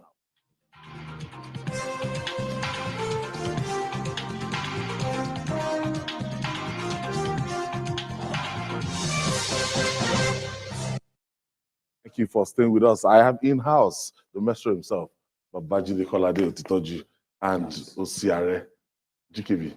Always a pleasure to be here. All right. As Nigerians continue to grapple with the hardship brought by scarcity of Naira notes, President Muhammadu Buhari has again appealed to Nigerians to exercise more patience. President Buhari said he is aware of the hardship, but the policy is meant to improve Nigeria's economy. The president urged them to vote for the APC standard bearer, Bola Ahmed Tinubu, whom is described as reliable and trustworthy. This is coming some days to the election, and why insinuation, a lot of people are insinuating that, look, all is not well with the All Progressive Congress and with the APC, yeah, and the president has again supported and maintained his stance as supporting Bola Ahmed Tinubu. Yes, I think the point that the president is, because at least I watched it. I hope we can listen to it at some point. He spoke like somebody who supports the aspiration of Asiwaju Bola Ahmed Tinubu. He wants it to be on record that he spoke publicly about his desire to see Tinubu win this contest. Outside the country. Because he was not speaking to, he was speaking to Nigerians in general, because he talked about the problems we are going through, and then used the opportunity to say, look, we are going to do our best to ensure that these pains are mitigated. And then he used the opportunity to talk about the candidate of the APC, describing as trustworthy, reliable, and that is sure that he will be a good president. This is not the first time he's saying that. There was an occasion when he described Asiwaju, when he said Nigeria was lucky that Asiwaju was in the race. But some people say that the body language and the action of Mr. President cannot be weighed with what he sees. Shakespeare said there is no art by which you can measure the mind's intentions by simply looking at someone's face. So that works both ways. That is subject to dual interpretation. It can be interpreted to mean, oh, people are just misunderstanding him. He wants Asiwaju to win. Frankly, introducing this kind of policy and the shitty manner it has been implemented can only work against the APC. Can only work against, and that is why we've seen people who used to curse us and accuse us of being Buhari supporters. Today, because they've seen that it looks like, oh, this man has boxed his party into a corner, they are all now Buharis. Yes. The real Buharis, they are too ashamed to talk on social media now. They've had their lips buttoned up by an embarrassing and shambolic implementation of a so-called Naira repainting that they've called Naira redesign. So the real Buharis, they are ashamed of themselves where they are. They can't talk publicly. It is the people, latter days convert. Yes, they are the ones who are having a field day now on social media, and the real Buharists, They are the ones who are wailing endlessly because they know that this thing is what will bring this party down. So there's no way, and even on the streets of Kano and other places, in those places where Ashwaju is really popular, you need to listen to radio programs, see the way they are talking about this president. Because look, there's no self-destruct button that can be worse than this. So close to an election that you want your party to win, you've introduced a policy that by its implementation has inflicted or mitigated. I don't think there has been any program that has brought pain on Nigerians like this. Impacting negatively, not just impacting, negatively, badly negatively impacting on our people. Today, there are some staff of TVC who could not come to work because they can't raise even 200 naira to get into a bus. There are some that got into a bus, got here, they don't have money to go back. Is that bad? Yet, we have hypocrites who have dotted our landscape saying that they stand by the most incompetent central bank governor in Nigerian history. How do you stand by a man that we have not seen evidence of his competence at the job that has been given? So now the president, many people are not impressed with what the president has done. They think it's too late in the day. Yes. There are places where the APC was leading by an audacious margin in terms of constant polling that politicians are doing. Because if you are a good politician, you are focused on victory, you have to do your own polling. You have to do your own polling. Now, the gap has been narrowed. Today, in some of those places, it's looking like too close to call because of this suffering that has been inflicted on our people. And a lot of undecided voters will just decide. Those undecided voters, it's easy for them to say, I know, given what is going on. So the president must, in the inner recesses of his heart, ask himself pertinent questions. That if in 2019, this was the condition precedent before elections were held, will he be re-elected? I make bold to say that this one is even more excruciating than the removal of subsidy. I said when they compare this to, Shebi the other day, ASU was on strike. There are people who do not give a damn about ASU. They don't care about Western education. Their children don't go to school. But I've not seen who will not spend money. Naira. You may be unconcerned about ASU because you don't have children who are in school. Maybe your children, they've left school, they've outgrown tertiary education.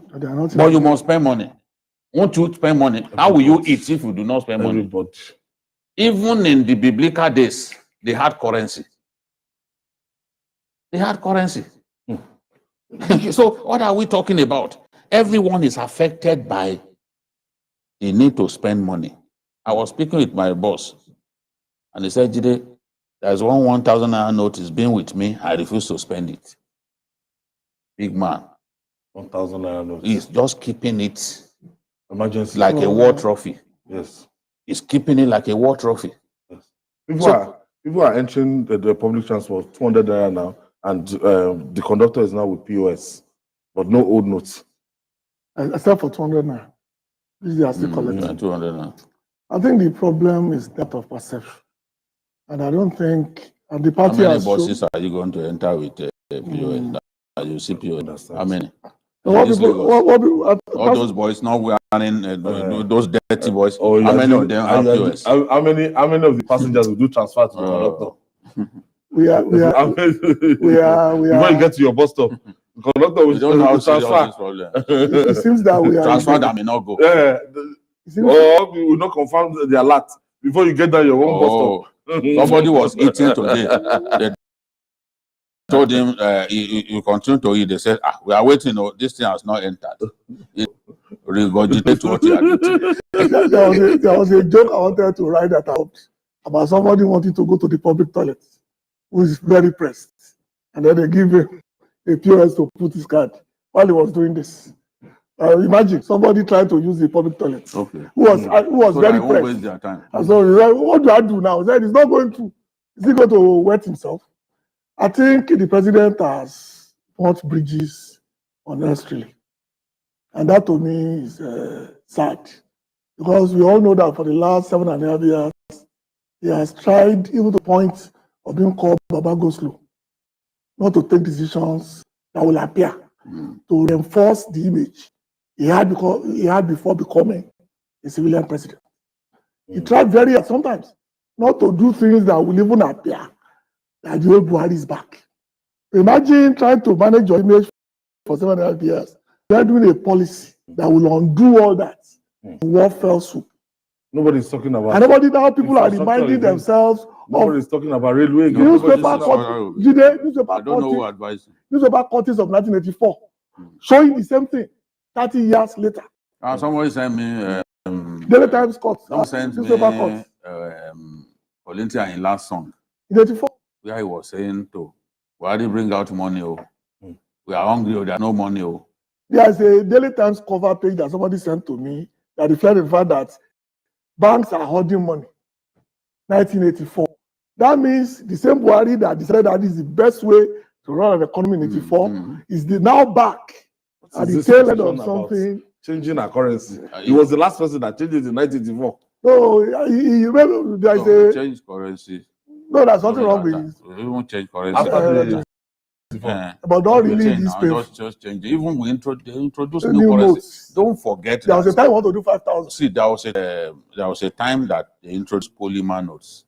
Yeah, and, for 20 and side by side with the polymer notes, the usual paper money was being used. So it is not even true that is Buhari. They introduced polymer notes of 50 naira, 20 naira. and 20 naira, and along with it, we were the old notes were using the old notes. That is the way it's supposed to be. It's supposed to go together. Frame, yeah, because whoever decided to give a time frame is not a friend of the president. And whoever told the president about vote by, that it will come vote by, because the president reflected. No, it will have been easier for the president. It even looks now like that is their main agenda. Because I've had economists say, look, there's no economic value to this thing. None. They talk about inflation. This one will worsen inflation. Because you are buying. You are buying the currency. You are buying your money. You are buying naira. If you are buying at 10%, you don't know how much you if you are a trader, for example, you are a business person, won't you pass the burden to the consumer? So how will this help inflation? I don't know the people come up with these lies, as if the rest of us have our heads scrambled.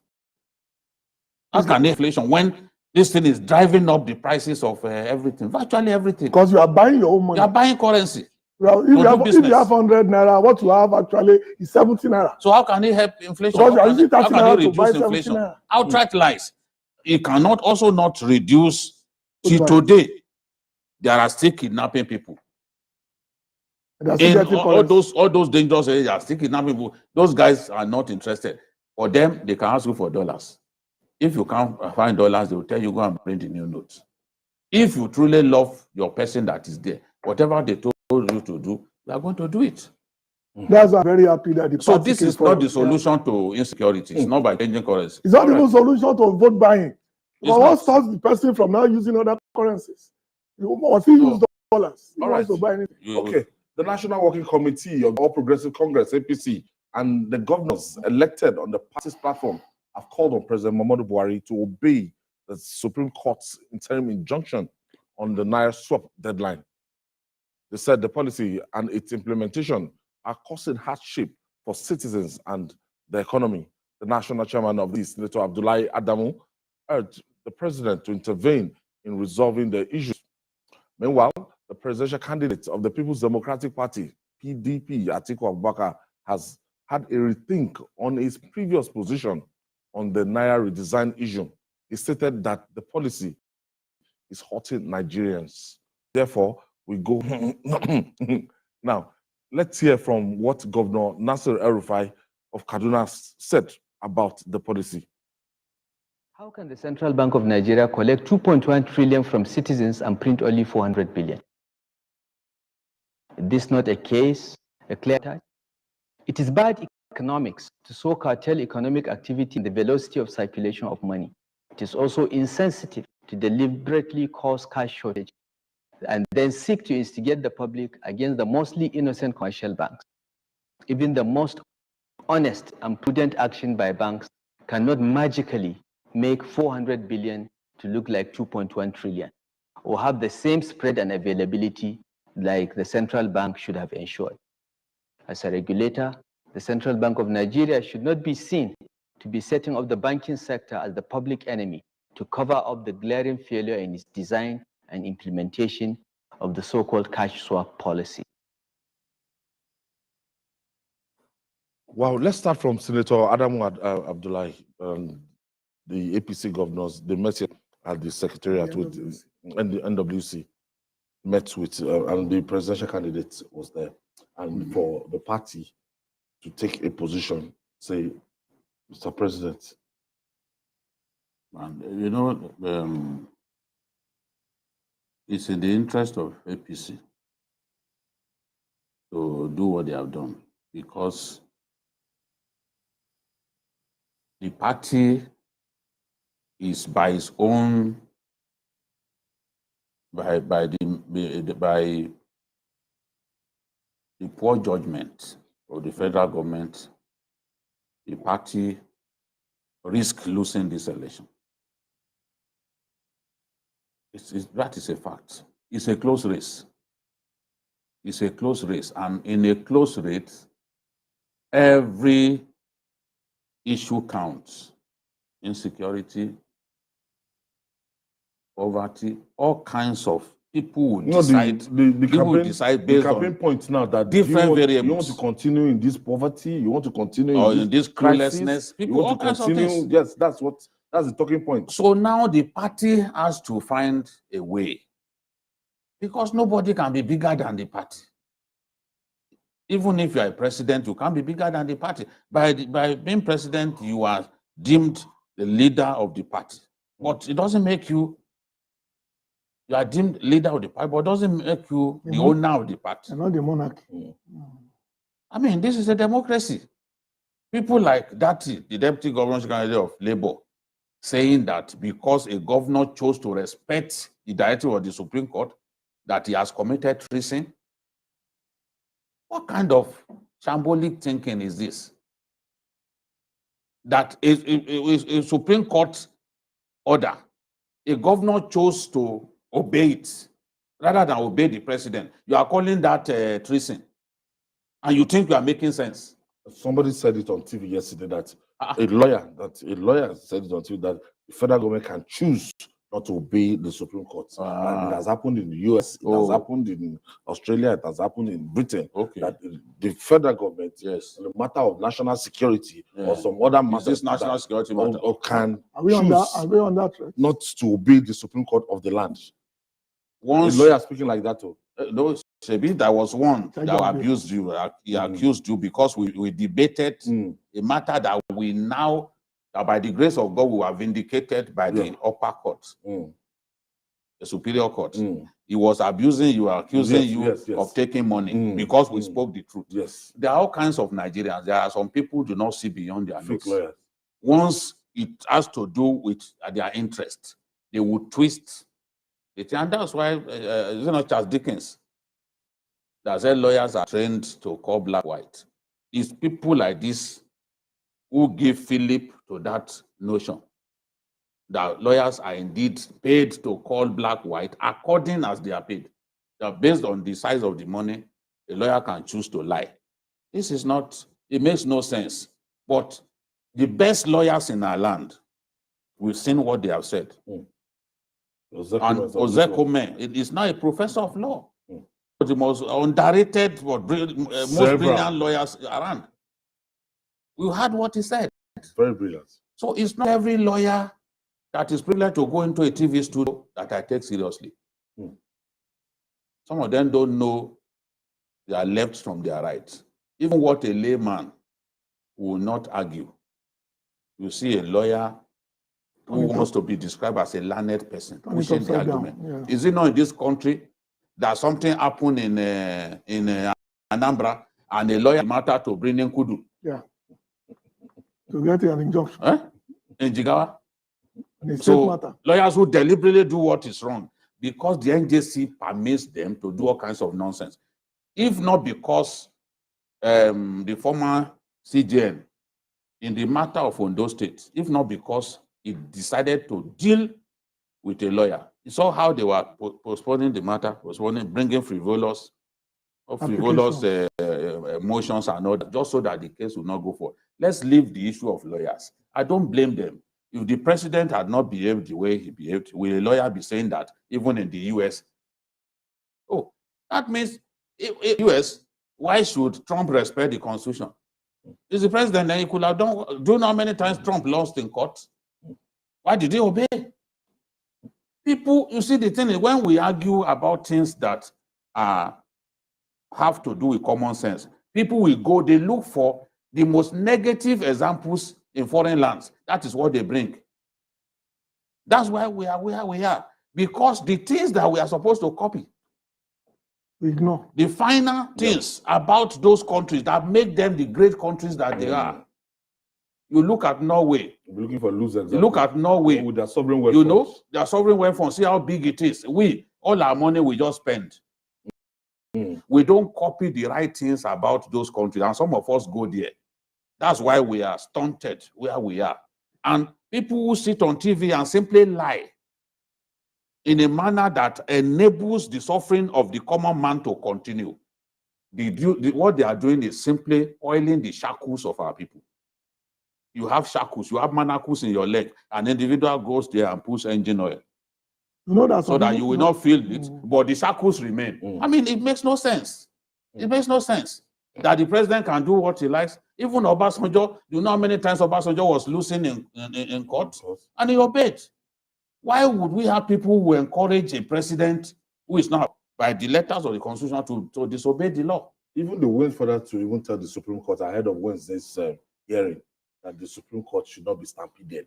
That's whatever they do, you know, like trying to preempt without final courts. What people don't understand, which makes me very sad, is that there are families that will never recover from this one. Yes. Families who are even leaning towards the position that they are taking, that will never recover. I know families who have to sell everything they had to raise money to feed himself and feed his family. Don't be surprised if we hear a case of suicide, if something is not done by Wednesday to alleviate this matter. And I'm not talking about the poor people, I'm talking about middle class people. The unrest, there's the kind of unrest all over the country now. They are burning banks, they are burning financial. The danger of what the president has done is double-fold. One is that he has created a state of anarchy when it comes to obeying court orders. Because the governors will now, by the virtue of obeying court orders, reinforce the federality of our country. Because you are asking people in executive positions to choose which court orders to obey. And we may think because now it's political. And then we think because it's political, because some people think they will get advantage. Yes, now. Something will happen later, because whatever goes round, comes round. No, look at Atiku, for example. Yeah. Atiku is back now. No, yes, we'll talk about talking about. We'll talk about when we come. We'll take this break. When we come back, we'll talk more. It's still Journalist Hangout. We'll be right back after this time out.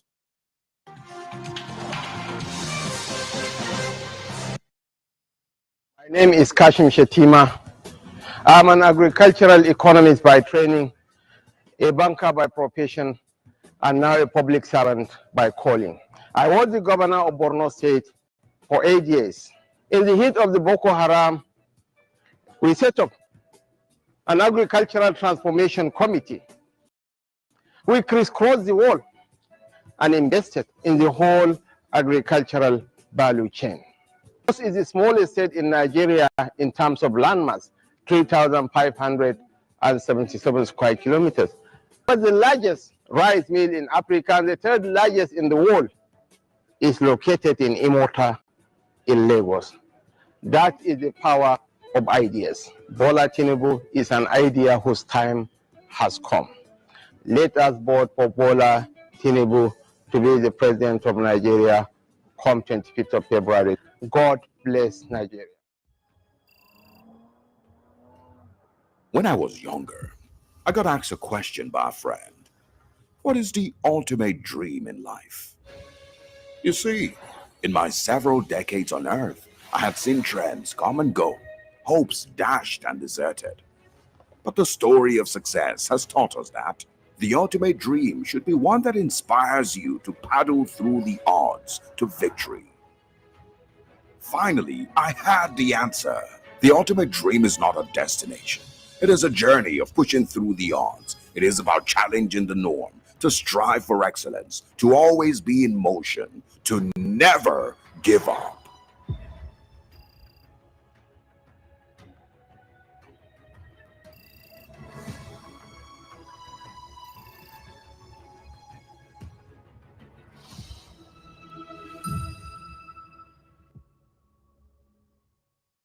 Nigeria needs focused leadership to take decisive action to end insecurity, reposition our economy for businesses to thrive, and restore total peace in the land. Tinubu is the right man for the job. Through innovation and technology, he will reposition Nigeria for businesses to thrive. Nigeria will export more and import less. Tinubu will reposition the agricultural sector for food security and improve farmers' welfare. Electricity reformed for a brighter Nigeria. Health, education, and housing will be more accessible and affordable. Nigeria will be transformed into an entertainment powerhouse, a home of sport achievement, and a renowned tourist destination. Tinubu's government will build a Nigeria where we prosper together. He has done it before, and he will do it again for Nigeria. For renewed hope 2023, vote Asiwaju Bola Ahmed Tinubu and Senator Kashim Shettima as President and Vice President of Nigeria. Vote APC. Great people of Lagos State, it's election time. It's time to consider the education sector and the tremendous transformation recorded in the past 3 years, ranging from erection of over 1,000 new classes in less than 4 years, introduction of CBT entrance examination and results checking in government schools, job provision through recruitment of over 6,000 teachers, Introgo Excel Digital Learning Initiative to enhance teaching in the 21st century, incentives for teachers, introduction of new scheme work, prioritizing co-curricular activities in school, partnership and collaboration to boost education. All these have led to improvement in WAEC results with about 80% performance. Ladies and gentlemen, we are just taking you through the achievements and successes of the Babajide Olusola Sanwo-Olu administration. And you've seen that Governor Babajide value chain of education. The learning outcomes are excellent in all areas. So therefore, I invite you to vote our Governor Babajide Olusola Sanwo-Olu for his second term. I also invite This message is brought to you by Honorable Mrs. Folashade Adefisayo, Honorable Commissioner for Education, Lagos State. Hello guys, do you know that in his renewed Hope 2023 action plan, Bola Tinubu promised to fix our national security by implementing these common sense measures? The Bola Tinubu administration will increase the number of military and security personnel on active duty across the country, introduce modern doctrines and practices to better engage and defeat terrorists, kidnappers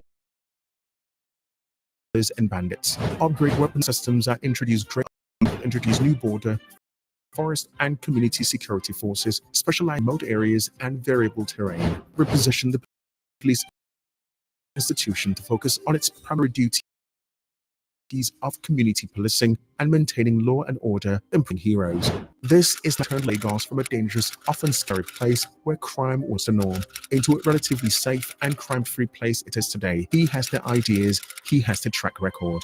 Vote APC for a safer and more secure Nigeria. This message is powered by the APC PCC Youth Directorate. Hello guys, have you checked out the renewed Hope 2023 action plan to Bola Tinubu has for Nigeria's digital economy? Whether like local funding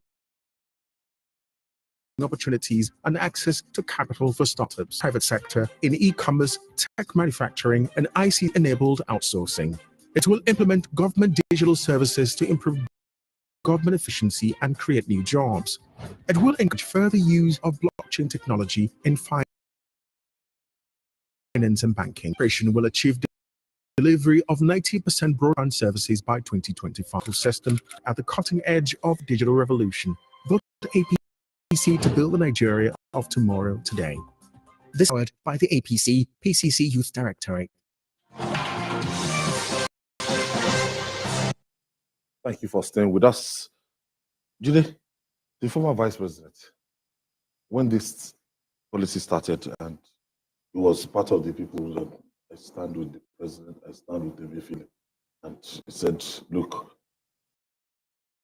it's good. How will a leader ought to be this inconsistent? He has taken position 3 times. The first time, he complained.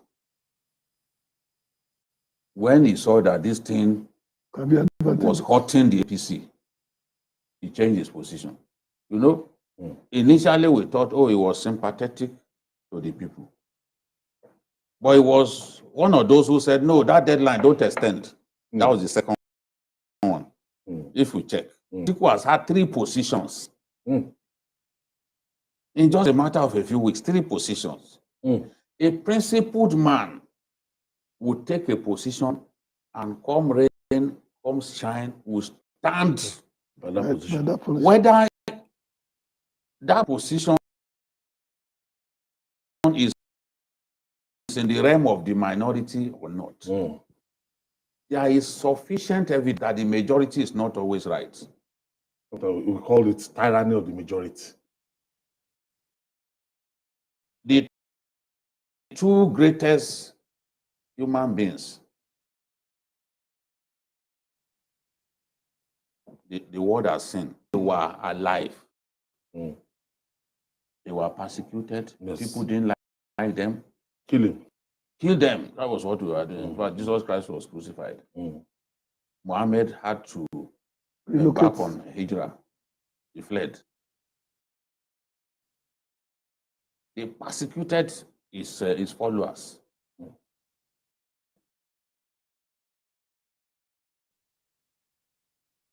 They are the ones to ever live on the face of the earth. Most influential, yeah. 2, you never influential. They have more followers than Twitter on Twitter combined. Yes, they have more followers. Those 2 gentlemen have more followers than the followers of Twitter combined. Yes, when they were alive, the majority of the people is right. But there are people who always do things just to make them happy. No. Please explain to the gallery, let me not analyze this issue. If I analyze this issue in this way, won't the people turn against me? Looking at the gains, that the political gains. No, Mr. So the thing now, all of those spokespersons of Atiku Abubakar who never for one day sympathized with us. Instead, they were posting about people, money, that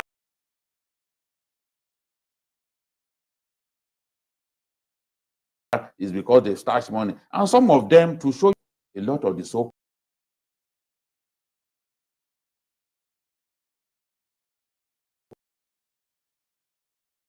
activists, they have those positions. It is talking about, oh, they stash money somewhere. He has not seen any money. Oh. He has been road judge. If you see the crowd in front of CBN, in Benin, in Marina here, you will know that it's a time bomb to allow such people's money to be wasted. People have to think that what will happen if all of these people lose their money. Do these people even understand what they are going into? Look at the crowd. All of that money. So when they are talking about more than 400 billion still in people's hands, it is not politicians alone. They should stop deceiving themselves. A lot of these people in the villages where there are no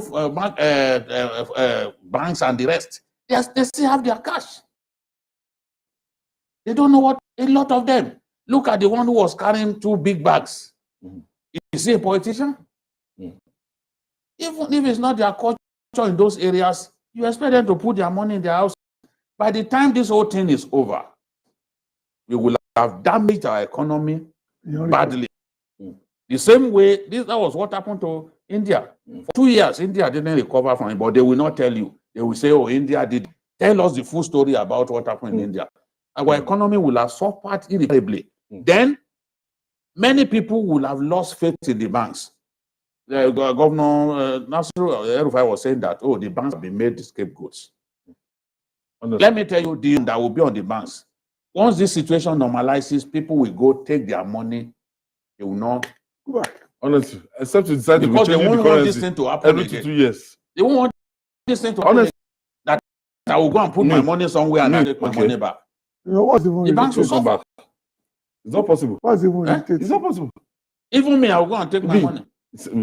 I don't want to mention the name of the bank, but they've shown me Pepe. No, there are some banks that their names are last and they will remain last. This period. No, what is really irritating is this.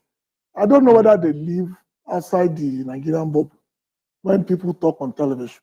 And you wonder, do these people have families? You have brothers and sisters who are going to But it doesn't show consistency. No, it's a serial shifter. From day one. From not contesting against to contesting against Obasanjo. From fighting Obasanjo to contesting on this year. Back to PDP. PDP to APC. APC back to PDP. PDP to Dubai. Dubai back to PDP. He has never become, no, he changes position. Even you want me to go back and 2007 he went to ACN. He lost, he went back to PDP. He couldn't have remained in PDP. When APC was formed, he contested here at Onikon against Buhari. When he lost, he went back to PDP. No, he didn't go back. Well, remember, was he not contested on PDP? 2015 election. That's what I said. He was APC. It was for 2019 that he now. Then in 2015 he contested against Buhari. So that for the primary at Onikon. The way he. So that's the way he is. But the surprise to me with Atiku to be consistent when it comes to political choices. He goes wherever the wind blows. It's not peculiar. You know this a long time. So, it takes only one person to remain consistent in one line. That's part of all. But Bola Tinubu was the first person that just spoke out this thing and he really spoke out, and since that time, it has and it's working. The thing has worked for him. Yeah. Because in the north now, and many parts of Nigeria, people now see this as something created to punish him, to make sure he doesn't win. Yeah. That's why in the north, they are singing Koda Kudi, Koba Kudi, Tinubu Muzaba. They are singing it. I saw women, meaning that whether there is or there is no money, we'll vote for this man. You know, because Nasiru said, see, don't worry, keep your money. If the new administration comes, this policy will be stopped. Koda Kudi, Koba Kudi.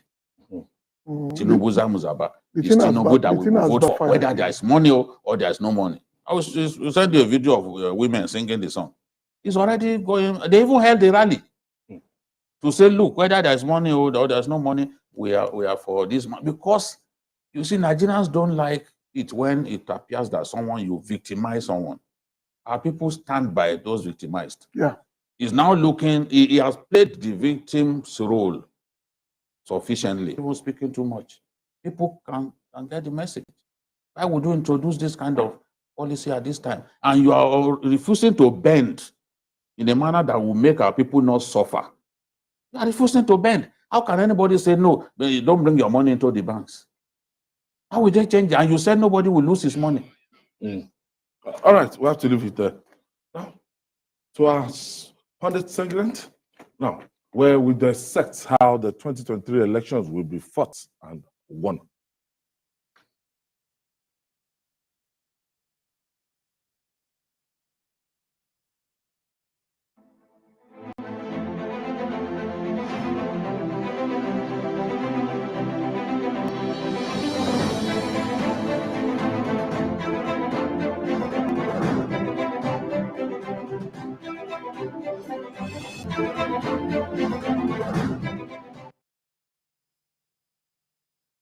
Nigerians, my name is Kashim Shetima. I'm the APC vice presidential candidate. According to Conperi, a global consulting firm, by 2030, there will be a global talent deficit of 85 million. Because of our useful population, our geographic location, and our proficiency in English, Nigeria stands a unique chance of becoming the global talent factory.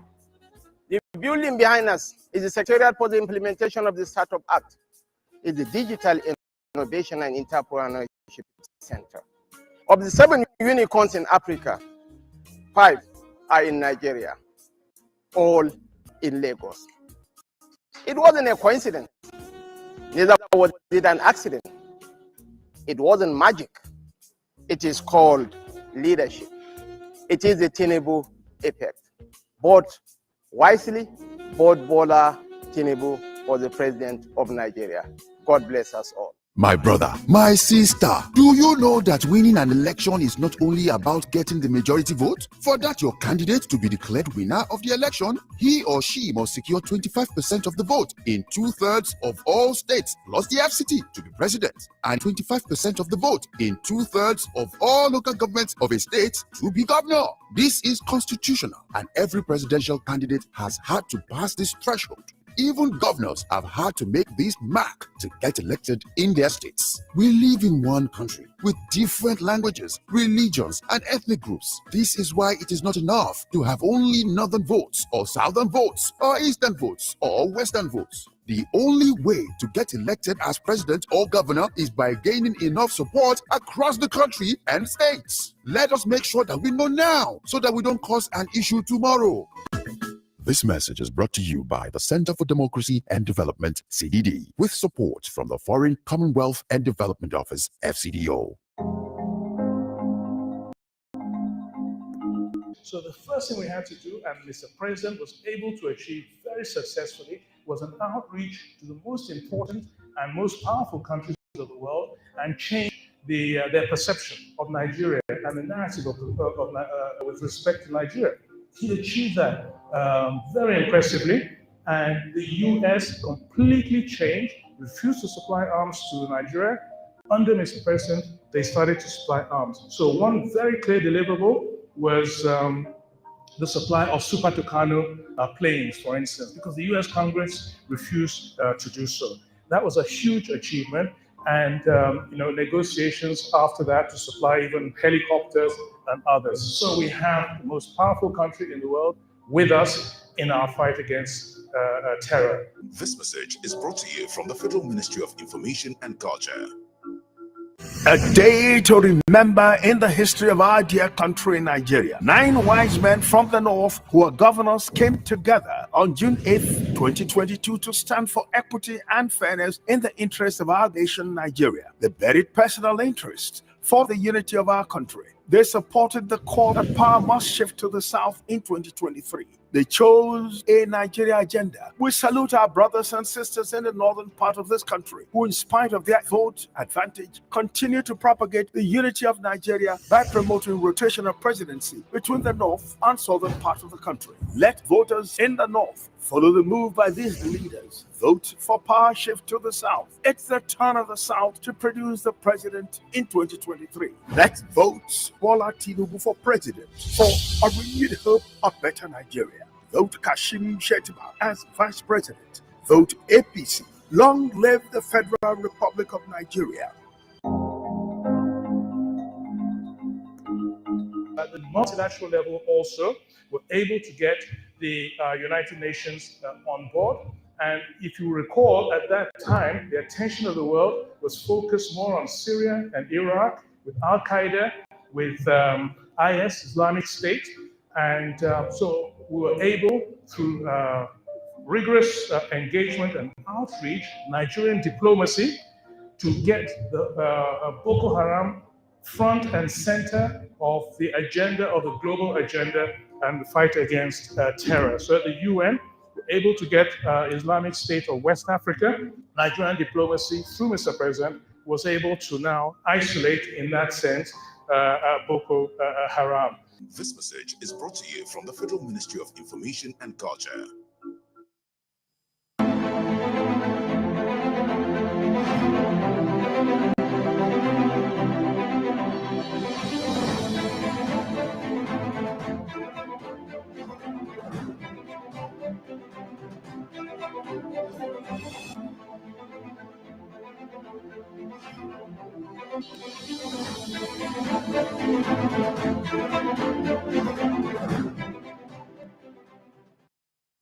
It's 4 days, 14 hours, 11 minutes, and 22 seconds to the next presidential election. That's 2023 presidential. In the pundit corner today, we are beaming our searchlight on Abia State in the southeast and Nasarawa State in the north central. Today, let's go to Abia directly.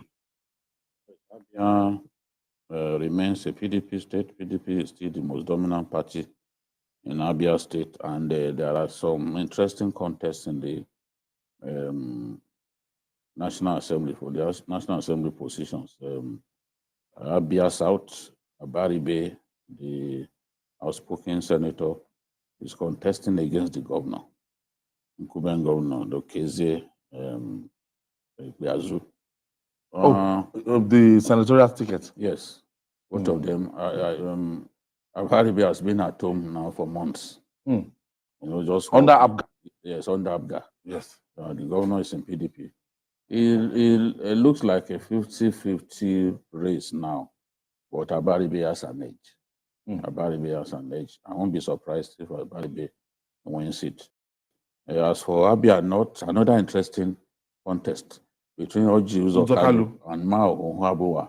That was the man that he dislodged. That was the man that he dislodged to become a senator. Mao is contesting on the platform of PDP, while Oji Uzokalu is contesting on the platform APC. Oji Uzokalu kind of strong for APC, very APC, strong. unpopular party. He's strong. He's strong. He's experienced. You know, he's a former governor of the state. You know, so he should win, except something extraordinary. And the next dispensation is looking bright for him. Yes, he should be able to win if he goes back to that contest. Now, going to the governorship, PDP's popular candidate, Professor Uche Ikone, died suddenly, and he had to be replaced by the chief of staff to the governor. Okay, he will battle Ikechi Emenike of APC and Alex Oti of the Labour Party. This is a very, very interesting contest. Labour. Alex Oti is going to ride on the back of the popularity of. Yes, it's a possibility because this new person that replaced Professor Ikone is not as popular as the man who died. So this may be Alex Oti's chance. This may be. I'm not prepared to. After running. I'm not prepared to bet on him, but it looks like it looks like this could be his chance. You know, in a close contest, it looks like this could be his chance. For the presidency, it is Peter Obi all the way. Peter Obi is very popular in Abia State. Not even the party of the incumbent governor. No, it's Peter Obi that will win over there. Talking and about, the governor is not even contesting. The governor is not campaigning for Atiku Abubakar anyway. Yes, it's one of the G5 governors. So Nasarawa, the contest in Nasarawa, the primaries of the House of Assembly and other positions in Nasarawa APC were rancorous, and a lot of the members went into SDP. Some went to NNPP. Now, the majority that the APC enjoyed in the House is under threat now because a lot of these strong people have gone to different parties. Talking about the governorship, for the first time, the Egon people who are in the majority in Nasarawa State, that is the majority tribe, where Maku, the former Labaran Maku, former information minister, for the first time, they've never produced a governor, and they are the majority tribe in the state. For the first time, they appear to have come together. In the past, you will find this person in Nabga, Maku in Nabga, the other person in another party. So their votes will be split. Yes, and they will not be able to win. This time around, it's even Labaran Maku that is the DG of the campaign of the candidate of the PDP. You know? Now, what that means is that the incumbent governor, Abdullah Sule, has a lot of work to do if he's to retain his position. Honorable Dr. David Ombugadu is the candidate of the PDP. They have the numbers. And that is crucial from time in a democracy. Yes, they've always been strong. They've always been strong. And the Labour Party doesn't have a strong candidate in this race, which is also an advantage to the PDP. Now, the governor has a lot of work to do because these guys have the number. It is a 50-50. I'm not going to stick my neck out that, for the governorship. Yes, because it looks like a 50-50 race. In the presidency, before the presidency, the two Senate positions too are also very contentious. Al-Makura is also struggling, former governor, against a candidate from the majority tribe. So Al-Makura has so much work to do if he's to return to the Senate. And his own nephew wants to go to the... That has already caused some problem. People are saying, how can the two of you... Not forgetting that the chairman of APC, Adamu Abdullahi, yes, has to in that same Nasarawa. Yes. The seat that he considered, he has he's already brought someone who is likely to win. You know, is likely to win. Nasarawa West is also out of the equation for one reason. The votes that the PDP used to get were largely from the Christian bloc and the Igbos. You know the Igbos? Okay. The Igbos, the spillover from Abuja. Yes, that all this this place called just on the outskirts is this Karu area. All those areas now Karu, and there's a lot of population there. You know, Mararaba, you know, all those areas. Thick Igbo population. They are going to support Labour this time.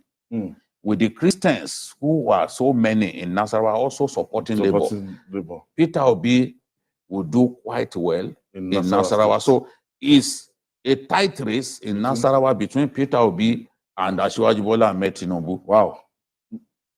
BK, we have but to leave it there. I don't want to say this is who will win. So yes, in Nasarawa now. Tie. But it's a straight battle between Asiwaju Bola Ahmed Tinubu and that's our offering on Journalist Hangout today. Join us tomorrow for another episode of the program. You can watch the repeat broadcasts tonight at 11 p.m. Join us this Sunday for that on Sunday between 1:30 to 3:30 p.m. on YouTube, youtube.com/TVC News Nigeria. I'm Ayodele Uzubaku. See you tomorrow, and God bless Nigeria.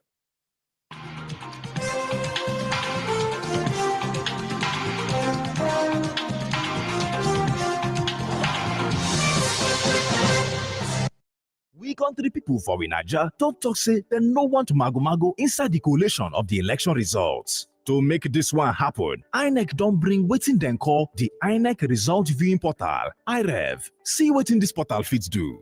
1. E go make sure say we country people fit see the results from polling units as the election dey finish for election day. E go make sure say fake news go reduce well. 3. Everything go dey well and mago no go dey at all. The portal where you fit check the results dey simple like ABC. Make I show you how you fit do am. 1. You go enter internet, go visit electionresults.ng.com. 2. You go click on top create new account, and now your Gmail account you go use do this one. 3. From there, you go put all your details for the form where them provide. Come sign in. 4. You go come provide your state of origin. Come press continue. 5. Then go send you email where you go use take activate your account. 6. The next thing na to copy out the activation code where they inside the email where them send for you. Now this code you go put for the text box where them provide. 7. You go come click activate. 8. Them go log you inside the portal, and now from there you go select the result where you want view. You fit also search for the particular polling unit result where you want view if you use the filter button. And you go fit monitor the results as they come out. IREV, every Naija person go fit the election process. Your votes count to use and well. The European Union support to democratic governance for Naija now bring on this message. Hello Nigerians, my name is Kashim Shetima. I'm the APC Vice Presidential candidate. Here we have 1,776 orphans, vulnerable orphan girls from northern Borno, all of them victims of Boko Haram, were housed and educated, getting the best that the nation has on offer. Look at this edifice. It's about one of the best schools in the nation. And this has been replicated along the length and breadth of Borno and further sustained by Governor Babagana Umara Sulu. What I think to office, we promise you such edifices will be replicated across the length and breadth of this nation. Both wisely, both Bola Tinubu for the presidency of Nigeria come February 25th. The Independent National Electoral Commission, INEC, don introduce all INEC voters enrollment device wey go help INEC to complete voter register through the continuous voter registration (CVR). E go make sure say all the informate wey dem collect from everybody go dey safe for referencing in case person lose im own or damage or spoil im permanent voters card (PVC). Remember nationwide, or you fit start the registration process online for www.crv.inecnigeria.org. You go fill all the informate for the form, then book appointment to visit any INEC office wey dey near you. Na there you go complete the registration process with IVED. As ogbonge citizens of Nigeria, to make sure say you fit vote during the election, e dey important say you get your PVC o. Dem dey use the IVED collect informate of all we Naija people, from basic informate to fingerprint and facial image, wey dem fit know say na you be the original owner, wey dem fit use identify you for election day. After you don register finish, dem go give you one small slip wey you fit use come back collect your voters card. This IVED na ogbonge device wey dem use to dey do continuous voter registration (CVR). E mean say if you don reach 18 years or you don pass that age and you never register before, shine your eye for when dem dey start this CVR. Make you go register to vote using the IVED. Remember say registration with IVED and to collect your PVC na wetin go show say you fit vote. IVED na system wey you fit trust and e go make sure say every vote count. As better Nigerian, me sef don register and I don collect my PVC. I dey ready to vote. The European Union support to democratic governance for Naija na im bring una this message. At TVC News, wherever the big news story is happening, we're geared up to break it. TVC News, first with breaking news. Snap your W-2 and file for free. Simple tax returns only. See if you qualify.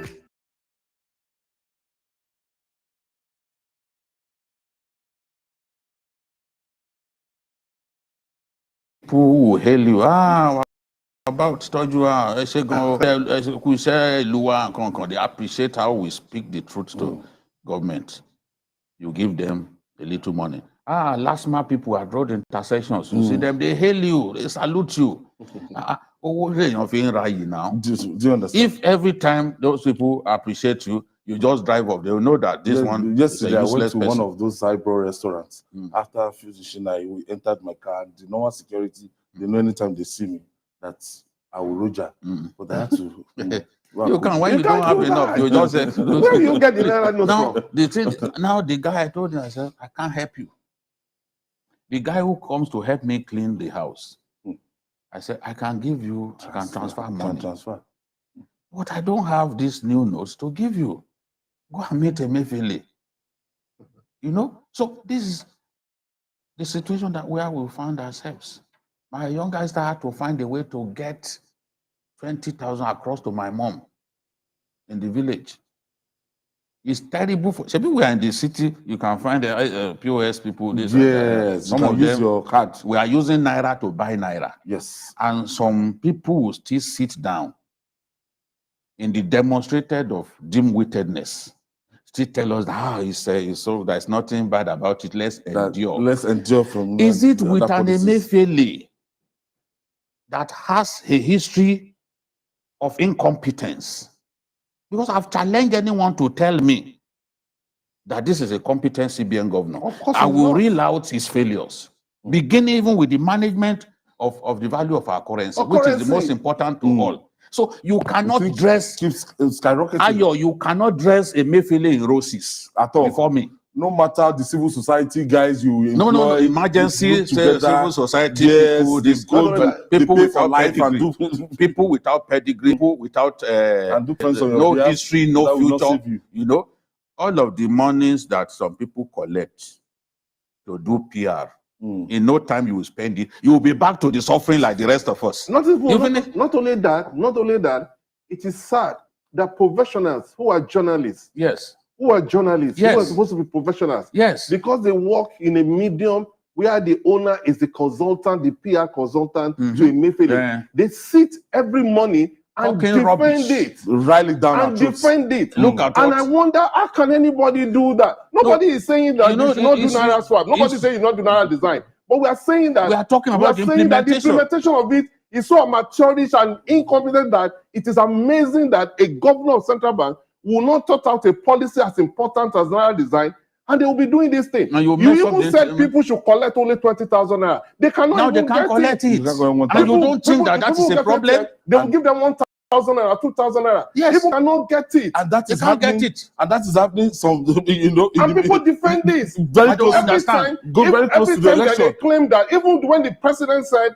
they should recirculate the 200 naira, most of the banks were closed because where do we they don't even get have it? money to circulate to people. And some people will sit down and defend it. No, even one of them will say, it's very something. He will be reeling out statistics and be grandstanding. Fake statistics. But be grandstanding. And I told them, I called one of them and I said, look, how can you people defend this? It is important for you as professionals to tell Emefiele that he is embarrassing everybody. No, the kind of thing that's happening in Nigeria happen when your country is at war. You see, Mayor shedding tears already. No, this is whatever will bring tears out of the eyes of Mayor. I'm telling you, anyone connected. Mayor told me that he doesn't have the card. See, anyone connected to bringing tears out of the eyes of a man in his 60s, honestly, will have a problem waiting for him. Will have pain waiting for him. The kind of pain that even his children's children will partake of. This is the thing. You cannot be happy that people are dying. People will like Tinubu. I'm not interested in any politician or that we want particular politicians to win. Those who do not think beyond now, they are the ones who will not talk about how this thing is dehumanizing and diminishing the value of the Nigerian people. You know what a politician told me? Because all these people sit down on TV who do not even know their country. They don't know anywhere. Let them come. Let us talk about our country. Let's analyze our country. Anything. This guy, the politician told me, he said, see, they think this thing will put an end to vote buying, that it has actually made the Nigerian people cheaper. Impoverish them. He said it has made the Nigerian people cheaper. If you have to do 5,000 before or 10,000 before, 2,000 now. 2,000. They collect it. Yes. You're during the election in the rerun election in Osun, they were giving people as much as 50,000. Some got up to 100,000 because it was important to win. Where they were contesting was not so big. Small. You understand? Yes. Orolu and the rest of them. Now, people will be given 1,000 naira new notes. They will be excited. Because even me, I don't have it. Because they have to survive. It was my yam seller that gave me 5,000 naira new notes on Friday night. Yam seller. I'm going to celebrate the guy. I will put his picture. You know what he did? When I got to where I wanted to buy yam, he knew that I like to buy oranges for my children. I told them, don't drink carbonated drink. Drink lemonzahi, that is orange. He said, how come you are not buying orange? They are all clustered in the same area, in the same place. I said, I don't have paper money. He said, Then he took 1,000 naira out of his pocket. He paid for 600. He paid 600 naira to both of the orange sellers. Then he gave it to me. I said, what? He said, I bought this for you. He said, how come you fight for us? You don't have new notes. I said, that is the situation. I brought out my pocket. He saw that I didn't have. You know what shocked me? This guy just counted 5,000 naira, put it on the car seat, and then told me, send it to me electronically. So I transferred the money along with the money for the yam.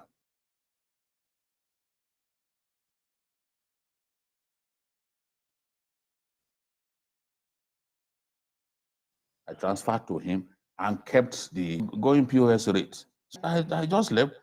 I said, do you know how I got this money? From Kano. I'm going to put his name is Kano. I'm going to put his name for people to see his face, that there are still good people in our country. He said, I said, how did you get this? So it's some people that are coming to buy yam.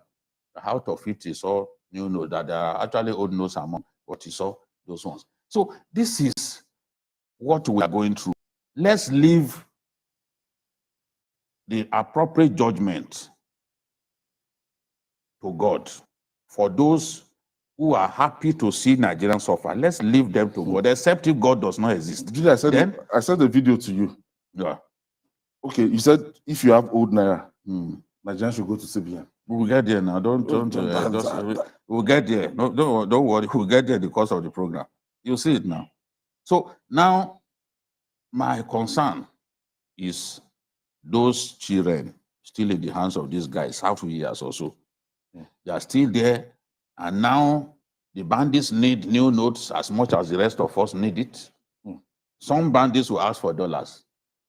These ones chose not to ask for dollars because they know that even when they get the dollars, they will still need Naira notes. Naira now. I think Naira is now more valuable than that dollar. No, not in the contest. Because it's still exchanging for 751. Yes, but in terms of it's still a shitty currency under the management of a hapless and thoroughly incompetent CBN government. Of course, incompetent. Competent but arrogant. You can see is a thrown bank staff on the boss. Yes. Oh, they are the one hoarding. That's why they are the one. That's why now people want to kill them. That's why people are attacking the bank. Yes. Because central bank governor kept telling people that, oh, we have this money, we have distributed this money. And when we talk to the bankers, they're so frustrated because they don't have this money. They don't have it. They're passing the ball. They don't have this money. My father-in-law, he works with youth, retired from Central Bank. He went to Central Bank. The staff could not get him new notes. Oh. He went to Central Bank. They could not give him. They could not get him new notes. There are no notes anywhere. And one of the reasons why, when you look at this person, when they talk about what they were going to achieve about it, I just laugh. There is not one of those objectives that they were you talk about inflation. Inflation has increased to over 20%. Even this one was worse inflation. You talk about stopping people from vote buying. You are deluding yourself because the first set of currency that you take has been mobbed up. You don't even know those who mobbed it up. Now you are making it so easier for politicians to buy votes. Be cheaper. Because people are so broke, people are suffering that any amount you offer them, they will take it. You know, Mayor, I was speaking with a deputy governor in this country. I was speaking with one this morning. He said, Jide, I have only 10,000 naira on me, and I've been in the village working, mobilizing. He said, we have a rich deposit of goodwill that I can call a man selling cow. I say, send cow to me. I will cook food. People will come and eat. He said they will not forget. Those people who have indirectly, that's vote buying. He said there are other tricks that is not only money that you can use to buy votes. He said, you will tell him that, look, when the time comes, I will send you your money. And they will send everything that he needs. People will eat rice, they will eat, they will be happy, and they will go. On election day, such people will remember that, this guy has always been there for us. And they will vote for him. So this is the thing, to imagine, to delude yourself that, there will be no vote buying. And the president keep mentioning it consistently in his because the president, you know, the problem with the president is an old man. So he's fixated with the way things were done when he was a military. All right, Mayor, we quickly take this break. When we come back, we'll talk more. It's Journalist Hangout on Sunday.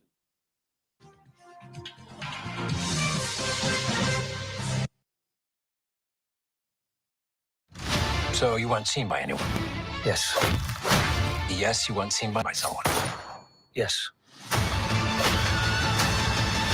Very good. Carry on. Operation Fortune, rated R. Younger. I got asked a question by a friend. What is the ultimate dream in life? You see, in my several decades on Earth, I have seen trends come and go, hopes dashed and deserted. But the story of success has taught us that the ultimate dream should be one that inspires you to paddle through the odds to victory. Finally, I had the answer. The ultimate dream is not a destination. It is a journey of pushing through the odds. It is about challenging the norm, to strive for excellence, to always be in motion, to never give up.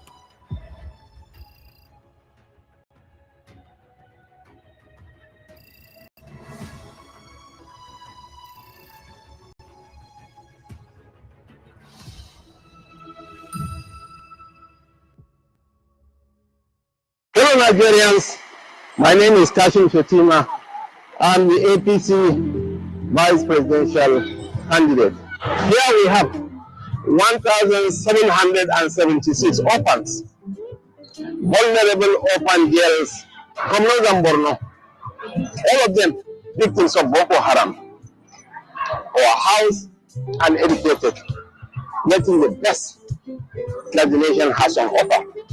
Look at this edifice. It's about one of the best schools in the nation. And this has been replicated along the length and breadth of Borno and further sustained by Governor Babagana Umara Sulu. That I think to office. We promise you such edifices will be replicated across the length and breadth of this nation. Vote wisely, vote Bola Tinubu for the presidency of Nigeria come February 25th.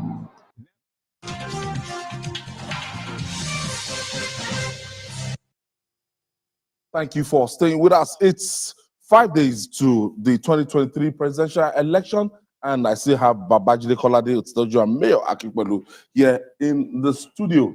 The Lagos State government says it has taken steps to assist the vulnerable impacted by the Naira scarcity in the states.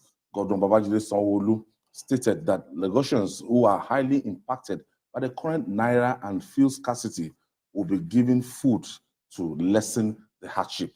He added that his government is working very hard to provide palliative to lessen the burden being faced by Lagosians.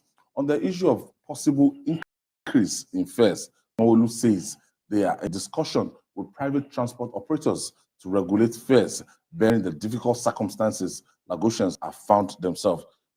My help yesterday, we wanted to go to Dust Computer Village, and we got to the bus stop, and they said, no, we're not collecting old money. We had to disembark and had to walk all the stretch. I saw another video. Somebody in Mala wanted to buy something from a food seller, and the food seller had to collect soap. Soap worth 1,500 or so. Yeah. In exchange to get food. Trade by butter. That's primitive. That's the level we have sunk to. And this is something that some people will justify.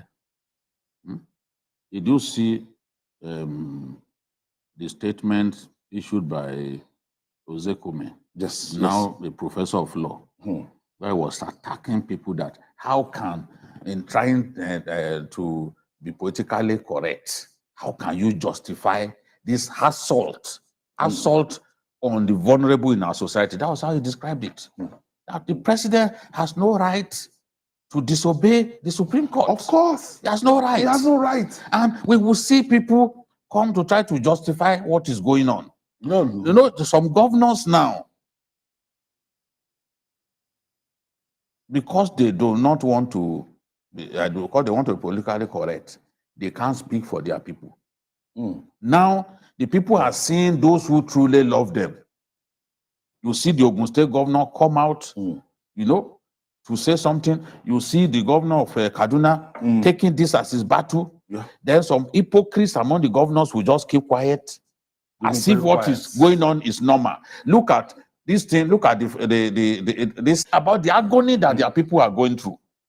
I mean, where is your humanity? Where is it? The people have lost their humanism. If you cannot speak about how you can end the agony that your people are going through, you are so fixated about the political side to the thing. Yes. That is what bothers you. You are not looking at We What can't people are come going together through. as Nigerians together to You fight. say this is a problem, let's face it. Irrespective of political lineage. Let me commend the Lagos State Governor Babajide Sanwo-Olu for the effort to try to bring palliatives for the people, because the primary duty of government is protection of life and properties and betterment of the lives of the people that they govern over. So coming up to, because now in context of what we've been discussing, things are very difficult for people. There are a lot of people, there are some category of people who hang their living by selling on a daily basis. So it's based on cash. They don't have business with bank accounts. They don't even have bank accounts. So when people like that cannot sell, they don't have money to feed their family on a daily basis. They don't have money to give transporters. Transporters don't collect POS. They don't collect transfer. You have to pay them. So their children will not go to school because they cannot raise the money, because they have not been able to sell things. So it is duty of government. It is very commendable that the governor has decided that they should try to bring up palliatives. So it's the kind of thing that we went through during COVID. You know, when you know that people are going through things, and the verge of committing suicide. And it's important for us to try to alleviate the suffering that they are going through. And I want to encourage other governors to also do that. I know that we are going to get through this. By the time we finish election, they will stop their nonsense that they are doing. And then we'll be able to move forward. Right now that people are still going through this, let the governors try as much as possible to bring up palliatives to reduce the suffering of our people. Because it's not good for us. We are not in a state of war. The economy have not collapsed. We are not the old Greece. So when you now confiscate people's money and they cannot have access to it, I can't imagine how people can allow our country to turn to this joke. And then they kept telling you, I saw the central bank governor the other day when he came out from there, and he said, I want to appeal to people to allow this thing to work. This thing will stop this. And I just look at him and I said, this man doesn't know what you are doing. He doesn't even know what's going on. He doesn't know. When they say that, this thing that happened, he doesn't know. Down. Who told you? I track developments in the security sector like my life depends on it. I can tell you that they are still kidnapping people all over the place. They are still kidnapping people. Any journalist worth his salt who is resident in Katsina or resident in Niger will know that this thing is going on. Why are you lying to Nigerians that it has stopped kidnapping? You see, the kidnapper, for the fact that the kidnapper is not reported, it's not, or electoral matter, political matter, it's even being reported. It's being reported. It's just that electoral matters are in front. It's not as if it's not being reported. It's just that electoral matters are in front. They are still kidnapping bus pass. It's still going on in the north, especially.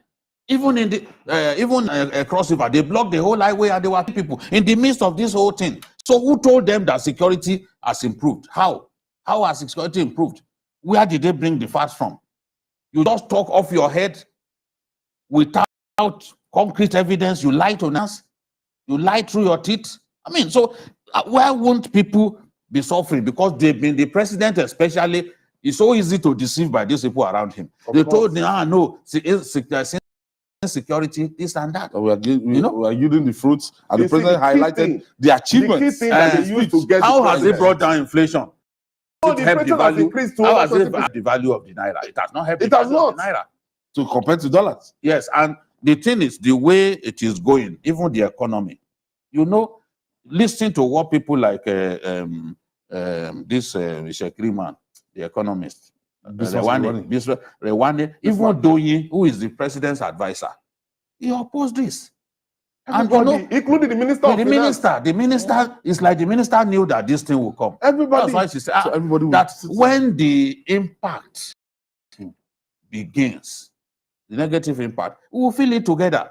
But you didn't. So. Yes, you didn't inform anybody. You just went because the timing of the execution is faulty, and you can't even you are implementing it in a most incompetent manner. Artisanal incompetence. That is what we are seeing. Because you can't run our economy like artisans. You can't. I mean, what sense does that make? Artisanal incompetence. This is what we are seeing. This is what we are seeing. But we have to thank a governor who does not want his people to suffer and says, oh, we can assist the most vulnerable in our society. But there are still some of us who are not in that category. But we need money. But we are vulnerable impacted. like us. Which we are impacted. And we it's have access to our money. Cash, we have this is denying our you know money? elsewhere what Emefiele is doing. If this were UK or anywhere else, honestly, you cannot try it. By now, maybe we'll even be in jail. Even some African countries, You said yes. that will have been riots everywhere. It's only our country that this can happen. You said okay, people can withdraw 500. From 500 now to 20,000. To 20,000. Then the 20,000 is that not they are even not even available. giving people, and we think that is right. There's no war, but you because go to of your what? own bank and across the counter, you say you want 20,000. They will say we cannot give you more than 2,000. And you have It millions happens in the every account. time. Everybody that comes to the bank, they will be giving them 2,000 naira. How can you give people 2,000 naira? What do they want to do with it? After being on the queue for hours. That's what I'm saying. Some are even sleeping in some ATM. They will say, okay, if it is not your bank, if the card is not of that bank, you collect 1,000. If it's your bank, you collect 2,000. We've never had it. How can you do that? When we're not in a state of war. Mayor, this thing is being done to. And one governor of central bank is saying, oh, we should just bear it. They are working on it, and they are be able to because the president, you know, it is very isolated up there. When somebody comes to you with an idea, and because our president is so fixated in solving corruption, when he hears that he will fight corruption, he will buy in on it. They told you that 2.7 trillion is outside the banking system. But when he made his speech, he said 2.0. The politicians have stockpiled it in different tomes. So we need to change this naira. The man will buy into it. But the problem is that how do you execute this thing? Even if you say 20,000 naira for everybody, and people can access that 20,000 naira, we won't have this problem that we have. All right. It's still Journalist Hangout on Sunday. We'll go for this break. When we come back, we'll chop on.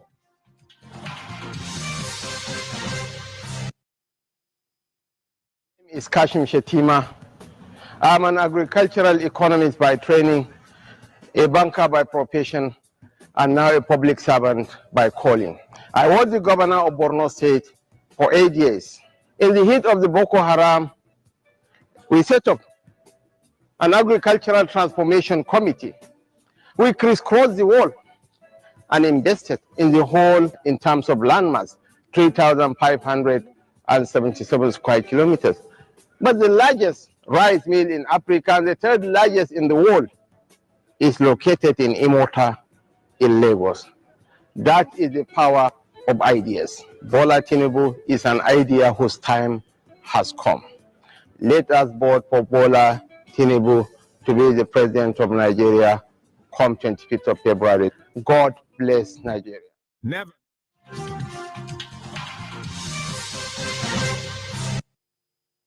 Thank you for staying with us. This is Journalist Hangout on Sunday. If you're not around, just come around the TV set now and you feel what we're really feeling inside the studio. The country was thrown into confusion on Friday following a purported directive by the Central Bank of Nigeria that customers would deposit the old 1,000 naira and 500 naira notes at their office when was then followed by a counter directive by the CBN that the information was fake and unauthorized. Director of Corporate Communications of CBN, Osita Wonisiobi, in a task press release in the evening, denied that the Apex Bank gave such authorization and asked members of the public to disregard it. Here is a look at how the confusion played out in parts of the country.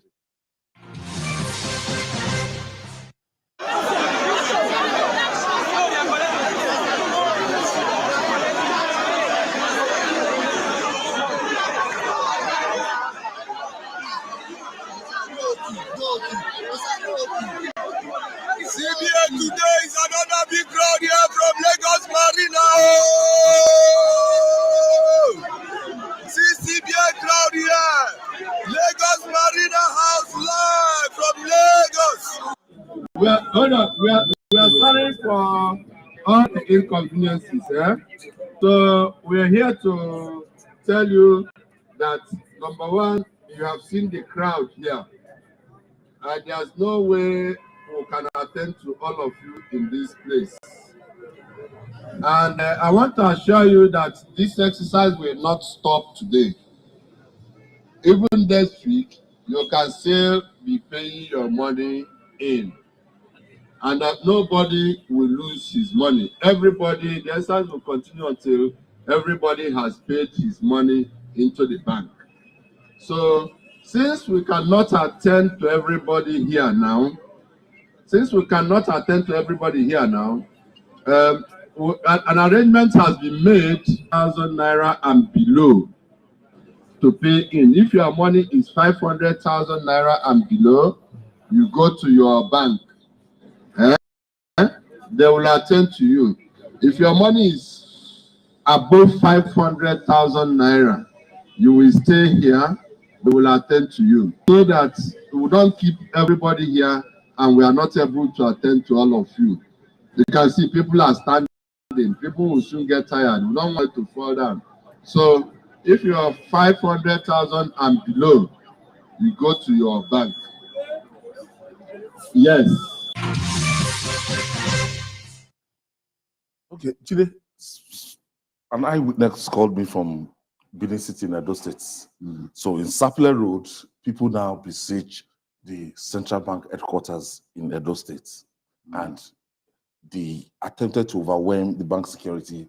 The military started shooting. We don't know the number of casualties and everything. But when you see a central bank in the state capital and you're asking citizens to go there and do one or two things, in this confusion, we try and get the name of this CBN official. At least we know it's their official. That's their instructing people, telling people that 500,000, 100,000 go to your bank. That same evening, even after this, yes, banks issue some banks issue some. Yes, I remember. Yes, asking people that they were going to come work over the weekend and do that. So that apparently, when he did this, maybe Emefiele now disagree with him, and then they now issue a counter order to say no. That came in the evening, like Tower Babel. Because that is a part of the incompetence that central bank is doing. That is the same thing that went before the House of Reps and said that nobody will lose his money. Yes, and that's the painful part now. He's yet to explain to us how nobody will lose his money. The kind of policy that in other climes, they give people 1 whole year, 2 years. In fact, Saudi Arabia, 7 years. You are giving our people 3 months, and you are saying nobody will lose his money. Despite the fact that out of 774 local governments in our country, more than 400 have no banks. More than 400, including the south and the south and the north. Many don't have banks. And the number of unbanked people that we have. You now say people should go to the. You know, I said this here that they will be overwhelmed. That central bank is not a depositor's bank. I'm telling you, it's do not they the have money. the manpower. It's not a money deposit to deal with bank. direct I was customers? wondering what kind of people are taking decisions. If you say people should go to the central bank, now you've seen the crowd. Look at the crowd in front of central bank. Now you've seen the That's central bank marina. Now you've seen the crowd. You know why he said people will not lose their money? Initially, because he was not even aware that it's in the CBN Act that when you do a money redesign, you understand, the law says that the citizens have the right to change that money even longer change it. Yes. It's in the CBN Act. Yes. So in 6 months' time, I bring my money to you, you cannot say you will not collect it. If I go to the court, I will win because of the panic and uncertainty surrounding it now.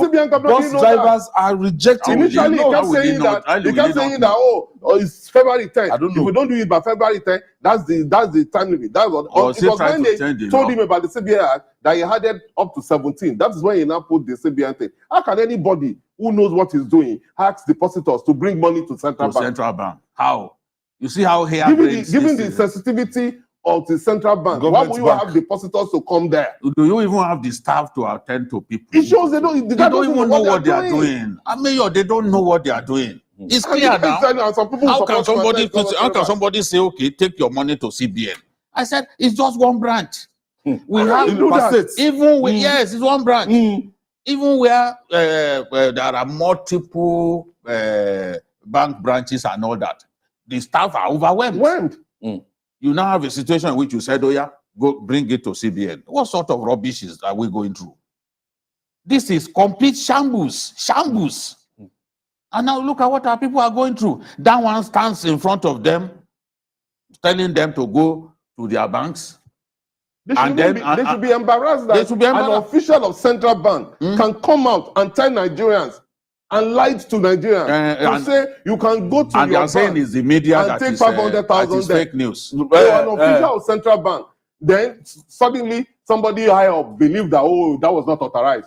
Who told you to say that? And then they hired you to they are now giving, now making it look like the media. We are the whipping dogs. When you were the one that addressed and made those pronouncements. That's him now. That's yes, I'm sure staff of CBN will be able to identify whoever this No, they can. This one, I'm sure some people will be sending his name to me now. Whoever this person is now talking, because he has security all around. Because apparently the person must be high up enough. He must have met some people within that office, and they took that decision. Mayor, but the Oga decided that no. He too.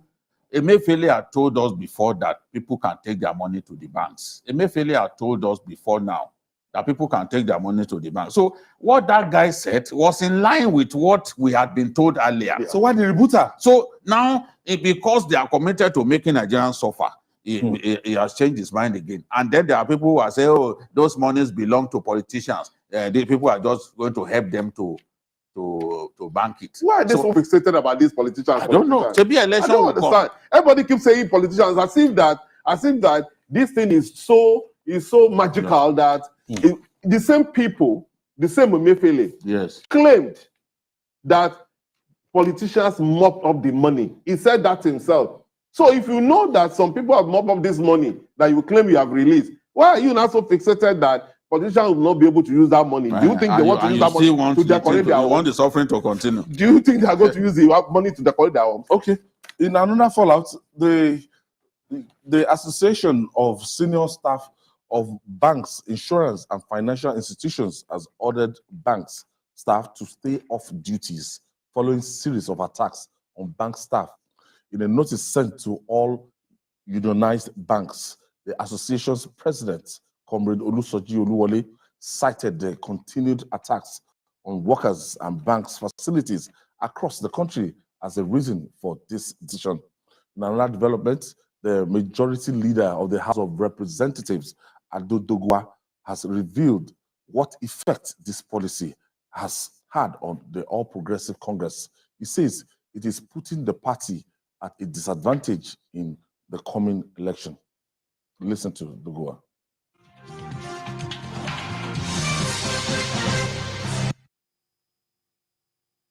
The law has provided for us the amount of money we need to oversee our election process. You need to pay your agents in the villages where you don't have ATM, in the villages where you don't have POS, in the villages where absolutely you don't have this new naira. So this is money that I require, that the law has permitted me to have 70 million naira as logistics for my election funding.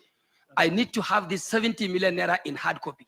If the central bank fails to make available this amount of this money we need to fund our elections, definitely every candidate, no matter what party he belongs to, will be put at disadvantage.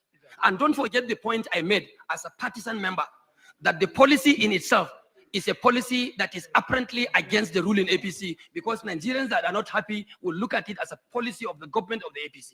This has placed us at disadvantage already.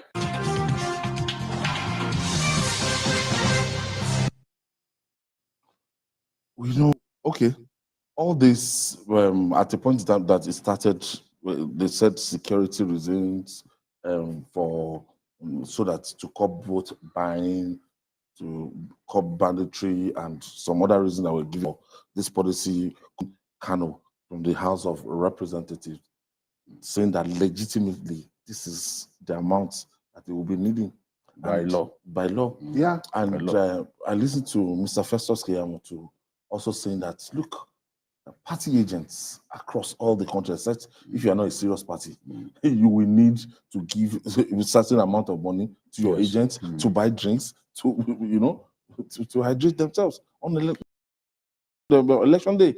Yeah, agents have to be paid. Just the same way the INEC pays ad hoc staff. Ad hoc staff. Cash. Yes. Pay them. I don't know how far they've gone with providing INEC his money. If Emefiele and his co-travelers fail to provide INEC with the money that it needs in good time for them to be able to provide election-related logistics, then it is clear that they are trying to sabotage the elections. Because normally, this is not the sort of policy that you should bring so close to an election. There are other, even the NSA has said, look, this policy is hurting the war against terror. Because in places like Borno now, where there are no base stations, you cannot even communicate with people through their phones. How are we going to get money across to our soldiers? Why the hurry? You need this cash. But fixate, oh, let's stop these politicians from spending money. Politicians who are several steps ahead of you. Who holds the banks? Who put the monies in the banks there? The ill-gotten money that is in our banks. Who are the people who put them there? Our bank MDs and the rest of them not conniving with politicians? Are they not putting bank staff on trial over the Zani money? Is the Zani money that we are talking about, is it not election related? So to imagine that these people will not find the money that they need, it shows how narrow-minded people who take these kind of decisions are. Because if you can think deep, you will know that, look, it's just the ordinary man who will suffer. They come to tell us about how India came up with this policy, but they forgot to tell us, or maybe deliberately, that it was India's poor that suffered the most. A lot of them, their businesses collapsed. For 2 years, India did not recover from the currency change that they made in 2016. Businesses collapsed. It hurt the economy. Even the money that they used to make, I mean, their Apex Bank used to make, it came down drastically to about 40%. Because you have to print.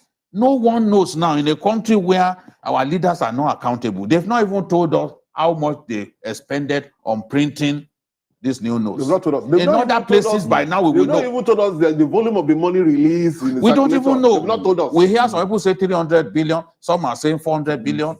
You know, we don't even know.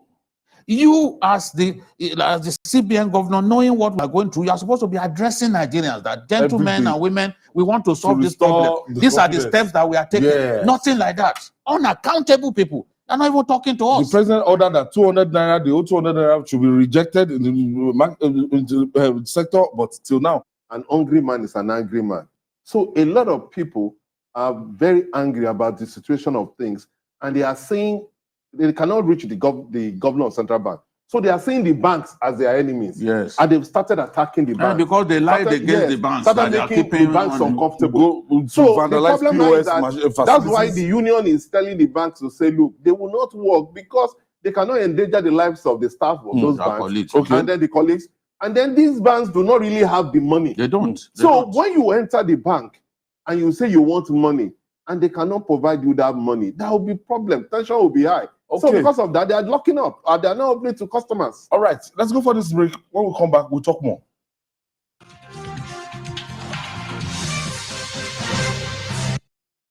Nigerians, my name is Kashim Shetima. I'm the APC vice presidential candidate. According to Korn Ferry, a global consulting firm, by 2030, there will be a global talent deficit of 85 because of full population, our geographic location, and our proficient English. Nigeria stands a unique chance of becoming the global talent factory. The building behind us is the Secretariat for the Implementation of the Startup Act. It's the Digital Innovation and Entrepreneurship Center. Of the 7 unicorns in Africa, 5 are in Nigeria, all in Lagos. It wasn't a coincidence, neither was it an accident. It wasn't magic. It is called leadership. It is the Tinubu effect. Vote wisely, vote Bola Tinubu for the president of Nigeria. God bless us all.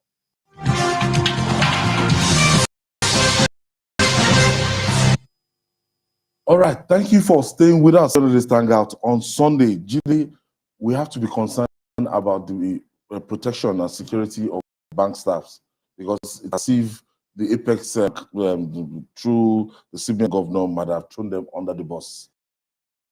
That's what is done. That's what is done to his constituency. You know, we came from Zenith Bank, came from the banking sector, and look at what is done.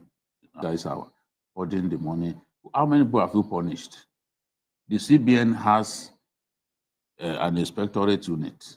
How many bank staff have been punished? How many banks have you sanctioned? Even the one they made so much noise about, that one bank kept 208 million, this and that. They've been discovered that it was a hoax. The anti-corruption agency just went there. For those guys, yes, those guys showed that received. We were in the process of moving it, and they showed evidence that look, all what we got from the CBN, this is how we have moved it up to this moment. So there was nothing like hoarding that odd 200 and something million.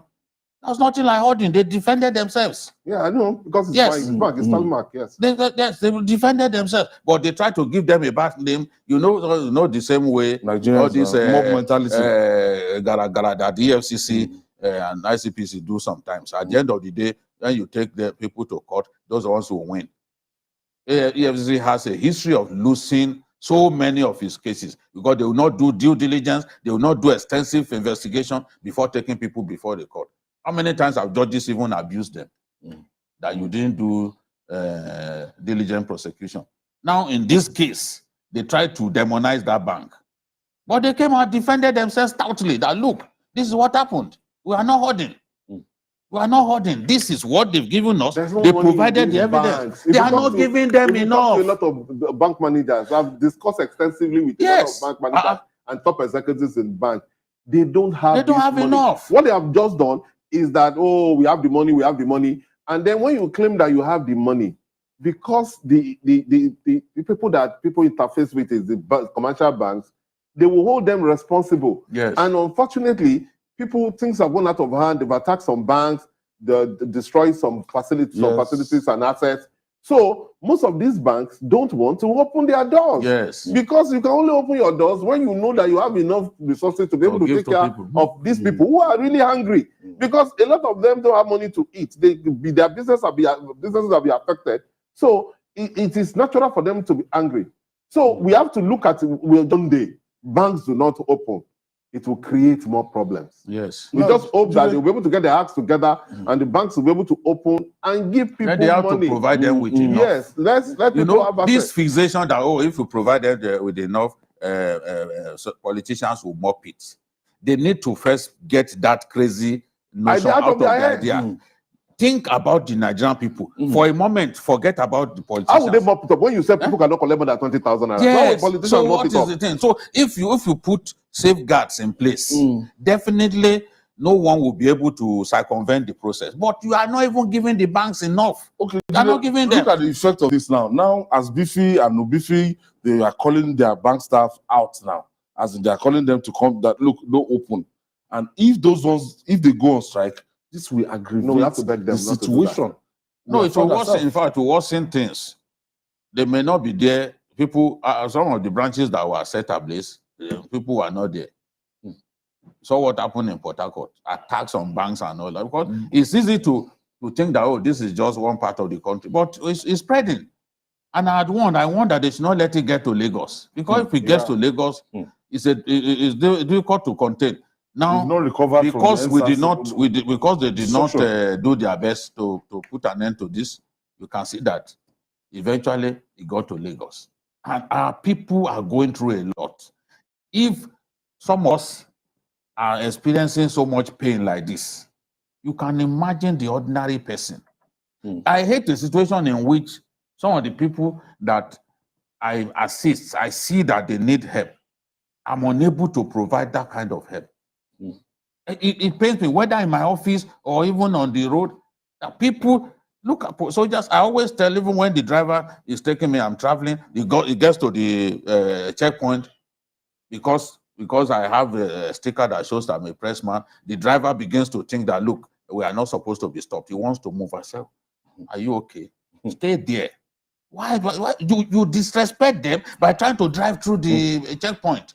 These are people working for us. I stop and then I give them what I need to give them to support them. It's not, I'm not obligated to do it, but I believe that and they didn't ask. That is, yes, and they didn't ask. A lot of them don't, they won't even ask at all. You say, Mother, take. Oh, they appreciate it. I can't do that now.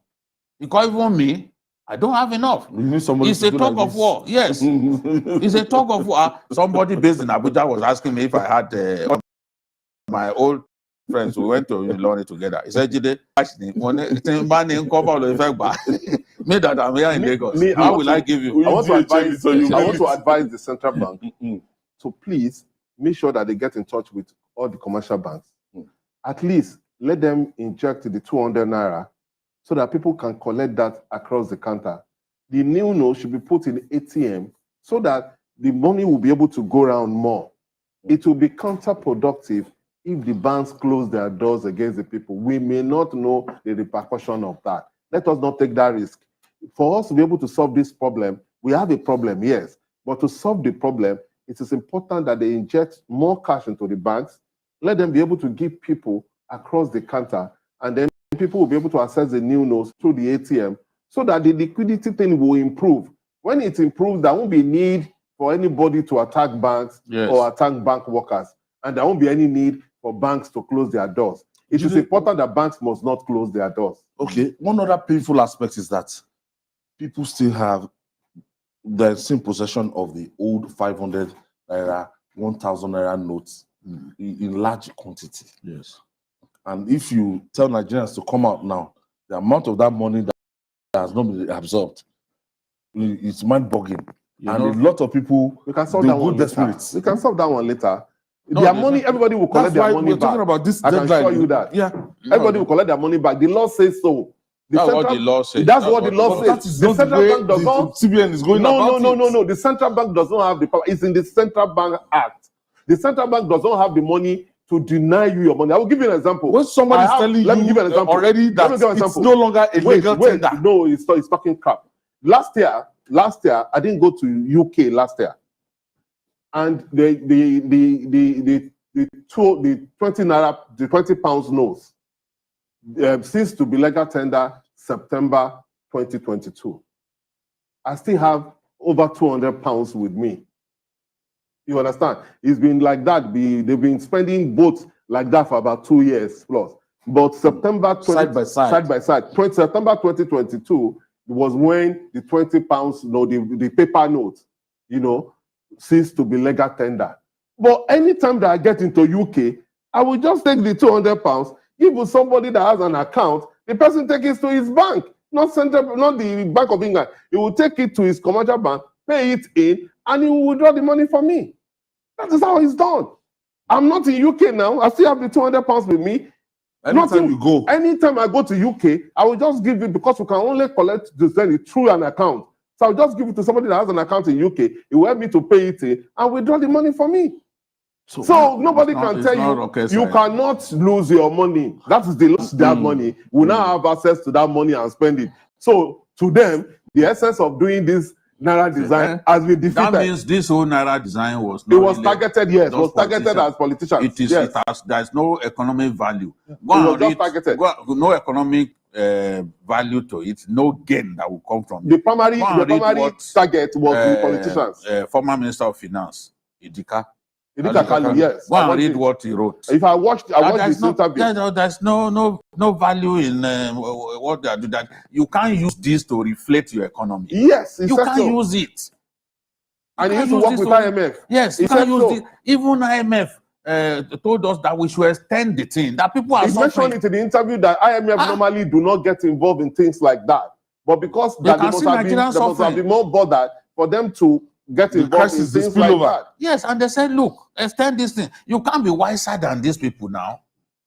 You can't be wiser than them, but you refuse to listen. Why they don't want to do it is because they believe that, if we say they should spend 1,500, that most of these people that spend money is in 1,500 denomination. That means they will have access to that money for this election. That's why I'm telling you that I am very sure that after the election, they will change the policy and they will say that you can still spend 1,500. You will see.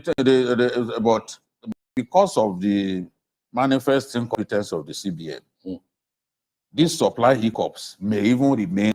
Of course. Until after the election. Yeah. That's what I'm saying. After the election, because it takes time to print money. Yes. If you want to print the new notes, if you want to print extra new notes, you see, it's not like it's a security printing. It's not something that you just put and bring out. It takes some time to print money. So this supply problem will still be there after the election. Yes. So I believe that what they will do is to say like that April that they have said that 200 should be. I'm sure that after the election, they will probably say, okay, you can also spend that. Let us reinject the 500 and 1,000 old 9,000, so that you spend it side by side for things to cool down. But they don't want to do that now because they believe that they don't want politicians to have access to it before the election. Or politicians, the politicians they don't like that or whatever. So I just believe that after this election, maybe they will be in a better position to look at things again and take decisions that will.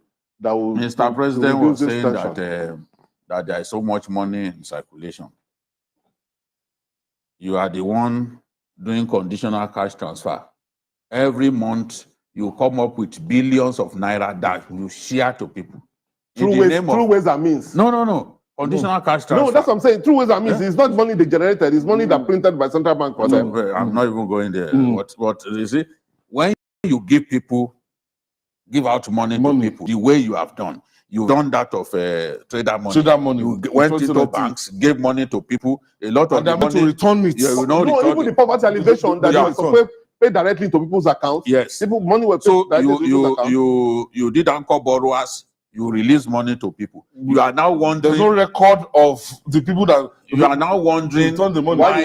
why there is so much money in circulation. When every month a minimum of 20 billion is what you share to people in the name of conditional cash transfer. So if you are doing that, there is no way that people won't have more money to spend. So whom are you blaming? You came up with policy, you put money in people's hands, whether it's trader money or not, very close to the election. We remember Baba Kekere was the one sharing the money at that time. People come and understand. Yes, Now, you are saying that there is so much money in circulation. Who caused it? Who gave people so much money to put in their hands? You did it. So you can't then punish the rest of us who did not benefit from trader money, anchor borrowers, even nicer to giving money to giving agri credit to farmers. All of these things will naturally make our people to have more money. They have more liquidity. So you are now blaming everybody that there is so much money in circulation. And even that one, people have argued that it is not even true that there is so much money in circulation because based on this percentage of the money in the economy and what is in the hands of people, they are saying no. We don't. It's not even true that we have so much money in circulation. Yeah, individuals is 500 billion, and about 2.2 or thereabout trillion is outside the banking industry. That's why they came with that. I agree that it is not good for the economy for majority of your money to not to be useful to the economy. It's useful. Not that it's not useful. No. If it is charged somewhere, it's not charged. No, that's what they claim. The farmers, for example, they claim that they use their money. Yeah, it's not 2.2 trillion. That's what the central bank governor said. That 2.2 trillion is outside the banking industry. But that does not necessarily mean it's not the fault of our people. The mistake they are making is that does not mean that it belongs, that is in some politicians. No. There are a lot of farmers, especially in the north, who transact their business in cash. And who keeps their money at home because of the nature of where they operate from. Rufai told us, for example, that there is a local government in Kaduna State that doesn't have banks at all. And that there are a lot of farmers there. Those farmers were so angry and said that, how can you make us poor overnight? Because what is going to happen to the money? And they have to convince that, don't worry, won't lose your money. So it's not all this money that is not in the banking they are making it look like it's politicians. I mean, look at the way people are thinking. Before now, even before this crisis, I used to talk about the Singa market in Kano.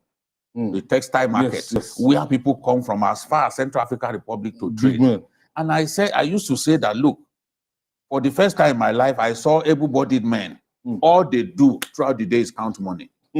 They hire them just to count money. These people don't believe in the banks. As they are bringing, maybe they just did a transaction, as they are bringing this thing, it's already shelling out that one to go and buy more products.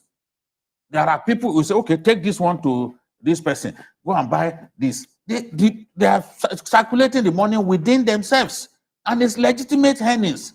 There are people who have never borrowed money from the banks, and they do legitimate business. There are a lot of people that don't even have bank accounts. They don't have, and it's not their fault. System. Yes. Statistics show that only 18% of women in Jigawa State actually have bank accounts. Very much. So this money that is still out there, a lot of it, I can say more than 90% of it is actually a lot of people who are farmers and other people. To say that, oh, politicians, we are discussing the 7 politicians start 22 billion. And we are discussing, he said this is crazy. That's a stupid thing to say. How can somebody put 22 billion in they won't stash naira. They won't stash naira. They won't. It's dollars that they stash. Who will put 22 billion? I don't know. These are the things that they are saying just to make people believe that, oh, this policy best in Nigeria. After the election, all these grants. Somebody say, oh, this whole thing will just fade after the election, this thing will fizzle out. When they now after the election, the won and lost. You will not say again that political money in their own. But my feeling is, I'm not so hopeful that after the election, this supply hiccups will stop. I'm not so hopeful. It will take time. Yes, because we need time, given the incompetence that we have come to associate with the central bank, go and write it down. What the central bank would do is to inject the 500 and the 1,000 back into the economy and ask people to spend it, spend it side by side for some time. Go and write it down. Write today's date down. Because if they don't do that, that story of it being trashed. If they don't do that, nothing is trashed. The man is nothing is trashed. No, you know, I said to you something when you brought the matter. I said we didn't hear it from him, so let's not. It's other people that came while trying to negotiate with governors that claim that it's trashed. Nothing is trashed. And Nasu El-Rufai said we showed them evidence that we are aware that nothing has been trashed. So let's not even go into that one again. Because we'll be providing ammunition for evil people. Nobody, the banks still have this money in their vaults. Of course, they do. So we have people in the banks now that we can ask questions from. So it's not the sort of story. Because I know that the problem that they know that they have a supply problem. That is why they said, okay, because they believe that if they inject the 200 naira denomination, that most people who keep money they prefer higher denominations. They prefer higher denomination. That is the reason for that. So I believe that by the time we finish the election in March, and there's no story again that politicians need money to do an election, then they will sit down and realize that they have problem with the supply chain, and they have to inject more money into the economy, and they will do that because we cannot continue like this. But even the currencies that they did not reprint, remember this whole period, even those ones we did not see. The new ones? The lower denomination. No, those ones we didn't see now because they lost value. We didn't even see. Who wants to spend 15 naira now? No, like even 100 naira, for example. They should do the more 100 naira, yes. It's still a legal tender, but we did not even see them. That's the thing. People were asking that, okay, the ones that did not reprint, where are they? How about coins? No, I said the ones, it's not the 100 naira denomination. It's still legal tender. It's still legal tender. But where is the 100 naira notes? Where is it? Where is it? The old 100 naira. Yes, it's still legal tender. Yes, now it's legal tender. So even at the height of this scarcity, even at the height of this scarcity, nobody could lay his hand on them. We didn't even see those ones. The old note, it's legal tender, you can use it. But we didn't even see. That's what I'm saying that. So it's not that we have this supply problem. And Nigerians cannot continue like this. It's so sad that Nigerians are feeling like this in 1 week to election. Next Saturday is election.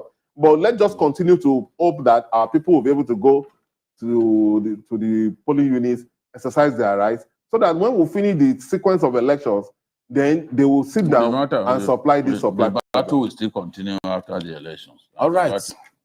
Okay, moving on now.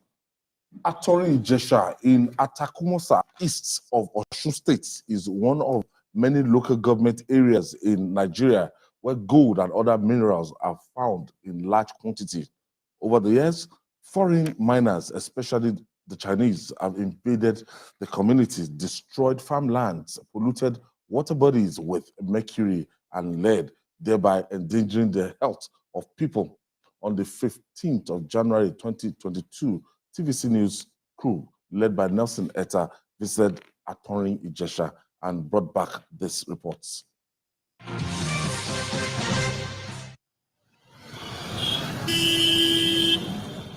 On the 15th of January 2022, when the world was just settling into a new year, TVC News crew set out for a journey to Osun State. Our destination is Atorin Ijesha in Atakomosa East local government area of the Southwest State. Since 16 and there's no development. I don't think we're asking for too much. The mission was to unravel the mystery behind operation of illegal gold mining and refining by foreign nationals, particularly some Chinese.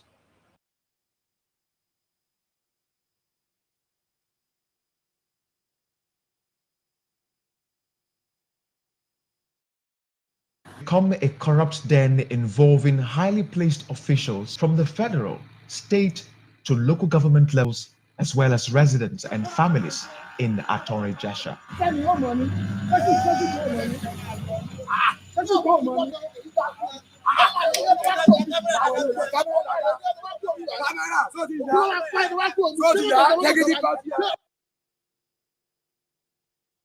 Gold is a chemical compound that was discovered approximately 6000 BC in the Middle East.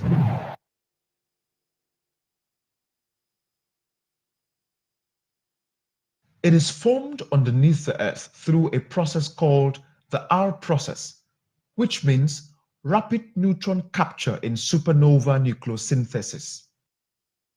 The color of gold varies due to its quality or carat difference, but generally, it is a bright yellowish metal.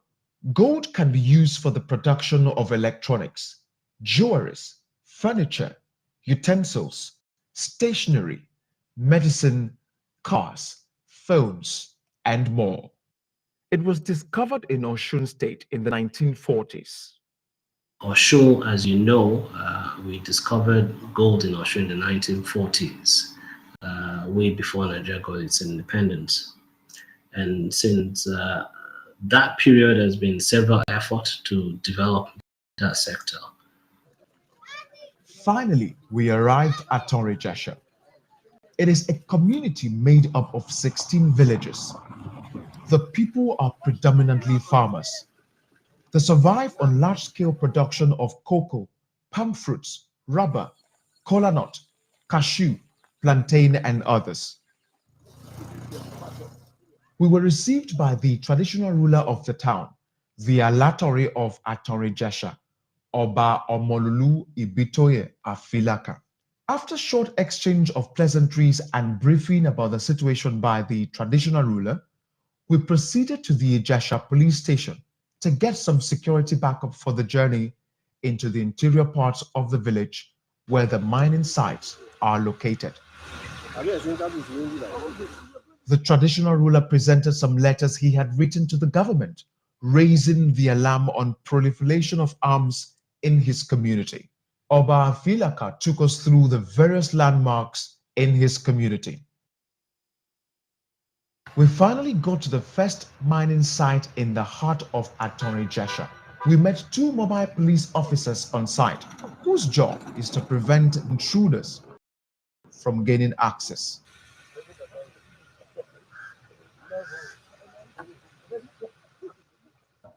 Before mining for decades, but today it is ruined and deserted with artificial lakes dotting the land due to years of digging with excavators. This is the boundary and the beginning of Atorin Ijesha in Atakomosa East local government area of Osun State. For decades, this has been a plain land that is as high as what we can see over here.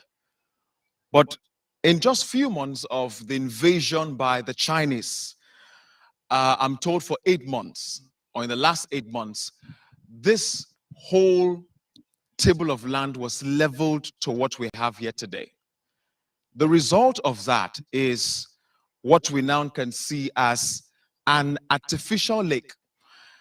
This is what this community has been drawn down to suffer of the months and the few years of the invasion into this community to excavate and mine their gold.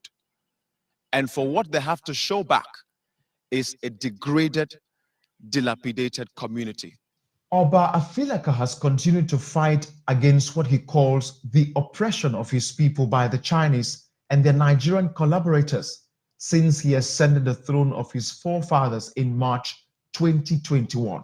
What's happening now is we're being conquered stylishly by the Chinese illegal miners in collaboration with some, I say collaborators. Just before the Chinese came, we had artisanal miners, Hausas coming in, Hausa Fulani, people from the north. They could only bite as much as they could chew. Then came the big players, the Chinese illegal miners. And they came with excavators. Truth be told, they're killing us. They're killing us softly with their mining. This retired civil servant from Nigeria College of Aviation Technology, Stephen Olu, lamented the destruction caused by illegal mining in the community. As what we heard from beginning was that from the top, that the federal government is aware of it. The local government, the state government is aware of it. And the local government too is aware of it. And the Obas, they are aware of it. So with all these powerful people, what can we do? That if we like it or not, they will do what they would like to do. He also admitted that he received 1.5 million naira as compensation for a cocoa plantation he inherited from his father after it was destroyed. The whole family was given, I think, 1.5 million. I spoke with the village head, the Oshoba of Atori, Isaac Olanikbeku, who spoke in Yoruba. He narrated his experience with the child. Gẹ́gẹ́ bí àgbẹ̀ ní gbogbo àràǹdì bíi àwọn nǹkan àlùmọ́ọ́nì púpọ̀ ti bàjẹ́,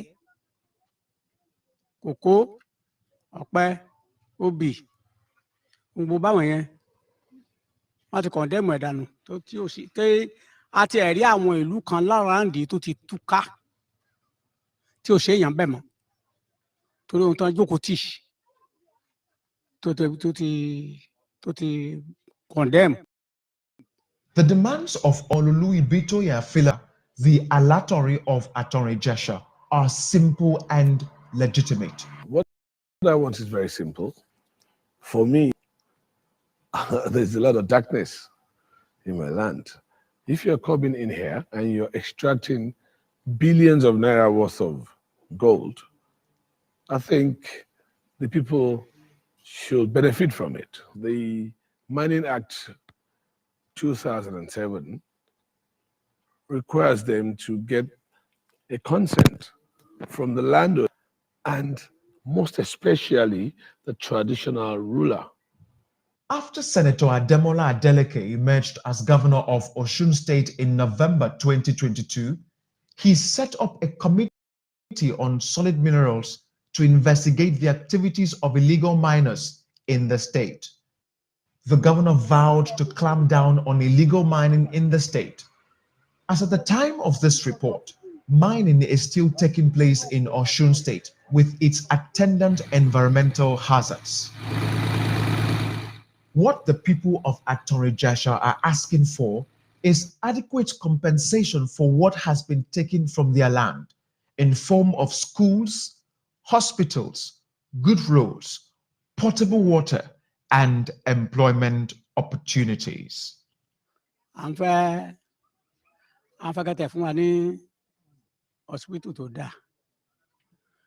À ń fẹ́ pé kẹ́kọ́ ẹ bá lè kọ́lé hospital fún wa tó dáa báyìí. I want good road from them to give us good road. Now, good hospital.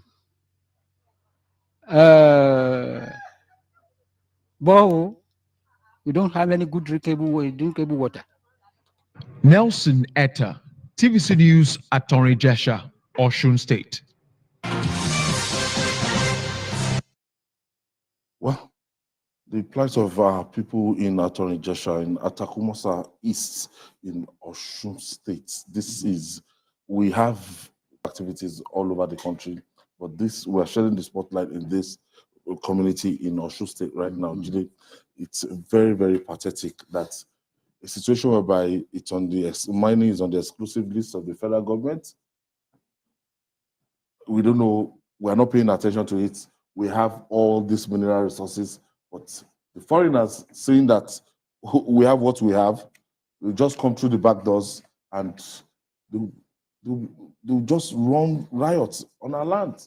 You know, they can't do this without Nigerian collaborators. Even in Zamfara, which has gold. The gold in Zamfara, you don't need to suffer to pick, even on the floor, on the ground, when it rains and the rain washes off the topsoil, people pick gold. Wow. In Zamfara. It's such a blessed community. Unlike Osun State, where you have to dig up to 100 meters. They are, they have. I remember the governor of Taraba State complaining to me that he went to a community where they told him that a Chinese was mining tatalite, and nobody gave him the mandate. They just found themselves in our country, and they are doing what they like. Because our people are cheap, it's easy to compromise security agents in our country. Don't be surprised that these illegal miners have, in some cases, soldiers, police guiding them, and they will mess up against complete destruction of the communities. Now, the mining has contaminated the communities. Look, see the way they are digging. You can't use that part of town anymore. To grow anything. If you have farmlands, no, just like Ibadan people, in these communities, every family has its own farmland as located to it, like Ibadan, as big as Ibadan is. Every family has their farmlands. Although those farmlands may have become built up areas. Like the governor, I think the governor's area is Onara. The current governor. I think his farmland is in Onara. But the point that I'm making is people have lost their farmlands as a result of the activities of these illegal miners. And this thing is going on in all parts of the country. You report it, the traditional ruler reports, and you will see that nothing is done. Because they understand us very much. Once they grease people's arms, this kind of story, you will not see it. So the media has to expose. You will not see, nobody will come and arrest them. But what they are doing is illegal. No one can go. You can't, as a Nigerian, go to China and do what these guys are doing in our country. Was it not the other day that we were even reading that even the Chinese set up their own prison inside our country?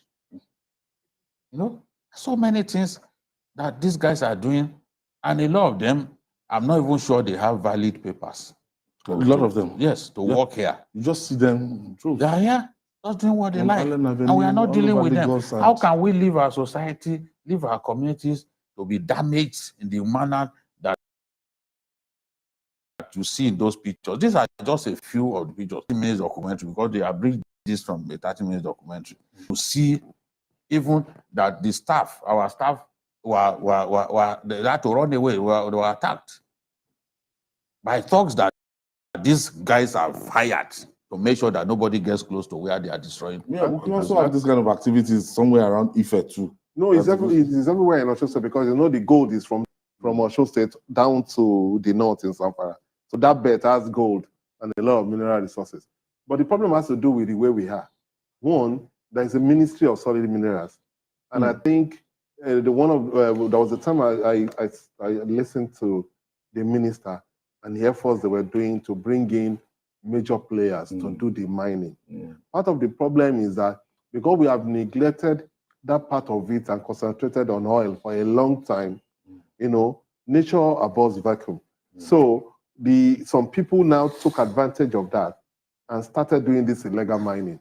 So what I would suggest is that, one, the Ministry of Solid Minerals should be up and doing and be able to identify where these minerals are, the major players in these areas, try to rein them in and make sure that they put them in cooperative societies and then work for government so that it will be planned, not that people will do things and destroy farmlands and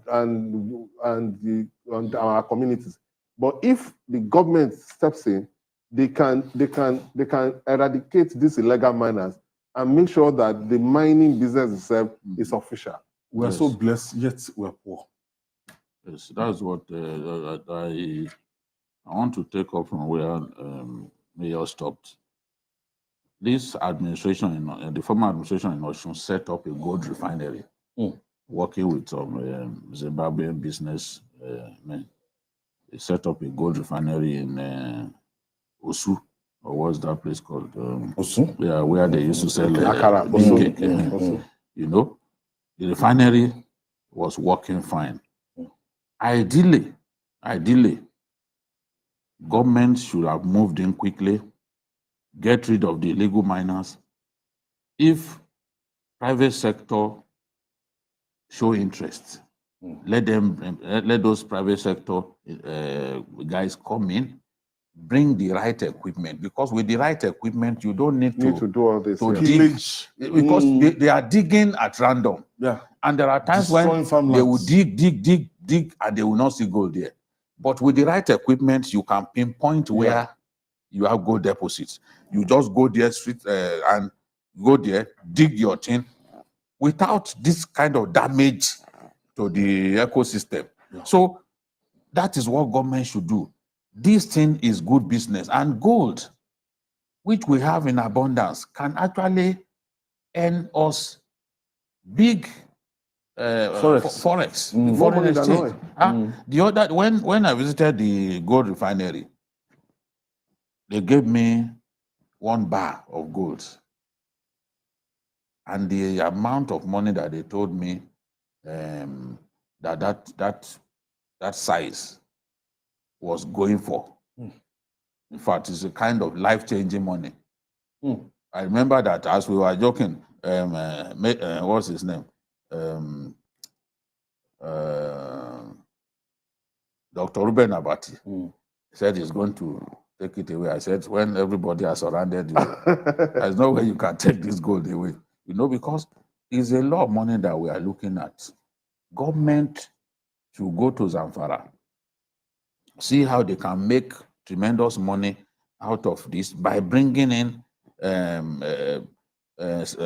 private sector players who would work with government to make sure that especially the big players from South Africa, yes, from Australia. yes. Look at South Africa. Landing to mining. Gold is consistent.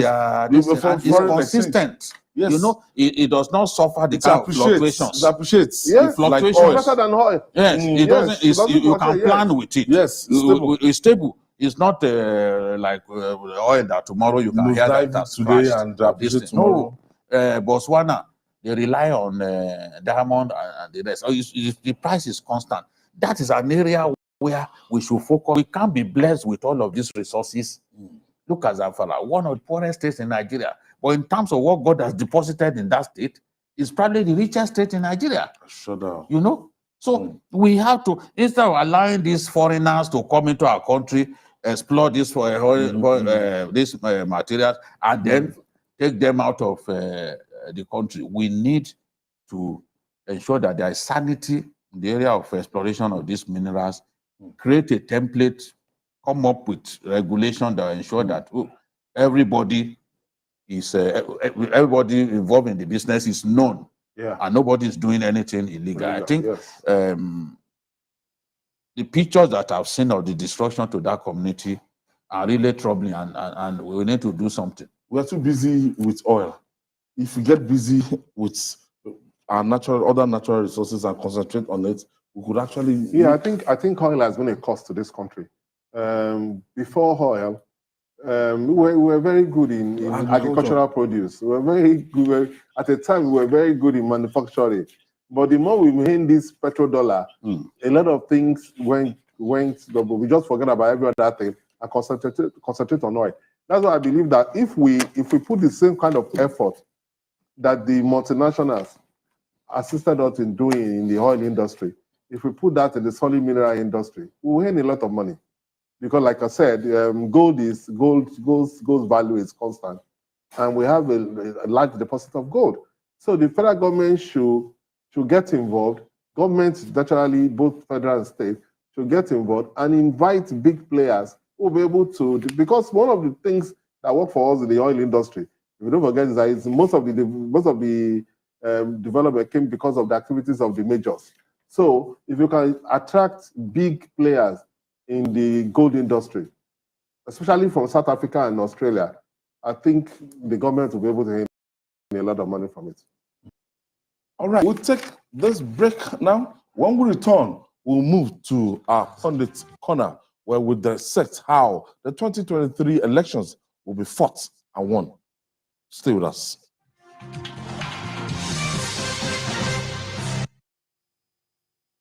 It's a moment. Instant breaking news from all over the globe.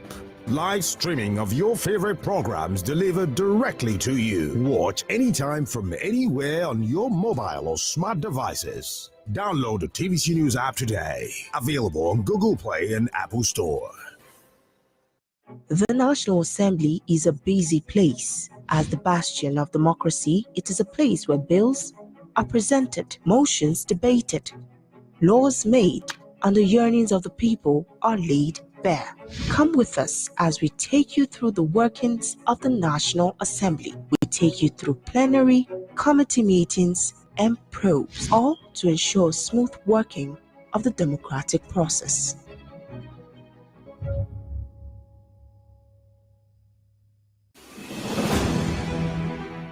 It's the 7th successive general election in Nigeria's 23 years of unbroken democratic rule. With more than 93 million registered voters, this is Africa's largest election, having over 75% of voters between the age of 18 and 49. This election is a massive operation, with voting in over 176 polling units across 774 local government areas. You need a station like TVC News for minute-by-minute account. From the presidential and national assembly elections down to the governorship and state houses of assembly poll, we are on ground every step of the way with live coverage across the 36 states and the FCT. It is an election like no other.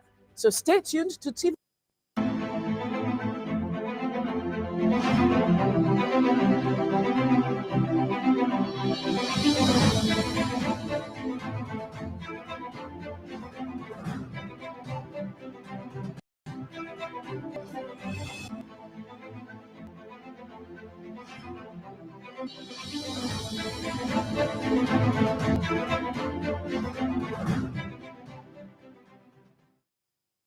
It's the final segment of the show, Journalist Hangout on Sunday. Welcome to the Pundit's Corner, a segment on Journalist Hangouts where we analyze the shape that the 2023 general elections of battle will take. Today, we are beaming our searchlight on Akwa Ibom, Kebbi, and Kogi states. Jide, let's start from the South states, Akwa Ibom. Yeah, the South state of Akwa Ibom has always voted the PDP. Remember, from time. Yes, since 1999. That's never failed to vote. Obong Victor Atta. Yeah. Fabio, then to Udom Emmanuel. You know, and to show you the resilient spirit of the PDP in the state, even when Fabio left the family, yes, and contested, they still rallied around. You know, they refused to vote for him. He was defeated. He won only one local government in the entire senatorial zone. He won his Sianudim. You can see that results. Yes. Between Udom Emmanuel and Isima Ikere. Yes, and all these guys, Isima Ikere and Udom Emmanuel used to be in the same party. Yes. Because Isima Ikere was a member, you know, himself and the current Minister of Niger Delta. Yes. You know, they were very prominent in that administration. Now, the National Assembly election, naturally, the PDP will do quite well in that state. The PDP is expected to dominate the National Assembly election. But all eyes will be on the senatorial district of Akpabio himself. Yes. Now, Akpabio and his kinsmen have 3 local governments. The PDP candidate has 5 local governments. Okay. And that the PDP candidates parts of the state are yet to produce a senator.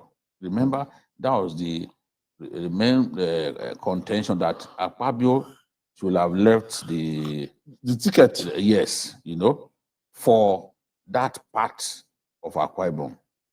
Because they are saying, look, we have never produced a senator, so this is our turn. Now, Akpabio has a tough battle on his hands because those people have the numbers, they are in the majority, and they have 5 local governments. He has 3. So this time around, many people are thinking that, look, let's give it to Akpabio.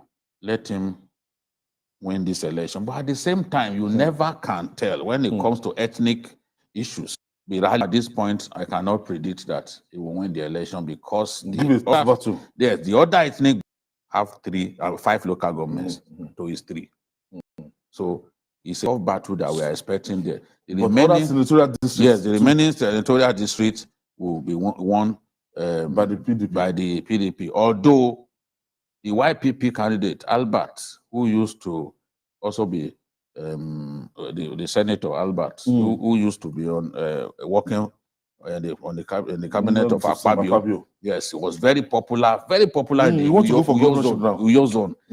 His influence should drive votes to the candidate of whoever is representing that senatorial district. But I still think that ultimately the PDP candidate will the natural PDP family. And the same pattern that the House of Reps battle will take in that state. The governorship battle is another very interesting situation. As we speak, Etainang took his party to court. That's APC. Yes. Now, INEC is yet to list APC on the ballot. We don't know, anything can still happen before the election, but it is not looking good at all, because if at this time they have not been listed, so who will you be rallying your people to already vote for? Udom Manuel is strong enough. He has chosen a successor, you know. Udom Emmanuel, Michael Enyong is an House of Reps member. He took his party to court.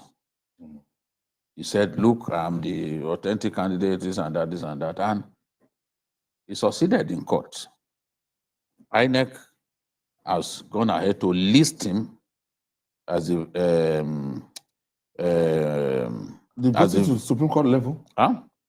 They go INEC listed is a member, INEC listed someone different from the candidate of the governor. Yes. As the authentic candidate. As the authentic candidate of the party. So now, how do we get the governor to support a person that he did not want? Because it was this Pastor Umar. Yes, Umar that's error. Yes, the fair man. Yes, that's the person that the governor wanted.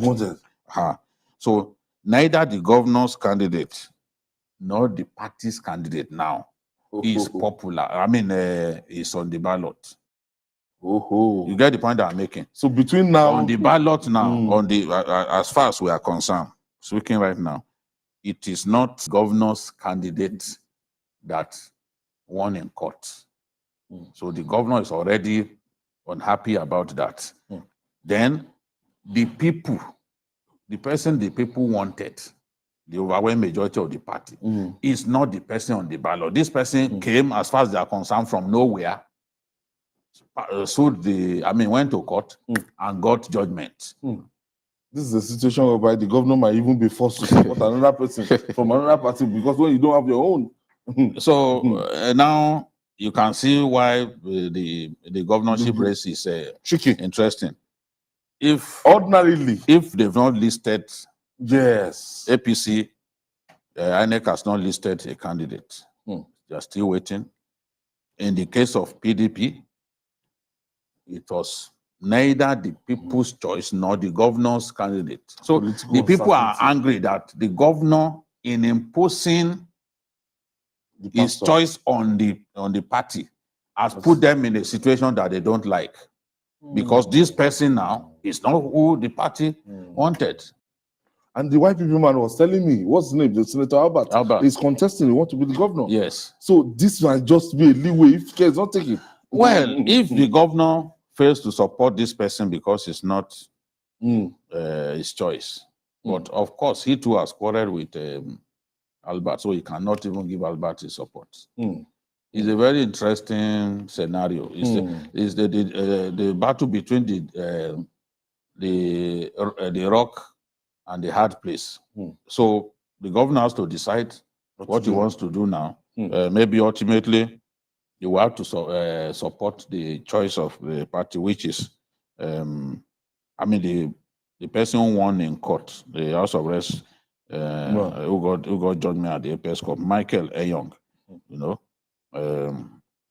so that's that. There is a bit of revolt among the party members that it was governor who brought this kind of unfortunate situation on them, where somebody came from nowhere, somebody that they do not want, has become the candidate of the party. Perhaps this could create an interesting scenario in the party whereby an unlikely person, a dark horse, yes, will just come from nowhere, yes, and but as I always say, it's a PDP state, and you always fancy the chance of the party. It all depends on, because if you look at the whole of the South, apart from Wike, no governor has the resources to Udom. But Udom is said to be very frugal. Yes, doesn't dish like. But he has the resources. If he wants to use it, he can go a long way. So if he now chooses to fully support this guy who has emerged against the run of play, then PDP might clinch it. Then for the presidential election, the PDP has an edge. Atiku Abubakar has an edge over just take Akwa Ibom over others. He has an edge. Ashwaju too is making progress. In fact, made inroads. Yes, might get more than the 25%. Yes. Required. In fact, it's suspected I could get up to 30 or 35 because there are many people in that state who think that, look, at this time, it should be power should go to the south. But still, it's going to be PDP for the presidency. Yes, PDP should win because he's the chairman of the campaign in the South. Yeah. So he will want to do his best to make sure that he delivers. So let's go to Kebbi State now. Now, Kebbi, there are two individuals who have changed the dynamics of Kebbi politics now. Senator Adamu Alero from Kebbi the former Central, governor. the former governor, and he's actually the leader when it comes to Kebbi politics. All of the other people, is the most popular politician in Kebbi State, and a lot of the other politicians rose off his own efforts, to become who they are. He and Senator Abdullah Argungu, the former majority leader in the PDP, that has made the PDP very strong in Kebbi State, and the tides appears to have shifted, to the PDP. The PDP clearly has an edge now in Kebbi State. The House of Assembly, it is expected that they will dominate because those two individuals, especially Adamu Alero, are very popular, very, very popular in the state. Then the House of Reps, the same pattern. We expect them to dominate. And the Senate, the best that can happen is 2-1. That is, those two individuals are going back to the Senate. And Argungu, Senator Yahya Abdullah Argungu, is expected to win from Kebbi Central. Adamu Alero is expected to win from Kebbi Central. Senator Yahya Abdullah is expected to win. And Kebbi South is, I can't project what will happen in Kebbi South at this time because it will be a tight race. Ibn Nala is going back. Senator? Yes. Old hand? Yes, but he has a lot of work to do, in that in that area. For the presidency, everyone that I've spoken to told me that Asiwaju Bola Ahmed Tinubu is very popular, but that they are expecting a narrow victory for Atiku. Even PDP members admitted that it's a tough one. Some of them told me, look, we don't know who will win. It's too close to call. It's too close to call, but majority are giving it to Atiku by a narrow margin. Again, because of the momentum that PDP is enjoying right now. PDP is enjoying a lot of momentum at this time because of the switch of those two individuals to the party. It has energized the PDP, and a lot of them complain that the governor has not really performed. They are not happy. Then there's division, serious division within the APC, which led to so many defections. So all of this will hurt the APC, no doubt about it. It has left Kebbi hanging in the balance. APC has a lot of work to do to not lose the state in terms of the governorship, and other contests. But the presidential race will be quite close. That's what everyone is telling me. So narrow victory for Atiku, yes, for Atiku in the presidential race. In the presidential race. But many people will still think that it's too close to call. All right, we go to the final states, that Kogi State. Oh, that's my state. North Central.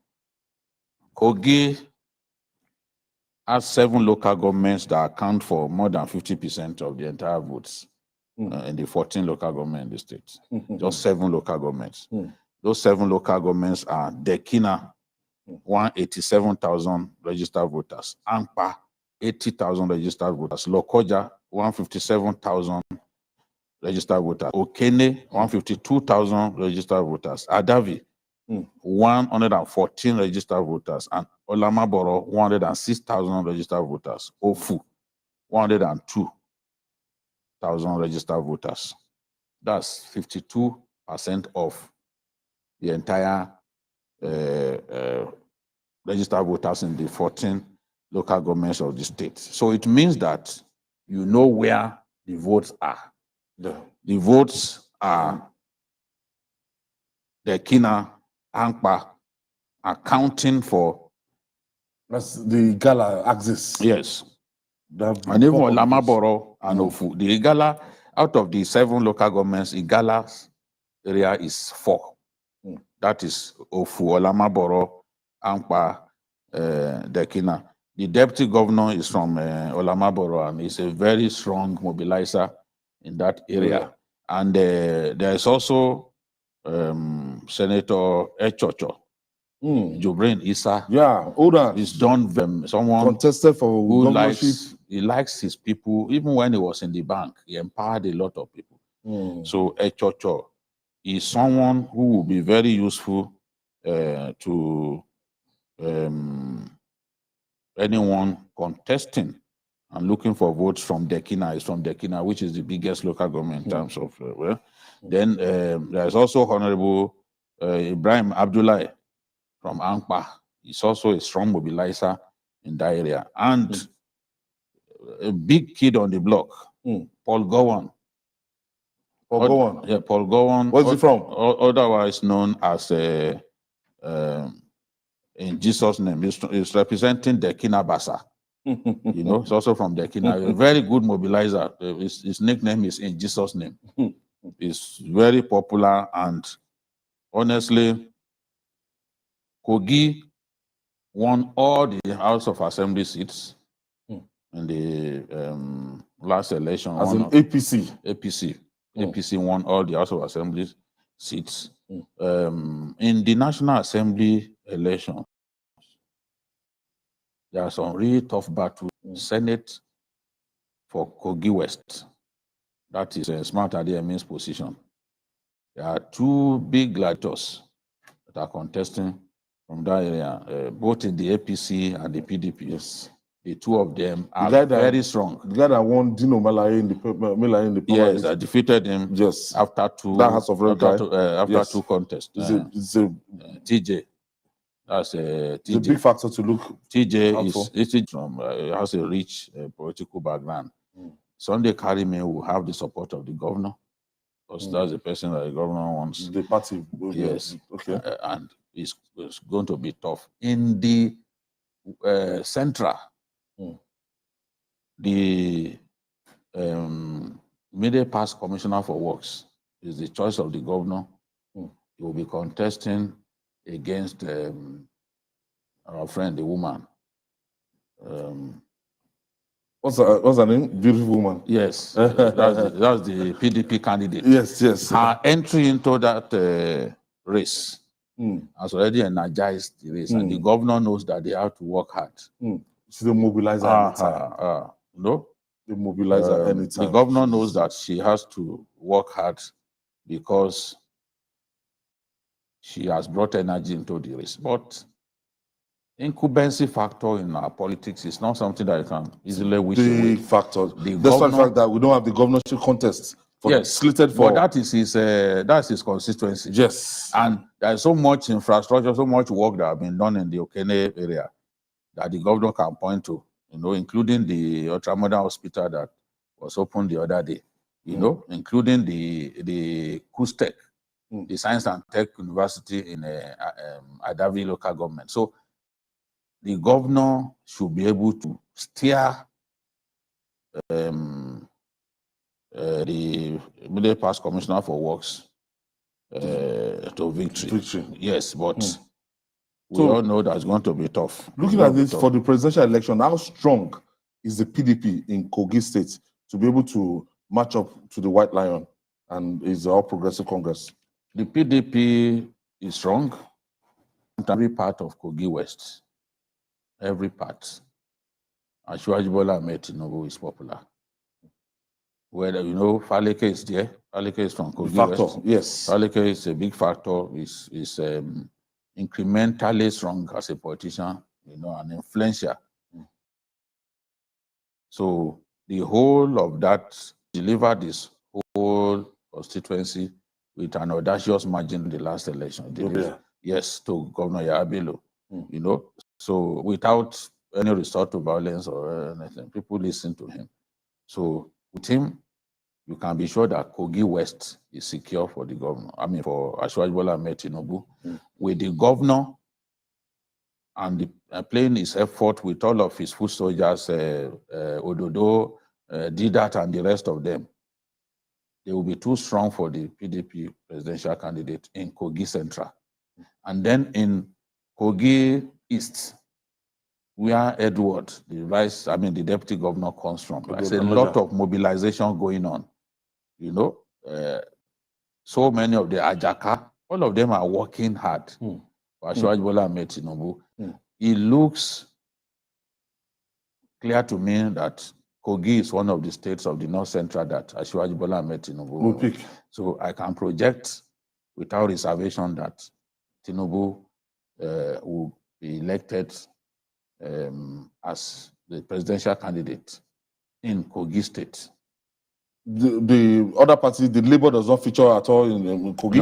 No. NPP? No presence? No. So the battle is between the People's Democratic Party and the opposition for some time. That was the first governor. Forgetting the name of Ibro. Governor Ibro. So it's a win for Tinubu in Kogi State. In Kebbi, it's going to be a very close race. Some people are saying too close to call. Okay. But I see a narrow win for Atiku there. And then in Akwa Ibom, Atiku should carry the day, thanks to the efforts of the governor. All right. That's where we touch down today. I'll say thank you to Mayor Akikwalu, who has been our guest today, and even the master himself. Thank you for the pundit segment and our analysis today, all through Sunday special. And that's our offering today on Journalist Hangout on Sunday. Join us tomorrow for the regular episode of the program at 5 p.m. You can watch the repeat broadcast tonight at 11:30 p.m. We're on YouTube, youtube.com/TVC News Nigeria. I'm Ayodele Uzuba. Bye for now. See you 5 p.m. tomorrow.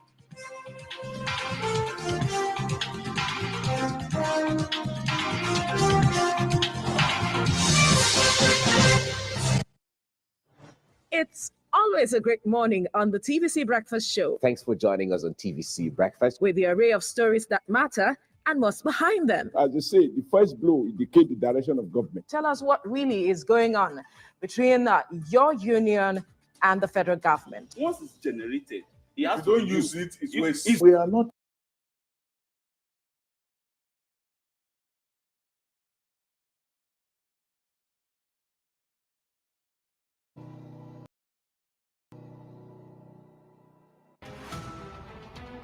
Every major news story is with many perspective and levels of impact. Hello.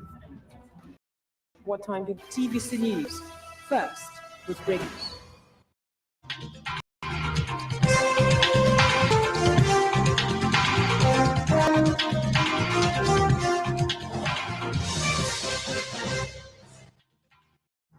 All right, good afternoon. Believe it or not, it's December 25, the first day of the 12 days of Christmas. And we want to say, may the very merry bells ring for you, for country, and for family. Okay, I am Citizen Jones. Welcome to the program this Sunday. Today on the program, reps seek introduction of anti-corruption studies into schools' curricula.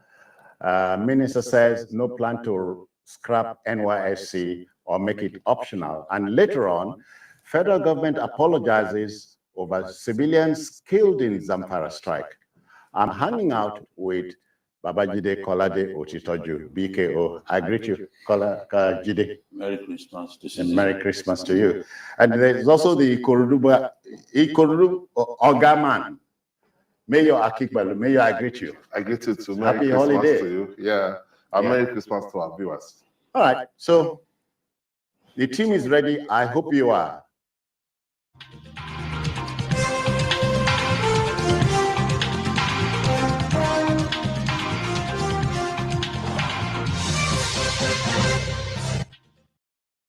Okay, let's go. You know, if inflation is as violent as a mugger, you know, then insecurity is a crusher. Christmas or Noel is an annual Christian festival, you know, commemorating the birth of Jesus Christ. It's an essential time for the exchange of gifts and homecoming. For millions of countrymen and countrywomen, this annual ritual would be a non-event, no thanks to hyperinflation and insecurity. You know, prices of essentials like tomato and pepper have gone through the roof. Transport fares, destinations, and stuff like that are harrowing, you know. All right, let's go on a break. We should be back shortly. Please stay with us.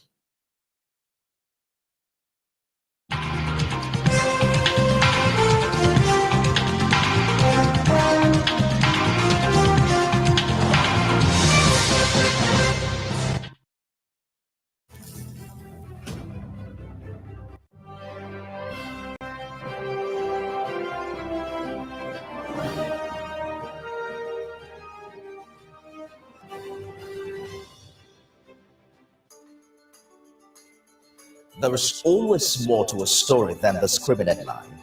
The part of a story that is not told casts a shadow. It's like the part of an object that is not reached by light. On TVC News, I'm able to explore the many angles there are to a story, talking to stakeholders, asking the difficult questions, and digging for facts. I believe the viewers are able to make a better decision if they're well informed and understand not just the part, but the complete story.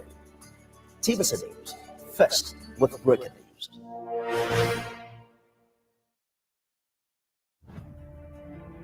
Politics is defined as getting what, where, when, and how. But in the mix, many things come to play to shape the political fortune of any country. Honorable Minister, how you misinform the public? From the political actors to the electorate, campaign to voting, from debates to policy decisions, big events happen to engage us in constant conversation. That's what we're looking for. Not some people who are talking about ethnicity. No. Who is on your mind? Don't worry. Join me every day on Politics Tonight, where we dissect issues that shape our political destiny. Politics Tonight, weekdays on TVC News. Doubt and fear doesn't occur at the canvas, it shows in the canvas. It shows the conation of raw earthen material slapped, stroked, and molded at a pace provided by the doubt and fear. Every move weigh in the struggle of one to the other, merging the past to the present, brushstrokes of colors seen but not known.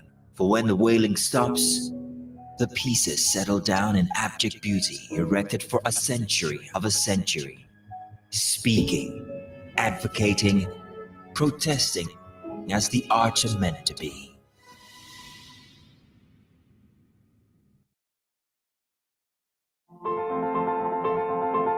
Every 1 hour, 86 migrants enter Lagos State. It is a beehive of activities. Every second counts in this city that never goes to sleep. There is always something to talk about.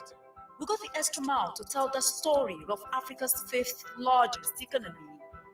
We track happenings on land, on waterways, and in the air. We go against all odds to ensure that you are heard. 25% of the entire spread of Lagos is covered with water. I'm a dedo just I'm a guinea. I live in Lagos.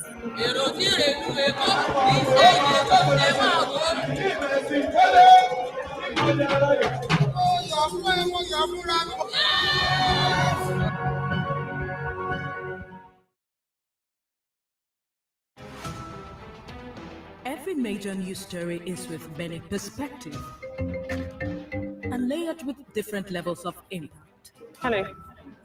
What time? TVC News, first with breaking news.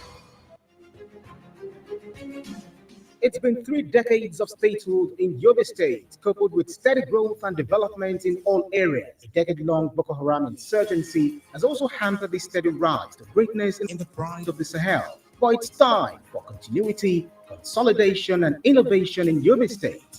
Watch as Governor Mai Malabuni builds on progress made by past administrations and breaks new grounds with fresh projects and programs on Impact Yobe.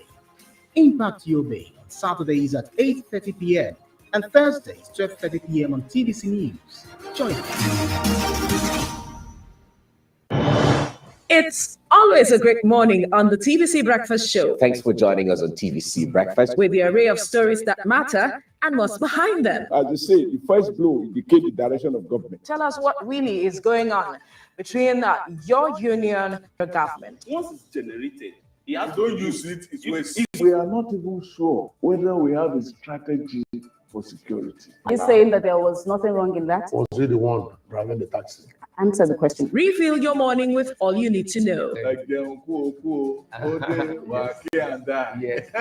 just mundane lyrics. Yes. How does that fit into your scheme of events or duties right now? No chief of staff, no general has the right to call a governor to order. The governor has been elected by his people. Start your day right, because this is the breakfast show that adds to your breakfast. TVC Breakfast, weekdays at 7 a.m. only on TVC News. The TVC News at 7 and the TVC News at 10 are not like any other news broadcast. It's the big news hour, the hour for the big breaking stories. We've got some of the best reporters on the field. Taking you through as it happens. It's fast-paced, hard-hitting, with investigations that matter. bringing in news that affects your life. With sport, entertainment, and business news, so you don't miss a thing. Experience resourceful coverage with depth.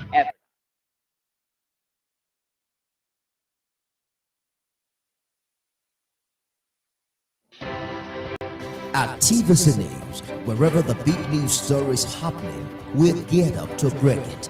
TVC News, first with breaking news. There is always more to a story than the scribbled headline. The part of a story that is not told casts a shadow. It's like the part of an object that is not reached by light. On TVC News, I'm able to explore the many angles there are to a story, talking to stakeholders, asking the difficult questions, and digging for facts. I believe the viewers are able to make a better decision if they're well informed and understand not just a part, but the complete story. TVC News, first with breaking news.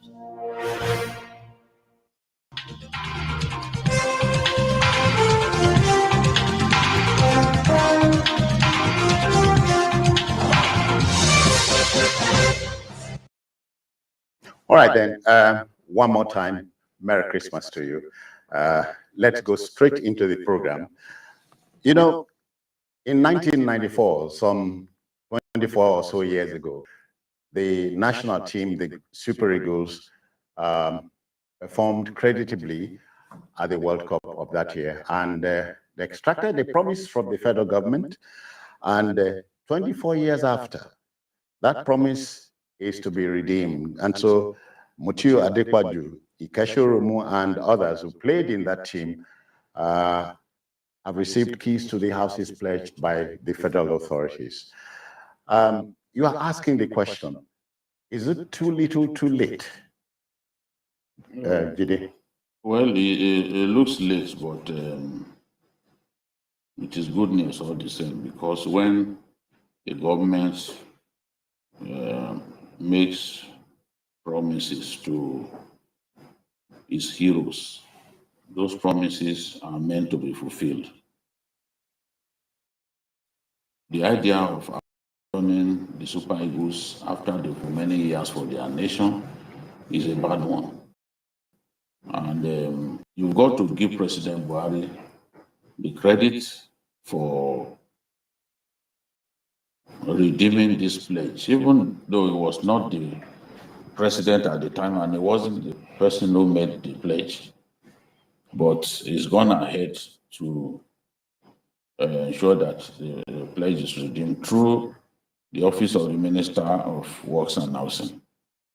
Some of the players have houses built for them in different parts of the country.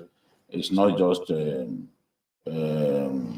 Abuja or even Ibadan. Some have houses built for them in Delta State. So the Ikeshoromu and Mutiu Adekwaju have their own houses in Oyo State. That was where they preferred, and they've been given the keys to those houses, as well as the team doctor at that time, Amo.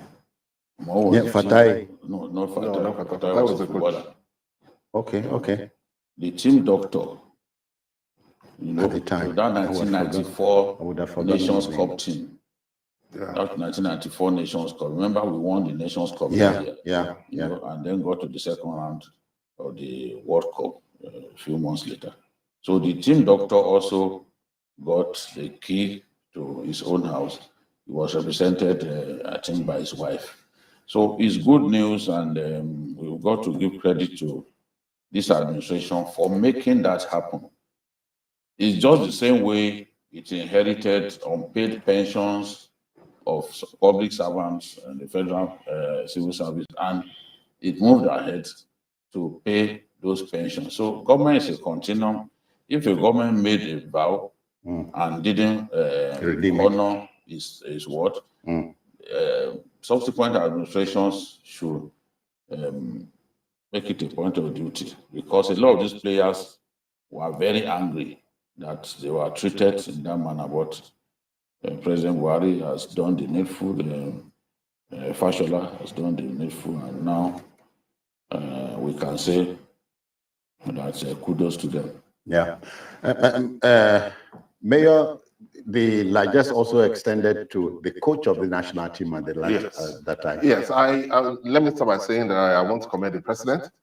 And I also want to say that it is an indictment on the activities of government, because many times when we have these sports stars, during reception, we promise them houses, we promise them different things. But typical of the way government operates in Nigeria, the person that was supposed to be in charge or supposed to do the needful to follow it up, to make sure that pledge is redeemed, will not bother. People will just believe that if the president says, or the head of state at that time says, we are giving you a house, that's his problem, and they move on with it. But this government has done well, because somebody like Westerhoff, who was the coach of that team, changed the Nigerian football. And it is heartwarming that, though it's a long time, because he's a very old man now, but at least he has been able to receive the house that was promised to them, because it was promised to them when they won the Cup of Nations. Earning the trust of the citizenry is key here. Yes, it is. That's what I'm saying. Because when you host sports stars, and you promise them things, it is to inspire others to say, okay, when you do things for your fatherland, you will not go unnoticed, and we are grateful for what you have done, for your sacrifice and effort, and we want to reward you for that. That must be seen to be done. Not that you will name it and ask for it. Some have died without receiving these houses. That's it. Because they were not in a position to receive these things. That's why we have to commend the president. I also want to commend the minister, because I think, I may be wrong, but I think one of the reasons why they were able to fulfill that pledge is because the Minister of Housing, Minister of Works and Housing, is a sports enthusiast. He's a football buff himself. He plays football a lot, So he knows these players. He was involved in football. He plays football himself. When he was governor, he used to play football every Saturday or Sunday, and he plays football regularly. Yeah. So he can understand the price of these people, and then since it's now under his purview, he was able to now redeem the pledge. Let me add that the governor of Kogi State, he organized when he was seeking to the ticket. The presidential ticket, yes.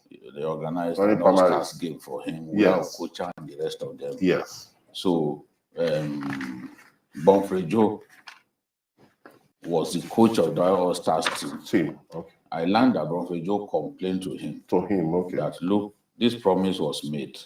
Look at us. Nothing has been done. Because Bonfrejo was the assistant coach at that time. So the governor then approached the president to remind him that, look, this pledge had not been fulfilled.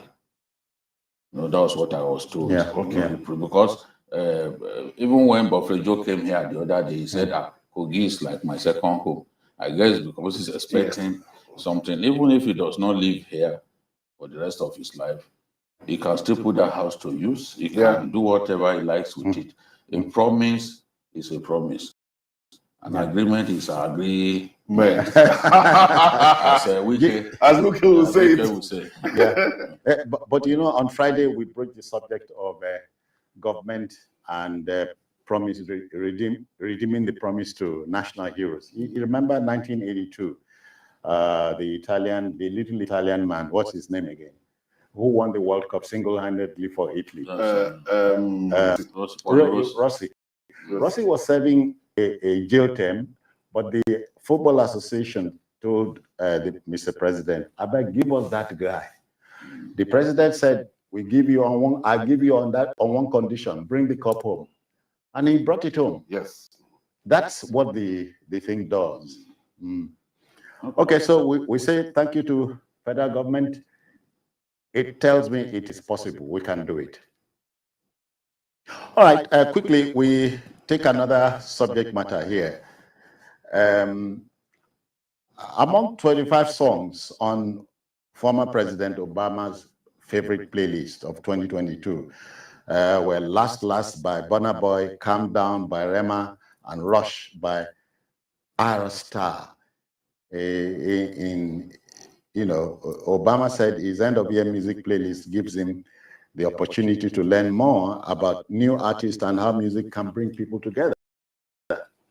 So that's one message. Yes, every year,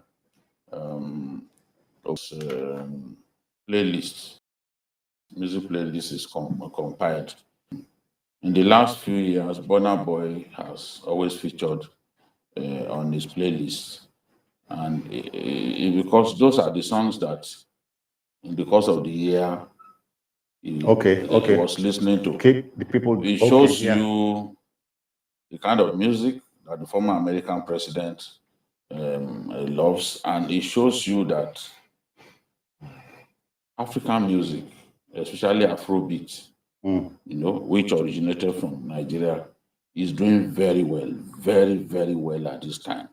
I won't be surprised, for example, if Burna Boy wins another Grammy, because Last his song is making waves across the world.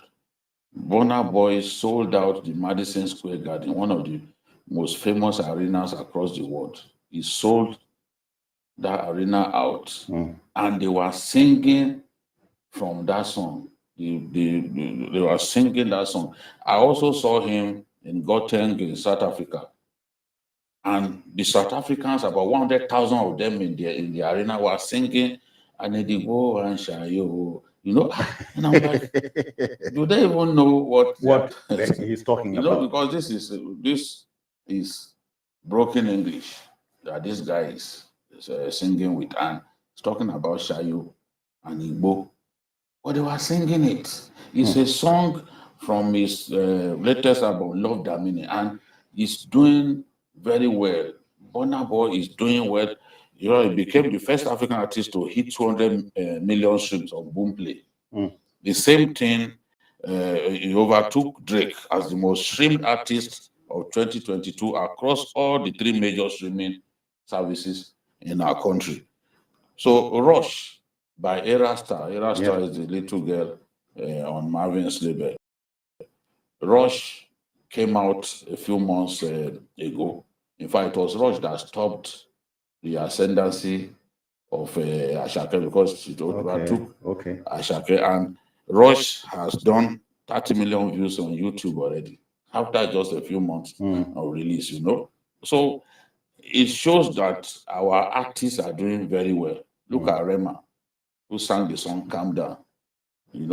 Rema, after that collab with Selena Gomez, Rema has become a much bigger artist. Yeah. Because Selena is very, very big on social media, especially Instagram. So working with Rema has made Selena working with Rema has made Rema a much bigger artist. Wherever he goes, the arenas are sold out, and you hear them singing to his song Calm Down. So I'm so happy about the progress that our artists are making, and I think the sky remains their limits. All right. Let me tell you the reason for that. Yeah. It has to do with Fela Nicola Kokoti. You know, Fela Nicola Pokuti created Afrobeat, and his own kind of Afrobeat is activism laced with a lot of jazz-inspired music. What the new generation of artists, especially Burna Boy, has done is to modernize the Afrobeat in a way that it will appeal to younger people. You understand? It took the rhythm of the Afrobeat, it took the style of Afrobeat, but now break it down. It's not a long, winding, percussion-laden call and response of Fela, but now it is now in smaller beats. You can listen to it and enjoy it. And the reason is very obvious. Burna Boy's mother used to be a backup artist to Fela Nicola Pokuti. And Burna Boy grew up. And Burna Boy's grandfather was the first manager of Fela. So he grew up within that environment, and it influenced him. And why it is very successful is that imitation cannot be the same like original. That's it. When you play hip-hop music, when you play foreign influence music, you understand? An average British, whatever, will not respect that song as much as a song that will intrigue them, that they don't understand, that they cannot play like you. So they will appreciate it more. And the luck that we have now is because our artists have realized that the future is Afrobeat and not trying to imitate the American artists. You understand? They've become very successful. A lot of them. Basically, all of them. Because the Afrobeat that they play now, the rhythm that they dish out now is authentic to African music. And this should kindle a new thinking in Africa amongst Nigerian music lovers. The seeming love for foreign music should begin to go. No, I can even say it's gone. It's gone, yeah. There is no party that you go to now. There is no Nigerian music that they are playing predominantly. In the last 3 years, I've not seen a party where they were playing foreign music. Nigerian music is the in thing now, wherever you go.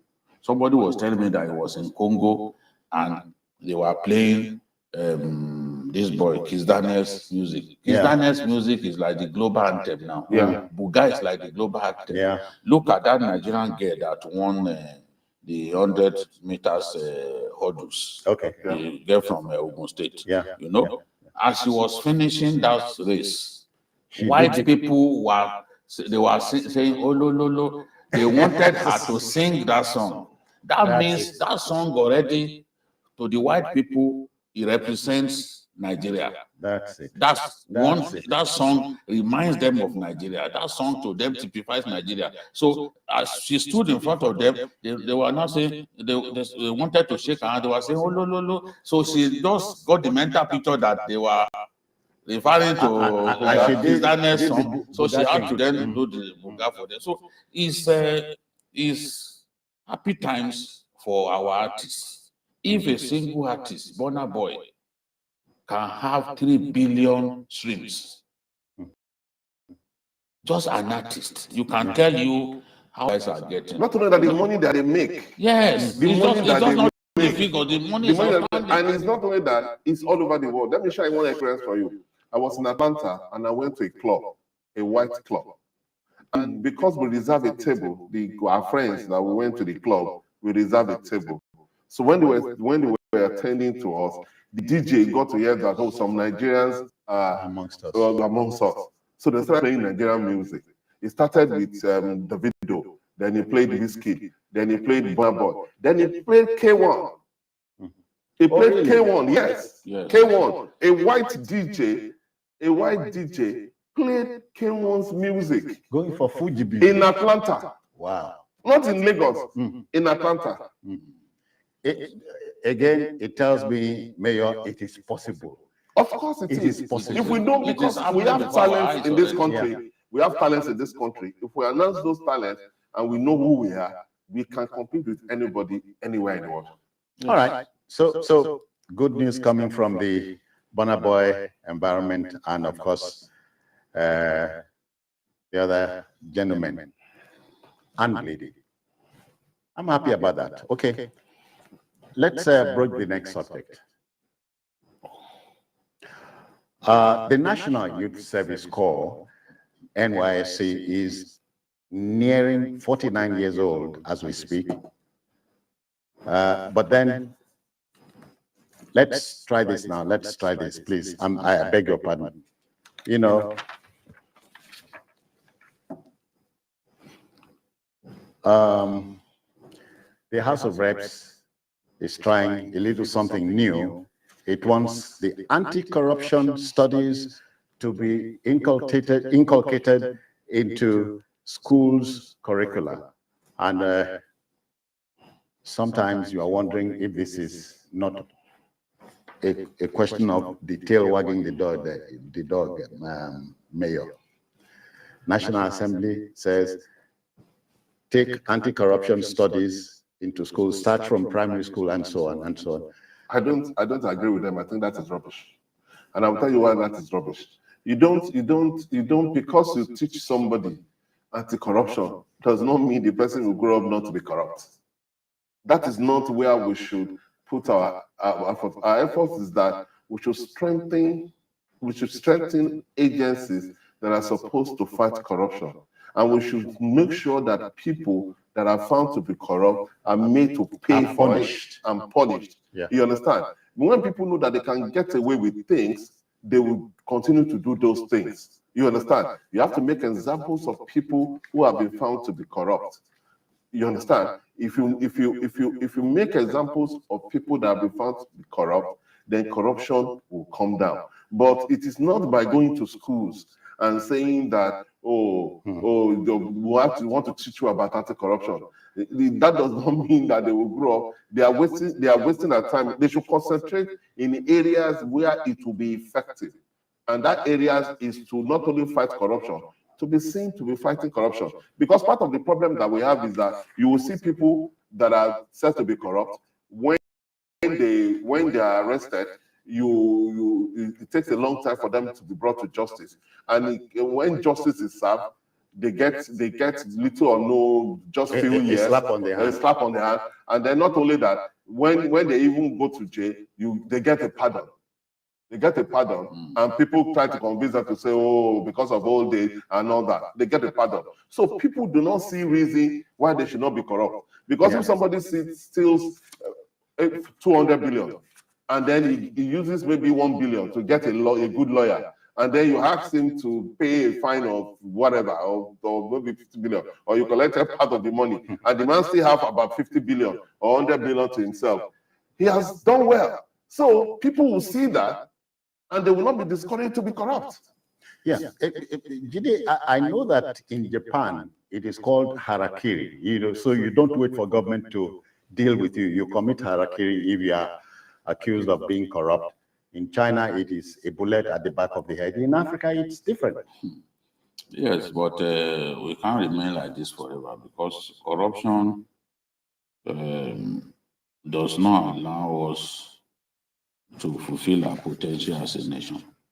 Real growth and development will be hampered when resources that are meant to bring development to communities get cornered by a few of us. So corruption is a very big problem in this part of the world. And I can see why some members of the House of Reps think that, look, we should be inculcating to the hearts of our children the need to stay away from corruption, because even the moral rectitude, it is in the homes that you teach moral rectitude. If we punish corruption properly, yes, the children learn. They will learn, but there are different routes to the market, as the Yorubas will say. Yeah. Is one of the things that we need to do. But we also need to let the children know that corruption is bad behavior. If you tell a child not to steal in your house, you tell your child that, look, don't lie. Always tell the truth. My dad will tell me that, look, if you tell a lie, I'm going to spank you. Whatever it is that you have done, admit it, confess. when you confess, you are not likely to get punished. But although there were occasions when even after I confessed, you will not get double you punishment. still beat me, and I'm like, But you used to tell us that if we confess, that we don't, we will not suffer any punishment. You know? So at times you will still not be able to resist the urge to smack you, even after you have confessed. But the message is clear. Don't lie. Stay away Don't from steal. Be respectful to your elders. Those things have stayed with us for so long. Now, corruption is looking like something in our country that is not even it's not a crime anymore. Yeah. People steal billions of naira. They are taken to court. As soon as they lose their freedom for a few days, they start saying, okay, I'm ready to refund some of what I stole. Yeah. You take some of what they stole from them and you enter into plea bargain, enabling them to keep some of what they stole. You are supposed to take everything that they stole. That's it. That everything that they stole, you are supposed to take it. And When then you are now serve justice so that they can go to yes, jail. they should still go to jail. Yes. Even after you've taken everything from them, they should still go to jail. A situation in which you take a fraction of what they've stolen. Because I don't believe, for example, and then when you announce say, it. oh, somebody stole, like the Nigeria now, they said they stole over 209 billion or so. They may not be able to quantify all of what is stolen. And still, out of what you have quantified, you took a fraction for him. The EFCC chairman was saying the other day that they managed to collect about 30 billion. Out of a suspected 109. 109. We still have a long way to go. Yeah. Now, if you don't punish, if you don't send that person to jail, if you merely took the money from him, that's not justice. It's not justice. Because he still has a lot that he has kept somewhere. You will never be able to. It's just like the Abacha family. Do you think you'll be able to take everything that they've stolen? No. That's why they are still a very powerful family. Yes, they it's just still built a the family. university. Yes, they still have money. They The still have son money. is the PDP. No, the court just gave it to him now. Yeah. The court just gave it to you. Although the other guys said they have appealed. You know, he's been struggling to become governor of that state. Yeah. In 2011, he contested. It was Buhari that unilaterally dropped him as the candidate of the CPC. And for that reason, his supporters voted against the CPC and the CPC. No. So we are saying that, look, corruption has reached that point in our country that we have to do something about it. Now, I don't oppose them trying to, what's it called, sensitize our children that it is wrong. It can be part of civic studies, not necessarily. Yes, civic Yes, studies. because our children are also going through studies, civic studies already. Yes, because civic studies is about governance and things. So it's more or less like social studies. Yes, You know that we did in those days. So it's part of civic studies, which allows the child to know his responsibilities to his country, to know why he has to be patriotic and all that. So they can still bring it into civic studies, but not necessarily carving out a subject on its own. Yes. Mayor, but you remember even the House of Reps has investigated some corrupt stories. What did we, that's what I'm saying. What did we get from it? If you remember the fuel subsidy, the fuel subsidy scam, and how it became a major problem. What's the end of it? Have you forgotten off your mic episode? Off your mic episode. That's what I'm saying. Yeah. So I've not seen the report of that. The problem of corruption has to do with that the state, the organs of state, do not have what it takes to fight corruption. They pay lip service to fighting corruption. They are not fighting corruption. And you see, the war against corruption is politicized. It's politicized. So the problem is that if I know that I can get away with anything, I will do it. Yeah. Problem. If I know that if I do something, I will rule everything. And for example, in China that you mentioned, it's the equivalent of our own NAFDAC. The person that was in charge of the equivalent of NAFDAC approved, collected $50,000, $50,000 bribe. And unfortunately, they did a syrup for kids that were found to be contaminated. The man was executed for $50,000. That is what somebody, one civil servant in Abuja will give to one girlfriend that just comes to come and play. 50,000, and the man was executed. He was found guilty of corruption. And so we must do a lot about taming impunity in the country today. Impunity is what promotes corruption. Yes, that is it. Because people know that they will get away with it. Let me tell you something. When Buhari first came in, people were scared. You will hear people say initially. People were scared initially. They were scared. Initially, because they thought. Let me tell you something that someone told me. That person was working at the airport.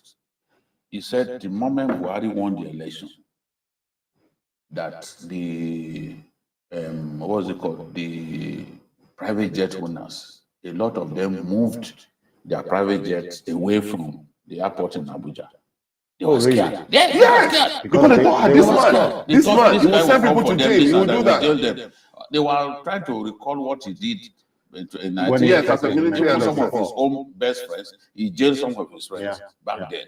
You know, you can't say that after people who even donated money to their party, he jailed them. Yeah. And when Corsair released these people from jail, remember Babajashi and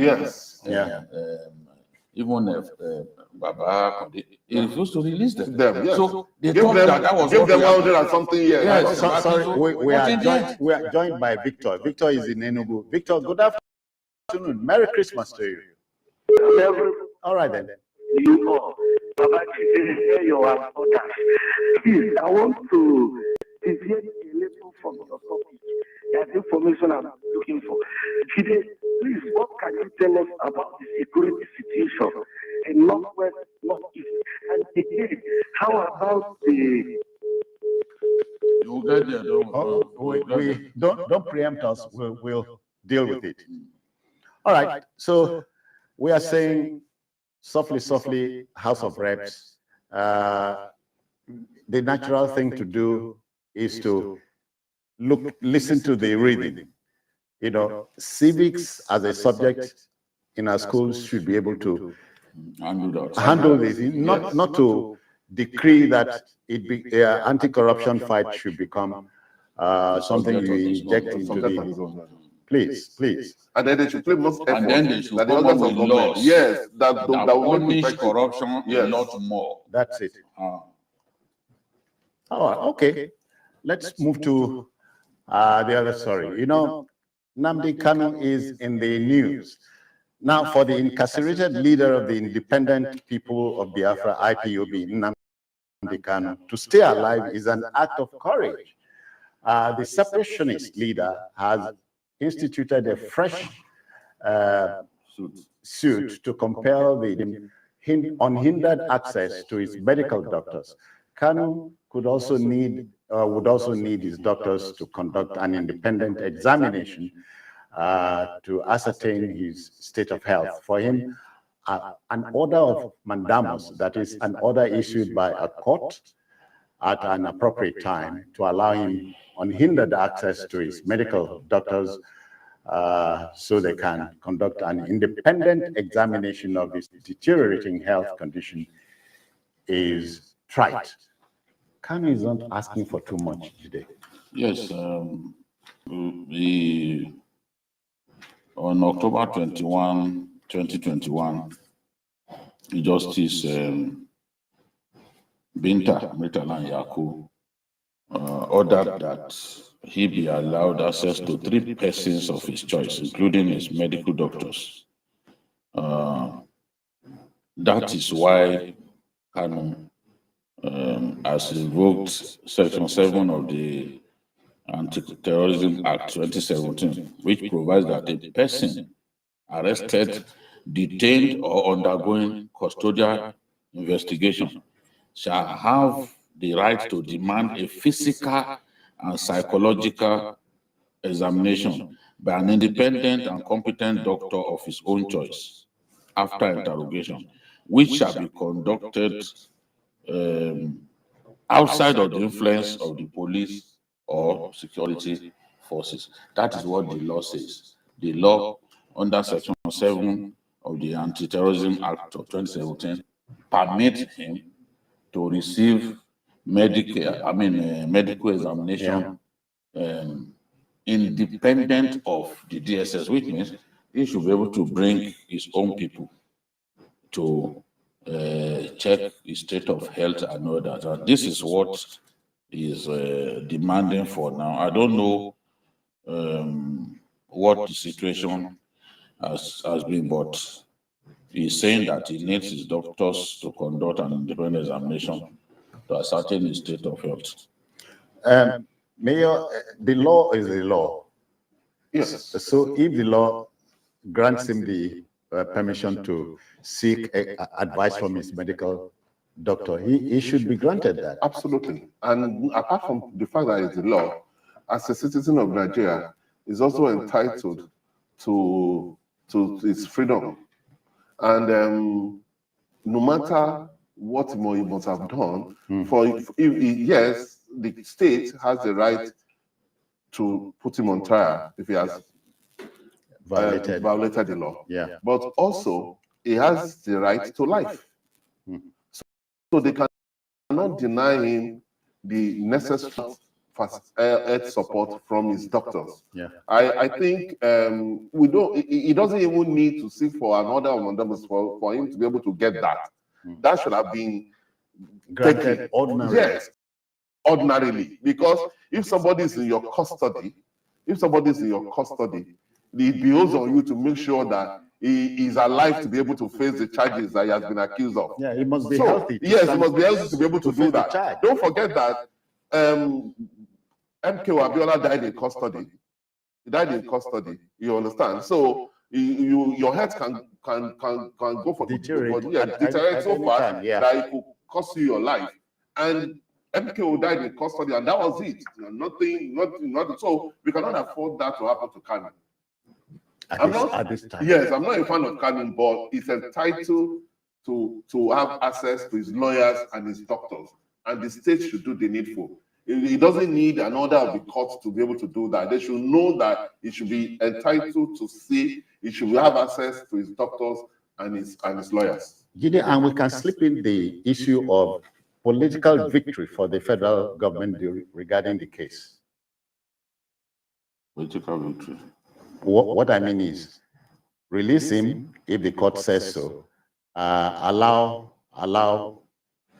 the other things to take their places. You understand what I mean? But we are not even close to any form of victory at this time. Yeah, I'm saying, yeah, a political victory, is will not take anything away from government. Is it a political resolution that you're talking about? Victory or resolution,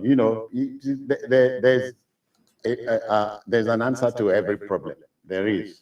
And I've always thought that, look, we can find a political solution to the problem, but some of the hawks in the seat of power believe that there's no need for that, and that the court case should go on. But if we see that the court case should go on, then you must obey every order of the court. You can't say the court case should go on, and when the court case goes against you, you start looking for other means of keeping the guy in detention in perpetuity. That is what I oppose. I am confident that his release in the event that we achieve some form of political solution will put an end to the killings in the Southeast, because those killings were being done in his name. They may not admit it, but we know that these killings were not happening until Kanu's detention. The so-called sit at home, over which many people have lost their lives, was not happening until Kanu's detention. So it is possible for a political solution to solve this problem for us. And I've given examples of countries that went for political solution instead of to things like this. Yes. Remember when the Encounter Freedom Party and the ANC were killing one another? They had to look for a political solution in form of power sharing, you know, and the thing came to an instant end. Yeah. I couldn't believe it. Instantly, the thing just came to an end. You know, Buthelezi became a deputy a vice president. You know, everything just came down. So it's possible for a political solution on the basis that Kanu will renounce his keeps to his part of the bargain, armed struggle And then keep his own side of the bargain. Yes. against his country. Yes. If he renounces, if he is willing to renounce the armed struggle that he has instituted against his country, and they can find credible leaders from the East who would agree to say, look, we'll push this thing, we'll drive this agenda. Yeah. But he must also obey what has been agreed. I agree that the political solution will be better, but let's not forget that there was a political solution that allowed him to be given bail. Okay. You understand? He jumped the bail. But he jumped and resumed the attack the through the Biafran radio. The conduct of the army suggested that he could have been killed because if you see even the pictures, the destruction that they carried out Because in his father's the army house. reacted to a particular to incidents that were happening. But what I'm saying is that even after he left the country, if he had left the country and he had stayed, you understand, things will have been negotiated. But he was using the Biafran radio, attacking, instigating violence against the state. So there's no guarantee that if they find another political situation now and he's out, he will not resume. And even even people worse than him come to. I agree. So because yes, it is the round table that we have to solve it, but we have to also appeal to him to show enough maturity to be able to come to terms with the state. For instance, tomorrow is Boxing Day. It is also a holiday. Yeah. And Monday is no go throughout Southeast. Yeah. As a result of it shouldn't be like that. Because unfortunately for us, some criminal elements within IPOB have taken over the group and doing so many. No, a lot of them are operating outside of IPOB. Yeah, that's what I'm saying. Yes. IPOB has already said no. No, that's what I'm saying. There's It's nothing because, like. because the problem with that kind of thing is that when you create a monster, taming it becomes difficult because you may not be in a position to be able to call everybody to order. Some people will just follow their own agenda and say, we don't want to do what you say. Uche is reaching us from Newi. Uche, first of all, Merry Christmas to you. Welcome. Yeah, Merry Christmas. Coincidentally, today is my birthday. No, happy birthday to you. I win business, please. Good afternoon. Good afternoon. Welcome. Yeah. Good afternoon, Babajide. Good afternoon, Uche. Brother gentleman, good afternoon. Afternoon. I think I would disagree with the other gentleman that about the political. Like Babajide said, political solution is the best. Now you cannot imagine somebody coming to your house to kill you, and you not pray that you tell that you are going to kill tomorrow morning, and the tree will still be standing the next day for you to kill it. So the point is, when you go for political solution, the federal government also has to adhere to their own side of the model. It is both sides.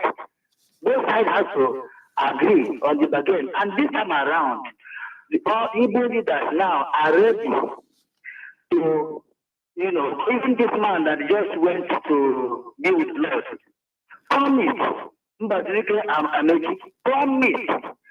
to intervene, but they could not give him the opportunity. Now he has gone to be with the Lord. So the political solution is look at tomorrow now, there will be sit at home. The police also join us to sit at home. I'm in Nnewi now. Tomorrow now, all of us will be sitting at home, including the police. Thank you, Uche. Thank you. Again, what we said, a political solution. Yes, we agree, but both sides must keep to whatever is agreed. That the terms of the agreement. Yes, the terms of the agreement. It's important because if you have a political solution and somebody breaches it and starts the problem again, how do you do it as a state? As a state, you'll be powerless. And then you will not blame people that are shorty to say, look at the person that's out of for. And at that time, you won't be able to do anything. You know, for the state to go to the extent of bringing him in by force, it's because of certain things that he must have done. So both parties must keep to the terms of agreement so that we can have a good political situation to the problem. All right, let's try our next story. You know, if inflation is as violent as a mugger, then insecurity is a crusher. Christmas or Noel is an annual Christian festival commemorating the birth of Jesus Christ. It's an essential time for the exchange of gifts and homecoming. Okay, for millions of countrymen and countrywomen, this annual festival or ritual would be a non-event. No thanks to hyperinflation and insecurity. Prices of essentials like tomato and pepper have gone through the roof. Transport fares to destinations are harrowing. An impoverished population harassed by bandits and terrorists is like the real Armageddon. Is the message of Christmas lost? Yes.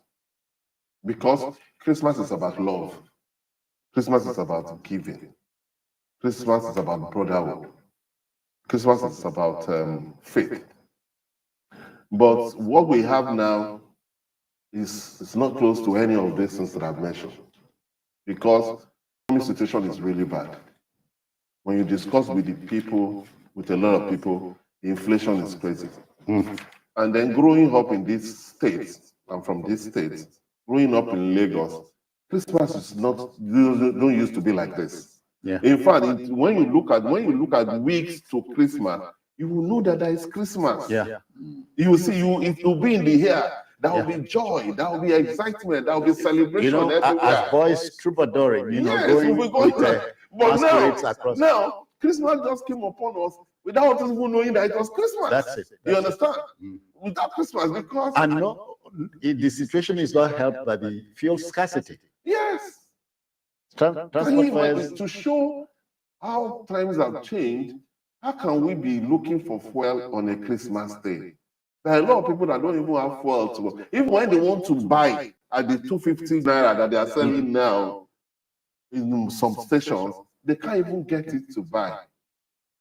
When you look at the food, people cannot get food to buy. Before, giving is a normal thing during Christmas. That's one of the times that people extend things and you get a lot of gifts. I remember that before in this country, Christmas period like this, I will get so much presents, TVs, ampas, rice, so many that I will be giving out to people. When last did you get a hamper? That's what I'm saying. Nobody gave me one single hamper. Now people give you rice, but it's just because we are privileged few that have access to things like that. A lot of people don't have access to such gifts. Yeah. So, yes, Christmas, things have changed. The message, the essence of Christmas is lost. And Jide, you are wondering if we can recover from it. Yes, the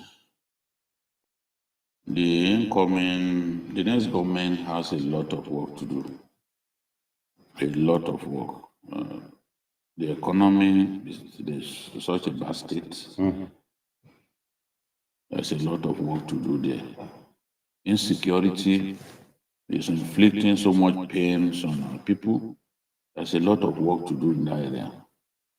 People have farms, they can't access their farms. This is the main reason that farm produce is so expensive, because people can access a lot of the farms. Yeah. So food insecurity is very much here. How do we address this problem of rising food prices?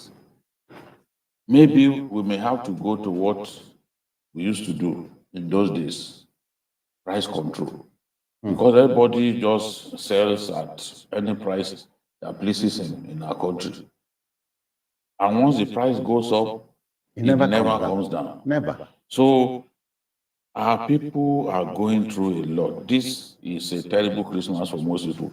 Many people will just be indoors because they've got no money. They can't buy new clothes, new shoes. These things used to be associated with Christmas. Of course. You know, they can't buy new shoes. They can't even move around freely because of fuel scarcity. Those who have gone home now, if they are to come back, the costs of coming back. Yes, what they will pay for transport will make some of them regret even going home. Because we are seeing people selling fuel at up to 300 naira per liter, some 350. Even at filling stations, they are dispensing at 250. It's not yet. The ex-depot price is way lower. But no one is doing anything about it. You go to communities just outside of Lagos, you see, it's either you are ready to buy at 250 or 300 in Lagos. You know, just behind us there in Lagos, in Oregon here, you will see it's like a petrol station there in Oregon. That's all at 250. It's only the major marketers that are selling at like the 169. mobiles of this world and the NMPC. They are the only ones not Independent selling at marketers are selling at 250. Others are selling at 250. And they put it there, 250. Independent marketers, that's what they say. So that's why Christmas is bleak for most people. And you want to buy rice, you want to buy chicken. Because the children, I remember when we were young, we started looking forward to Christmas chicken months before. You want to tell them that, this chicken will not happen. And jollof rice. And jollof rice, that it won't happen this Christmas. You know it's painful for a parent. Many parents will go through a lot. Do you know that I have not seen turkey in the last couple of days? At least I've seen some. I'm lucky in anybody's house. No people who have not brought turkey. Maybe they will come. After Christmas? We're supposed to eat it before Christmas. No, but it's a new year. In my view, New Year is even a bigger celebration that you are seeing the New Year. You know? So those who cannot eat chicken now, they will still continue to work hard at it. So that by January 1, they should be able to slaughter chicken. It's terrible. And it's like that everywhere across our country. No part of the country is left out. Mayor is talking about the next government. The next government must do two basic things: damage control, damage reduction, because a lot of damage had been done to. I agree. Yeah. And part of the problem is that this is a lame dog government. The government is winding down. He has only some few months to go. So my attention has already shifted to the government that is coming. Like I said, the government that is coming have their job cut out, so they're going to have to do a lot of things. But I believe, I'm very optimistic that the next government will be better than this government. I'm very optimistic about that. It has no choice. I'm optimistic about that. It cannot go below what we are. Things cannot go below where we are. So the only way we can go is up. We are now at the rock bottom. That's our prayer. That's our prayer. I believe that this government, yes, I hope they will have the guts to take difficult decisions. You understand? If they have the guts to take difficult decisions, because part of the problem that we have is that for one reason or the other, those running our economy are not taking the right decisions. Difficult decisions and right choices. Yes, and right choices. Right choices. Yes. What a Christmas! What a Christmas! What a bleak Christmas! And that's what it is. What a Christmas! And today we must talk about safety at a time like this. You hear horrible, avoidable accidents on a day like this. Yes. Only the living celebrates. Yeah. When people must also celebrate with a sense of moderation. Even if you have all the money in the world, it doesn't mean you should drink yourself to stupor and then put your life at risk, because alcohol, too much consumption of alcohol can send you to bunkers, to the world beyond. Not just get you drunk, it can take your life.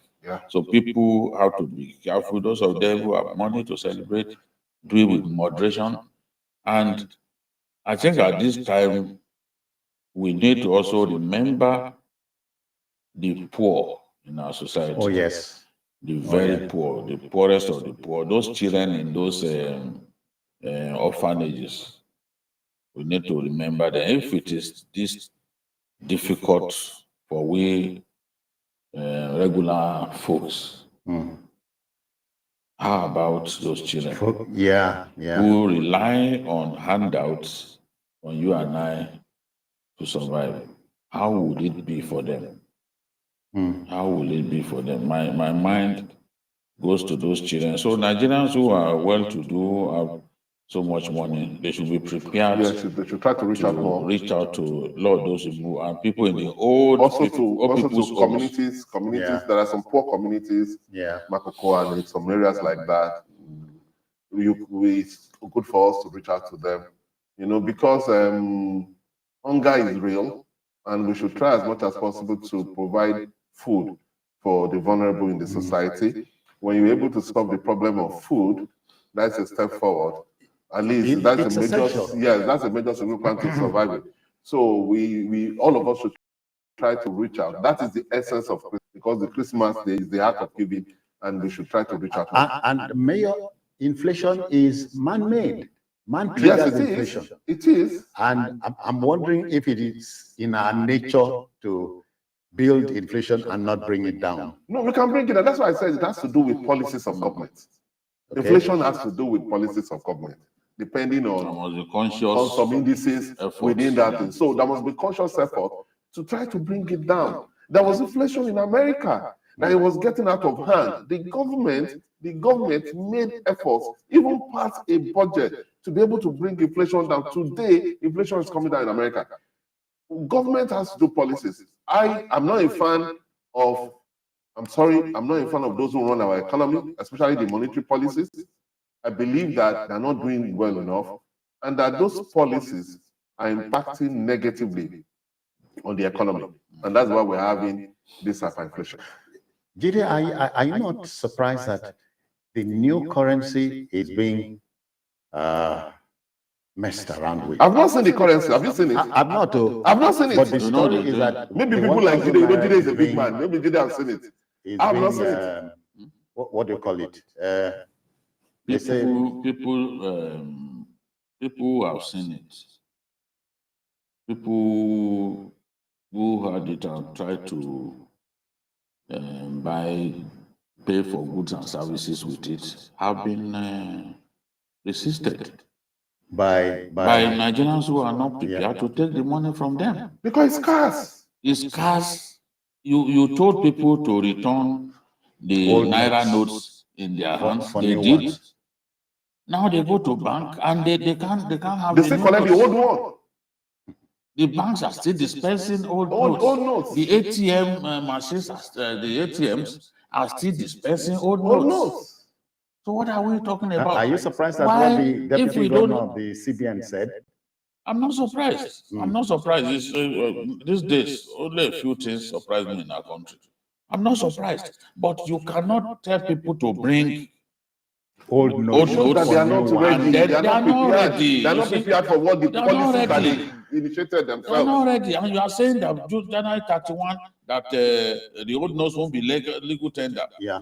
If by January 31, the old notes won't be legal tender anymore. By now, our country will be awash with the new notes. Many people, big-time traders, have not set their eyes on the new notes. So if you now go to them and say you want to buy something, and you present the new note, you will ask you which note is this one? They will think it's fake.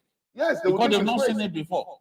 I've not seen it, and I've been to the bank severally. In fact, I have to talk to them in the bank to say that you guys claim that. No, they didn't give them enough. That's what I'm saying. Where are the new notes? They don't have it. They didn't give them. If you when don't people give like us them can't see the new notes, imagine an average Nigerian. Where will you see the new notes? They are even saying that some banks will say, okay, you can't take more than 2,500. What is that? Come on. I mean, it's just not enough. What they printed is just not enough. And I don't know, maybe some people have hijacked it. Only God knows. Because this thing is not going on. And you are telling people to bring the central bank themselves claim they printed 500 million. What is 500 million? To a population of nearly you claim that you have over 2 trillion. Yes. That you want to bring back into the banking system. Yeah. You understand? And then you printed 500 million. I can't understand. Even that 500 million, it's not enough for some millionaires in Abuja. Yes, now. Or billionaires. So, for one person. But Mayor, are we missing a national orientation at this point? Of course, yes. Because there this was is a when time, you need to go to town. There was a time. Yes. It's because that's what I'm saying, that different organs of government have depreciated in a way that they are not as effective as they used to be. National Orientation Agency used to be a very effective agency. Yeah. When Ghana was in charge of it. Okay, are you talking of MAMSA or NOA? No, okay. Sorry, it was in charge of either of them was doing that. But what I'm saying is that at the time, the agency were effective, yes. But now, there's still the National Orientation Agency, but I don't even know what they do. You know, the thing is, until we try to find out what's going on there, you can have an agency that is best for a time like this. But if it's not properly funded, can't carry out its activities. So we don't know the level of funding. Yes, I agree. Even the ministry itself, the Ministry of Information. What's the level of funding? What's the level of funding? Because we had stories in the past that they wanted to travel, they went and met some people to give them money to travel. You know that whole story. So these things happen until we know the level of also the digitization story too. The level of funding, that one has stalled. That one has stalled. I don't think we will ever complete that phase. So we need the orientation agency to be alive to its responsibilities. For example, the CBN has come up with some security features to announce security features of the new currency. They are supposed to drive that narrative, drive the enlightenment. Tell people that, look, don't reject any currency that has this, that, because traders are chasing them away. One guy was even beaten and no, that was a skit. But I mean, the essence of the skit is to show what was happening. But it was a very effective skit. Yes, no, you wouldn't know that it was a skit on the world, but it was well. All right, let's welcome Chike at Makodi. Chike, I greet you. Merry Christmas to you. This is Joe Hussein. I greet you. I greet you, sir. Welcome. How are you today, sir? We thank the Lord. Yes, so Chief Babajide Kolade Ofitoju. I greet you, sir. The encyclopedic journalistic master. I greet you. I salute you. I appreciate and you. Chief Mayor Akinkwelu. My greetings to you all. Thank you. Okulora is greeting you. Jide,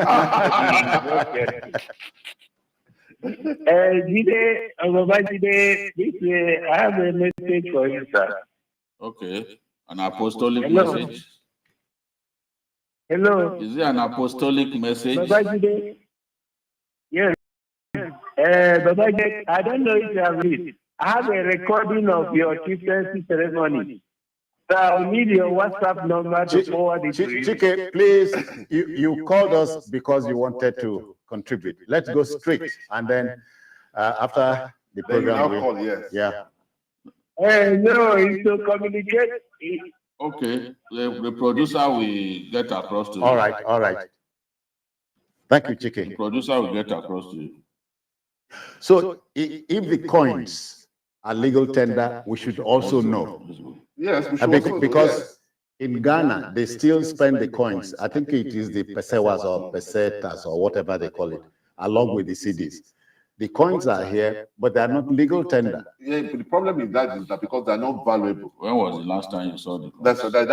You can't put value to it because of the inflation and the cost of things. You can't really buy anything, and when you cannot buy anything with it, it has lost value. Useless. Yes, that is why you don't see the coins around. But even the new notes that I said they want to give us, that's why I said I don't like the monetary policies of this government. They don't sit down and look at things and then it will be well thought out. For example, they've already changed. They said they want to do cashless policies in January, and that there's a limit to what you can withdraw. They have increased it now. You understand what I'm saying? Those are the things that they should have done and met with the necessary organs of government. No, I blame the CBN governor for it. A president who want to give you the latitude to do your work. As a CBN governor, you have the autonomy and all that. But you also need to check with other stakeholders before you take big steps. The other, like the issue of the money that the new currency, the finance minister was not aware. Yeah. See, no one is saying that she should dictate to you. No. But those steps, even the World Bank has said that this currency change will hurt the poor. Yeah. World Bank has said that anyone can Google it. Of course. So there are steps that you take that will affect all of us. And then we'll get to a point that all of us will want to look for a way to address it. So you cannot say that you don't have to tell her. Now look at this last one now that they come up with. Everyone can see that, especially in the rural areas, it can't work. It can't work. Because for it to work, everybody must have a bank account. Oh, and I must be able to transfer money. And in those rural areas, there are even no banks. No banks. You can And so when many you hear kilometers that the country is Where are they going? underbanked, you are wondering who is saying what. Insecurity has worsened the situation because my own town, we used to have a bank. All of those banks are dead. Because of the security situation, yes. Criminals target rural banks. They go there, take all they run away. Don't forget that in Lagos, banks used to be normal play for armed robbers until they changed the security architecture, and it's difficult for armed robbers now to attack banks. Before, attacking banks was a daily occurrence. Yeah. So you now imagine in the rural areas where you don't have such security architecture. It's just a normal thing, because you go to a bank, you see maybe one policeman. Sometimes there may not even be a policeman there. So you can overwhelm and do whatever you want to do in those areas. And you cannot even transfer money, because even in Lagos, sometimes you transfer money, and because of network, it will not go. It won't go. And some people will insist that they must receive a lot Of before you course. take the product. Of course. We are saying that. Yeah. So For that's this saying thing the to rural areas, succeed, everybody must do. you must get the infrastructure right. The telco services must be better, and even electricity.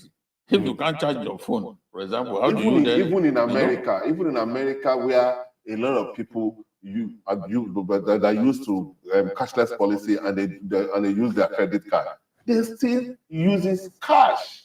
People still spend cash. Yes. Yeah. Yeah. So spending cash is not as if it's a criminal thing. Mayor, if Kenya and Rwanda have gone 80-90% cashless, we are still paying catch up, and we're supposed to be the big brother.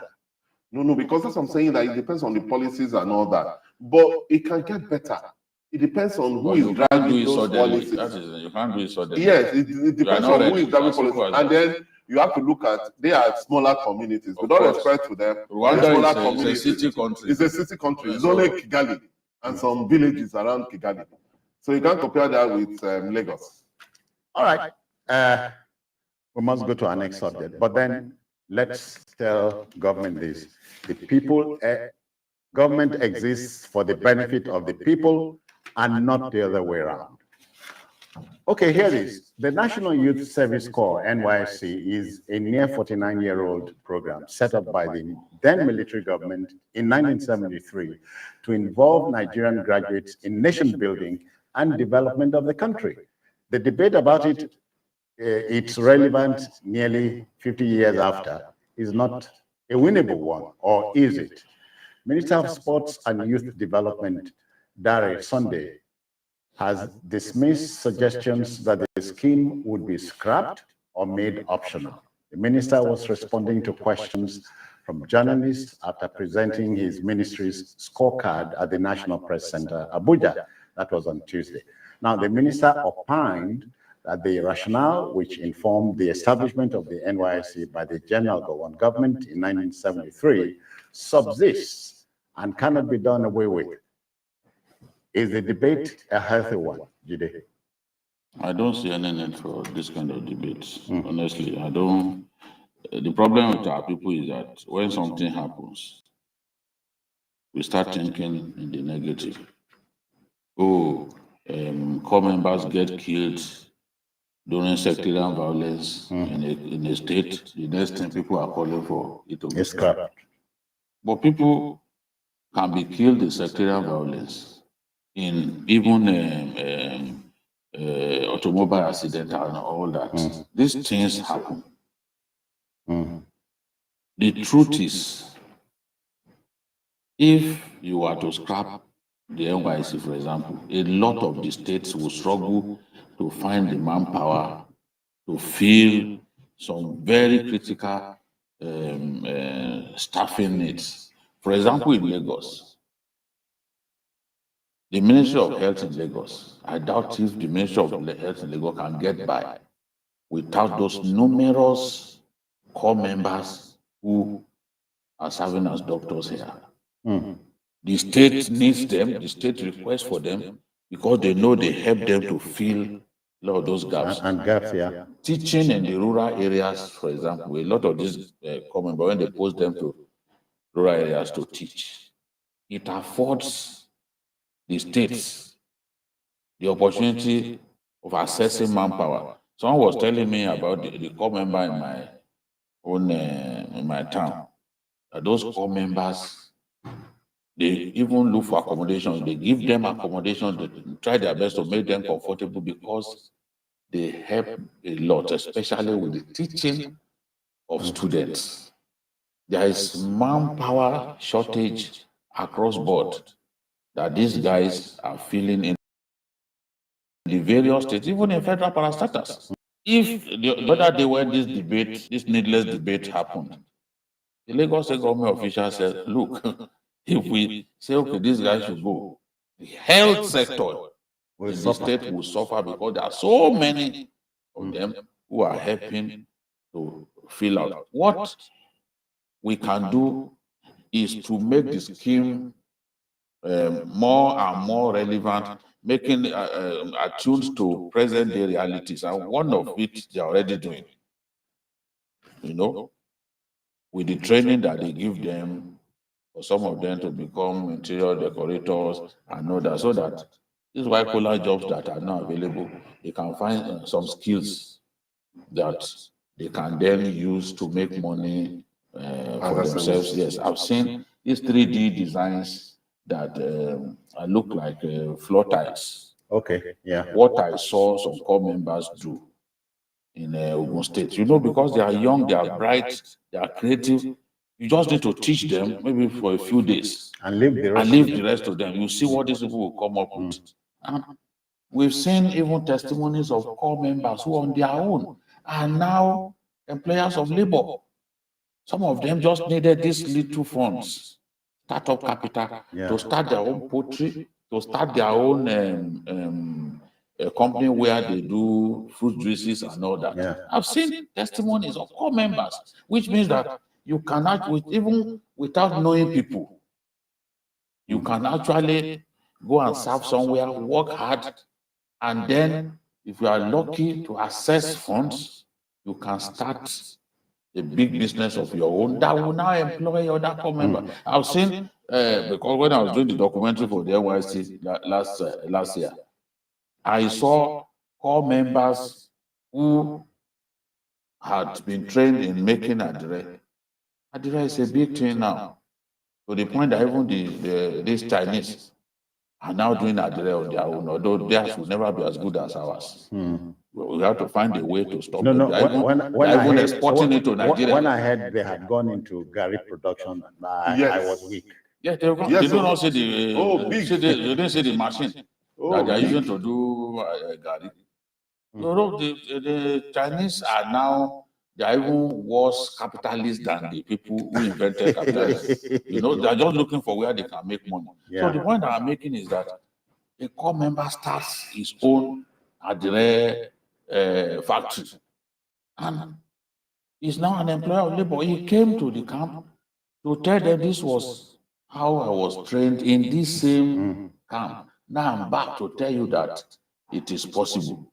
It is. If you are focused, you too can become who I have become. So finally, even serving one's country is is a global thing. We seen footballers made to stop playing for some time because they needed to go and serve their South Korea.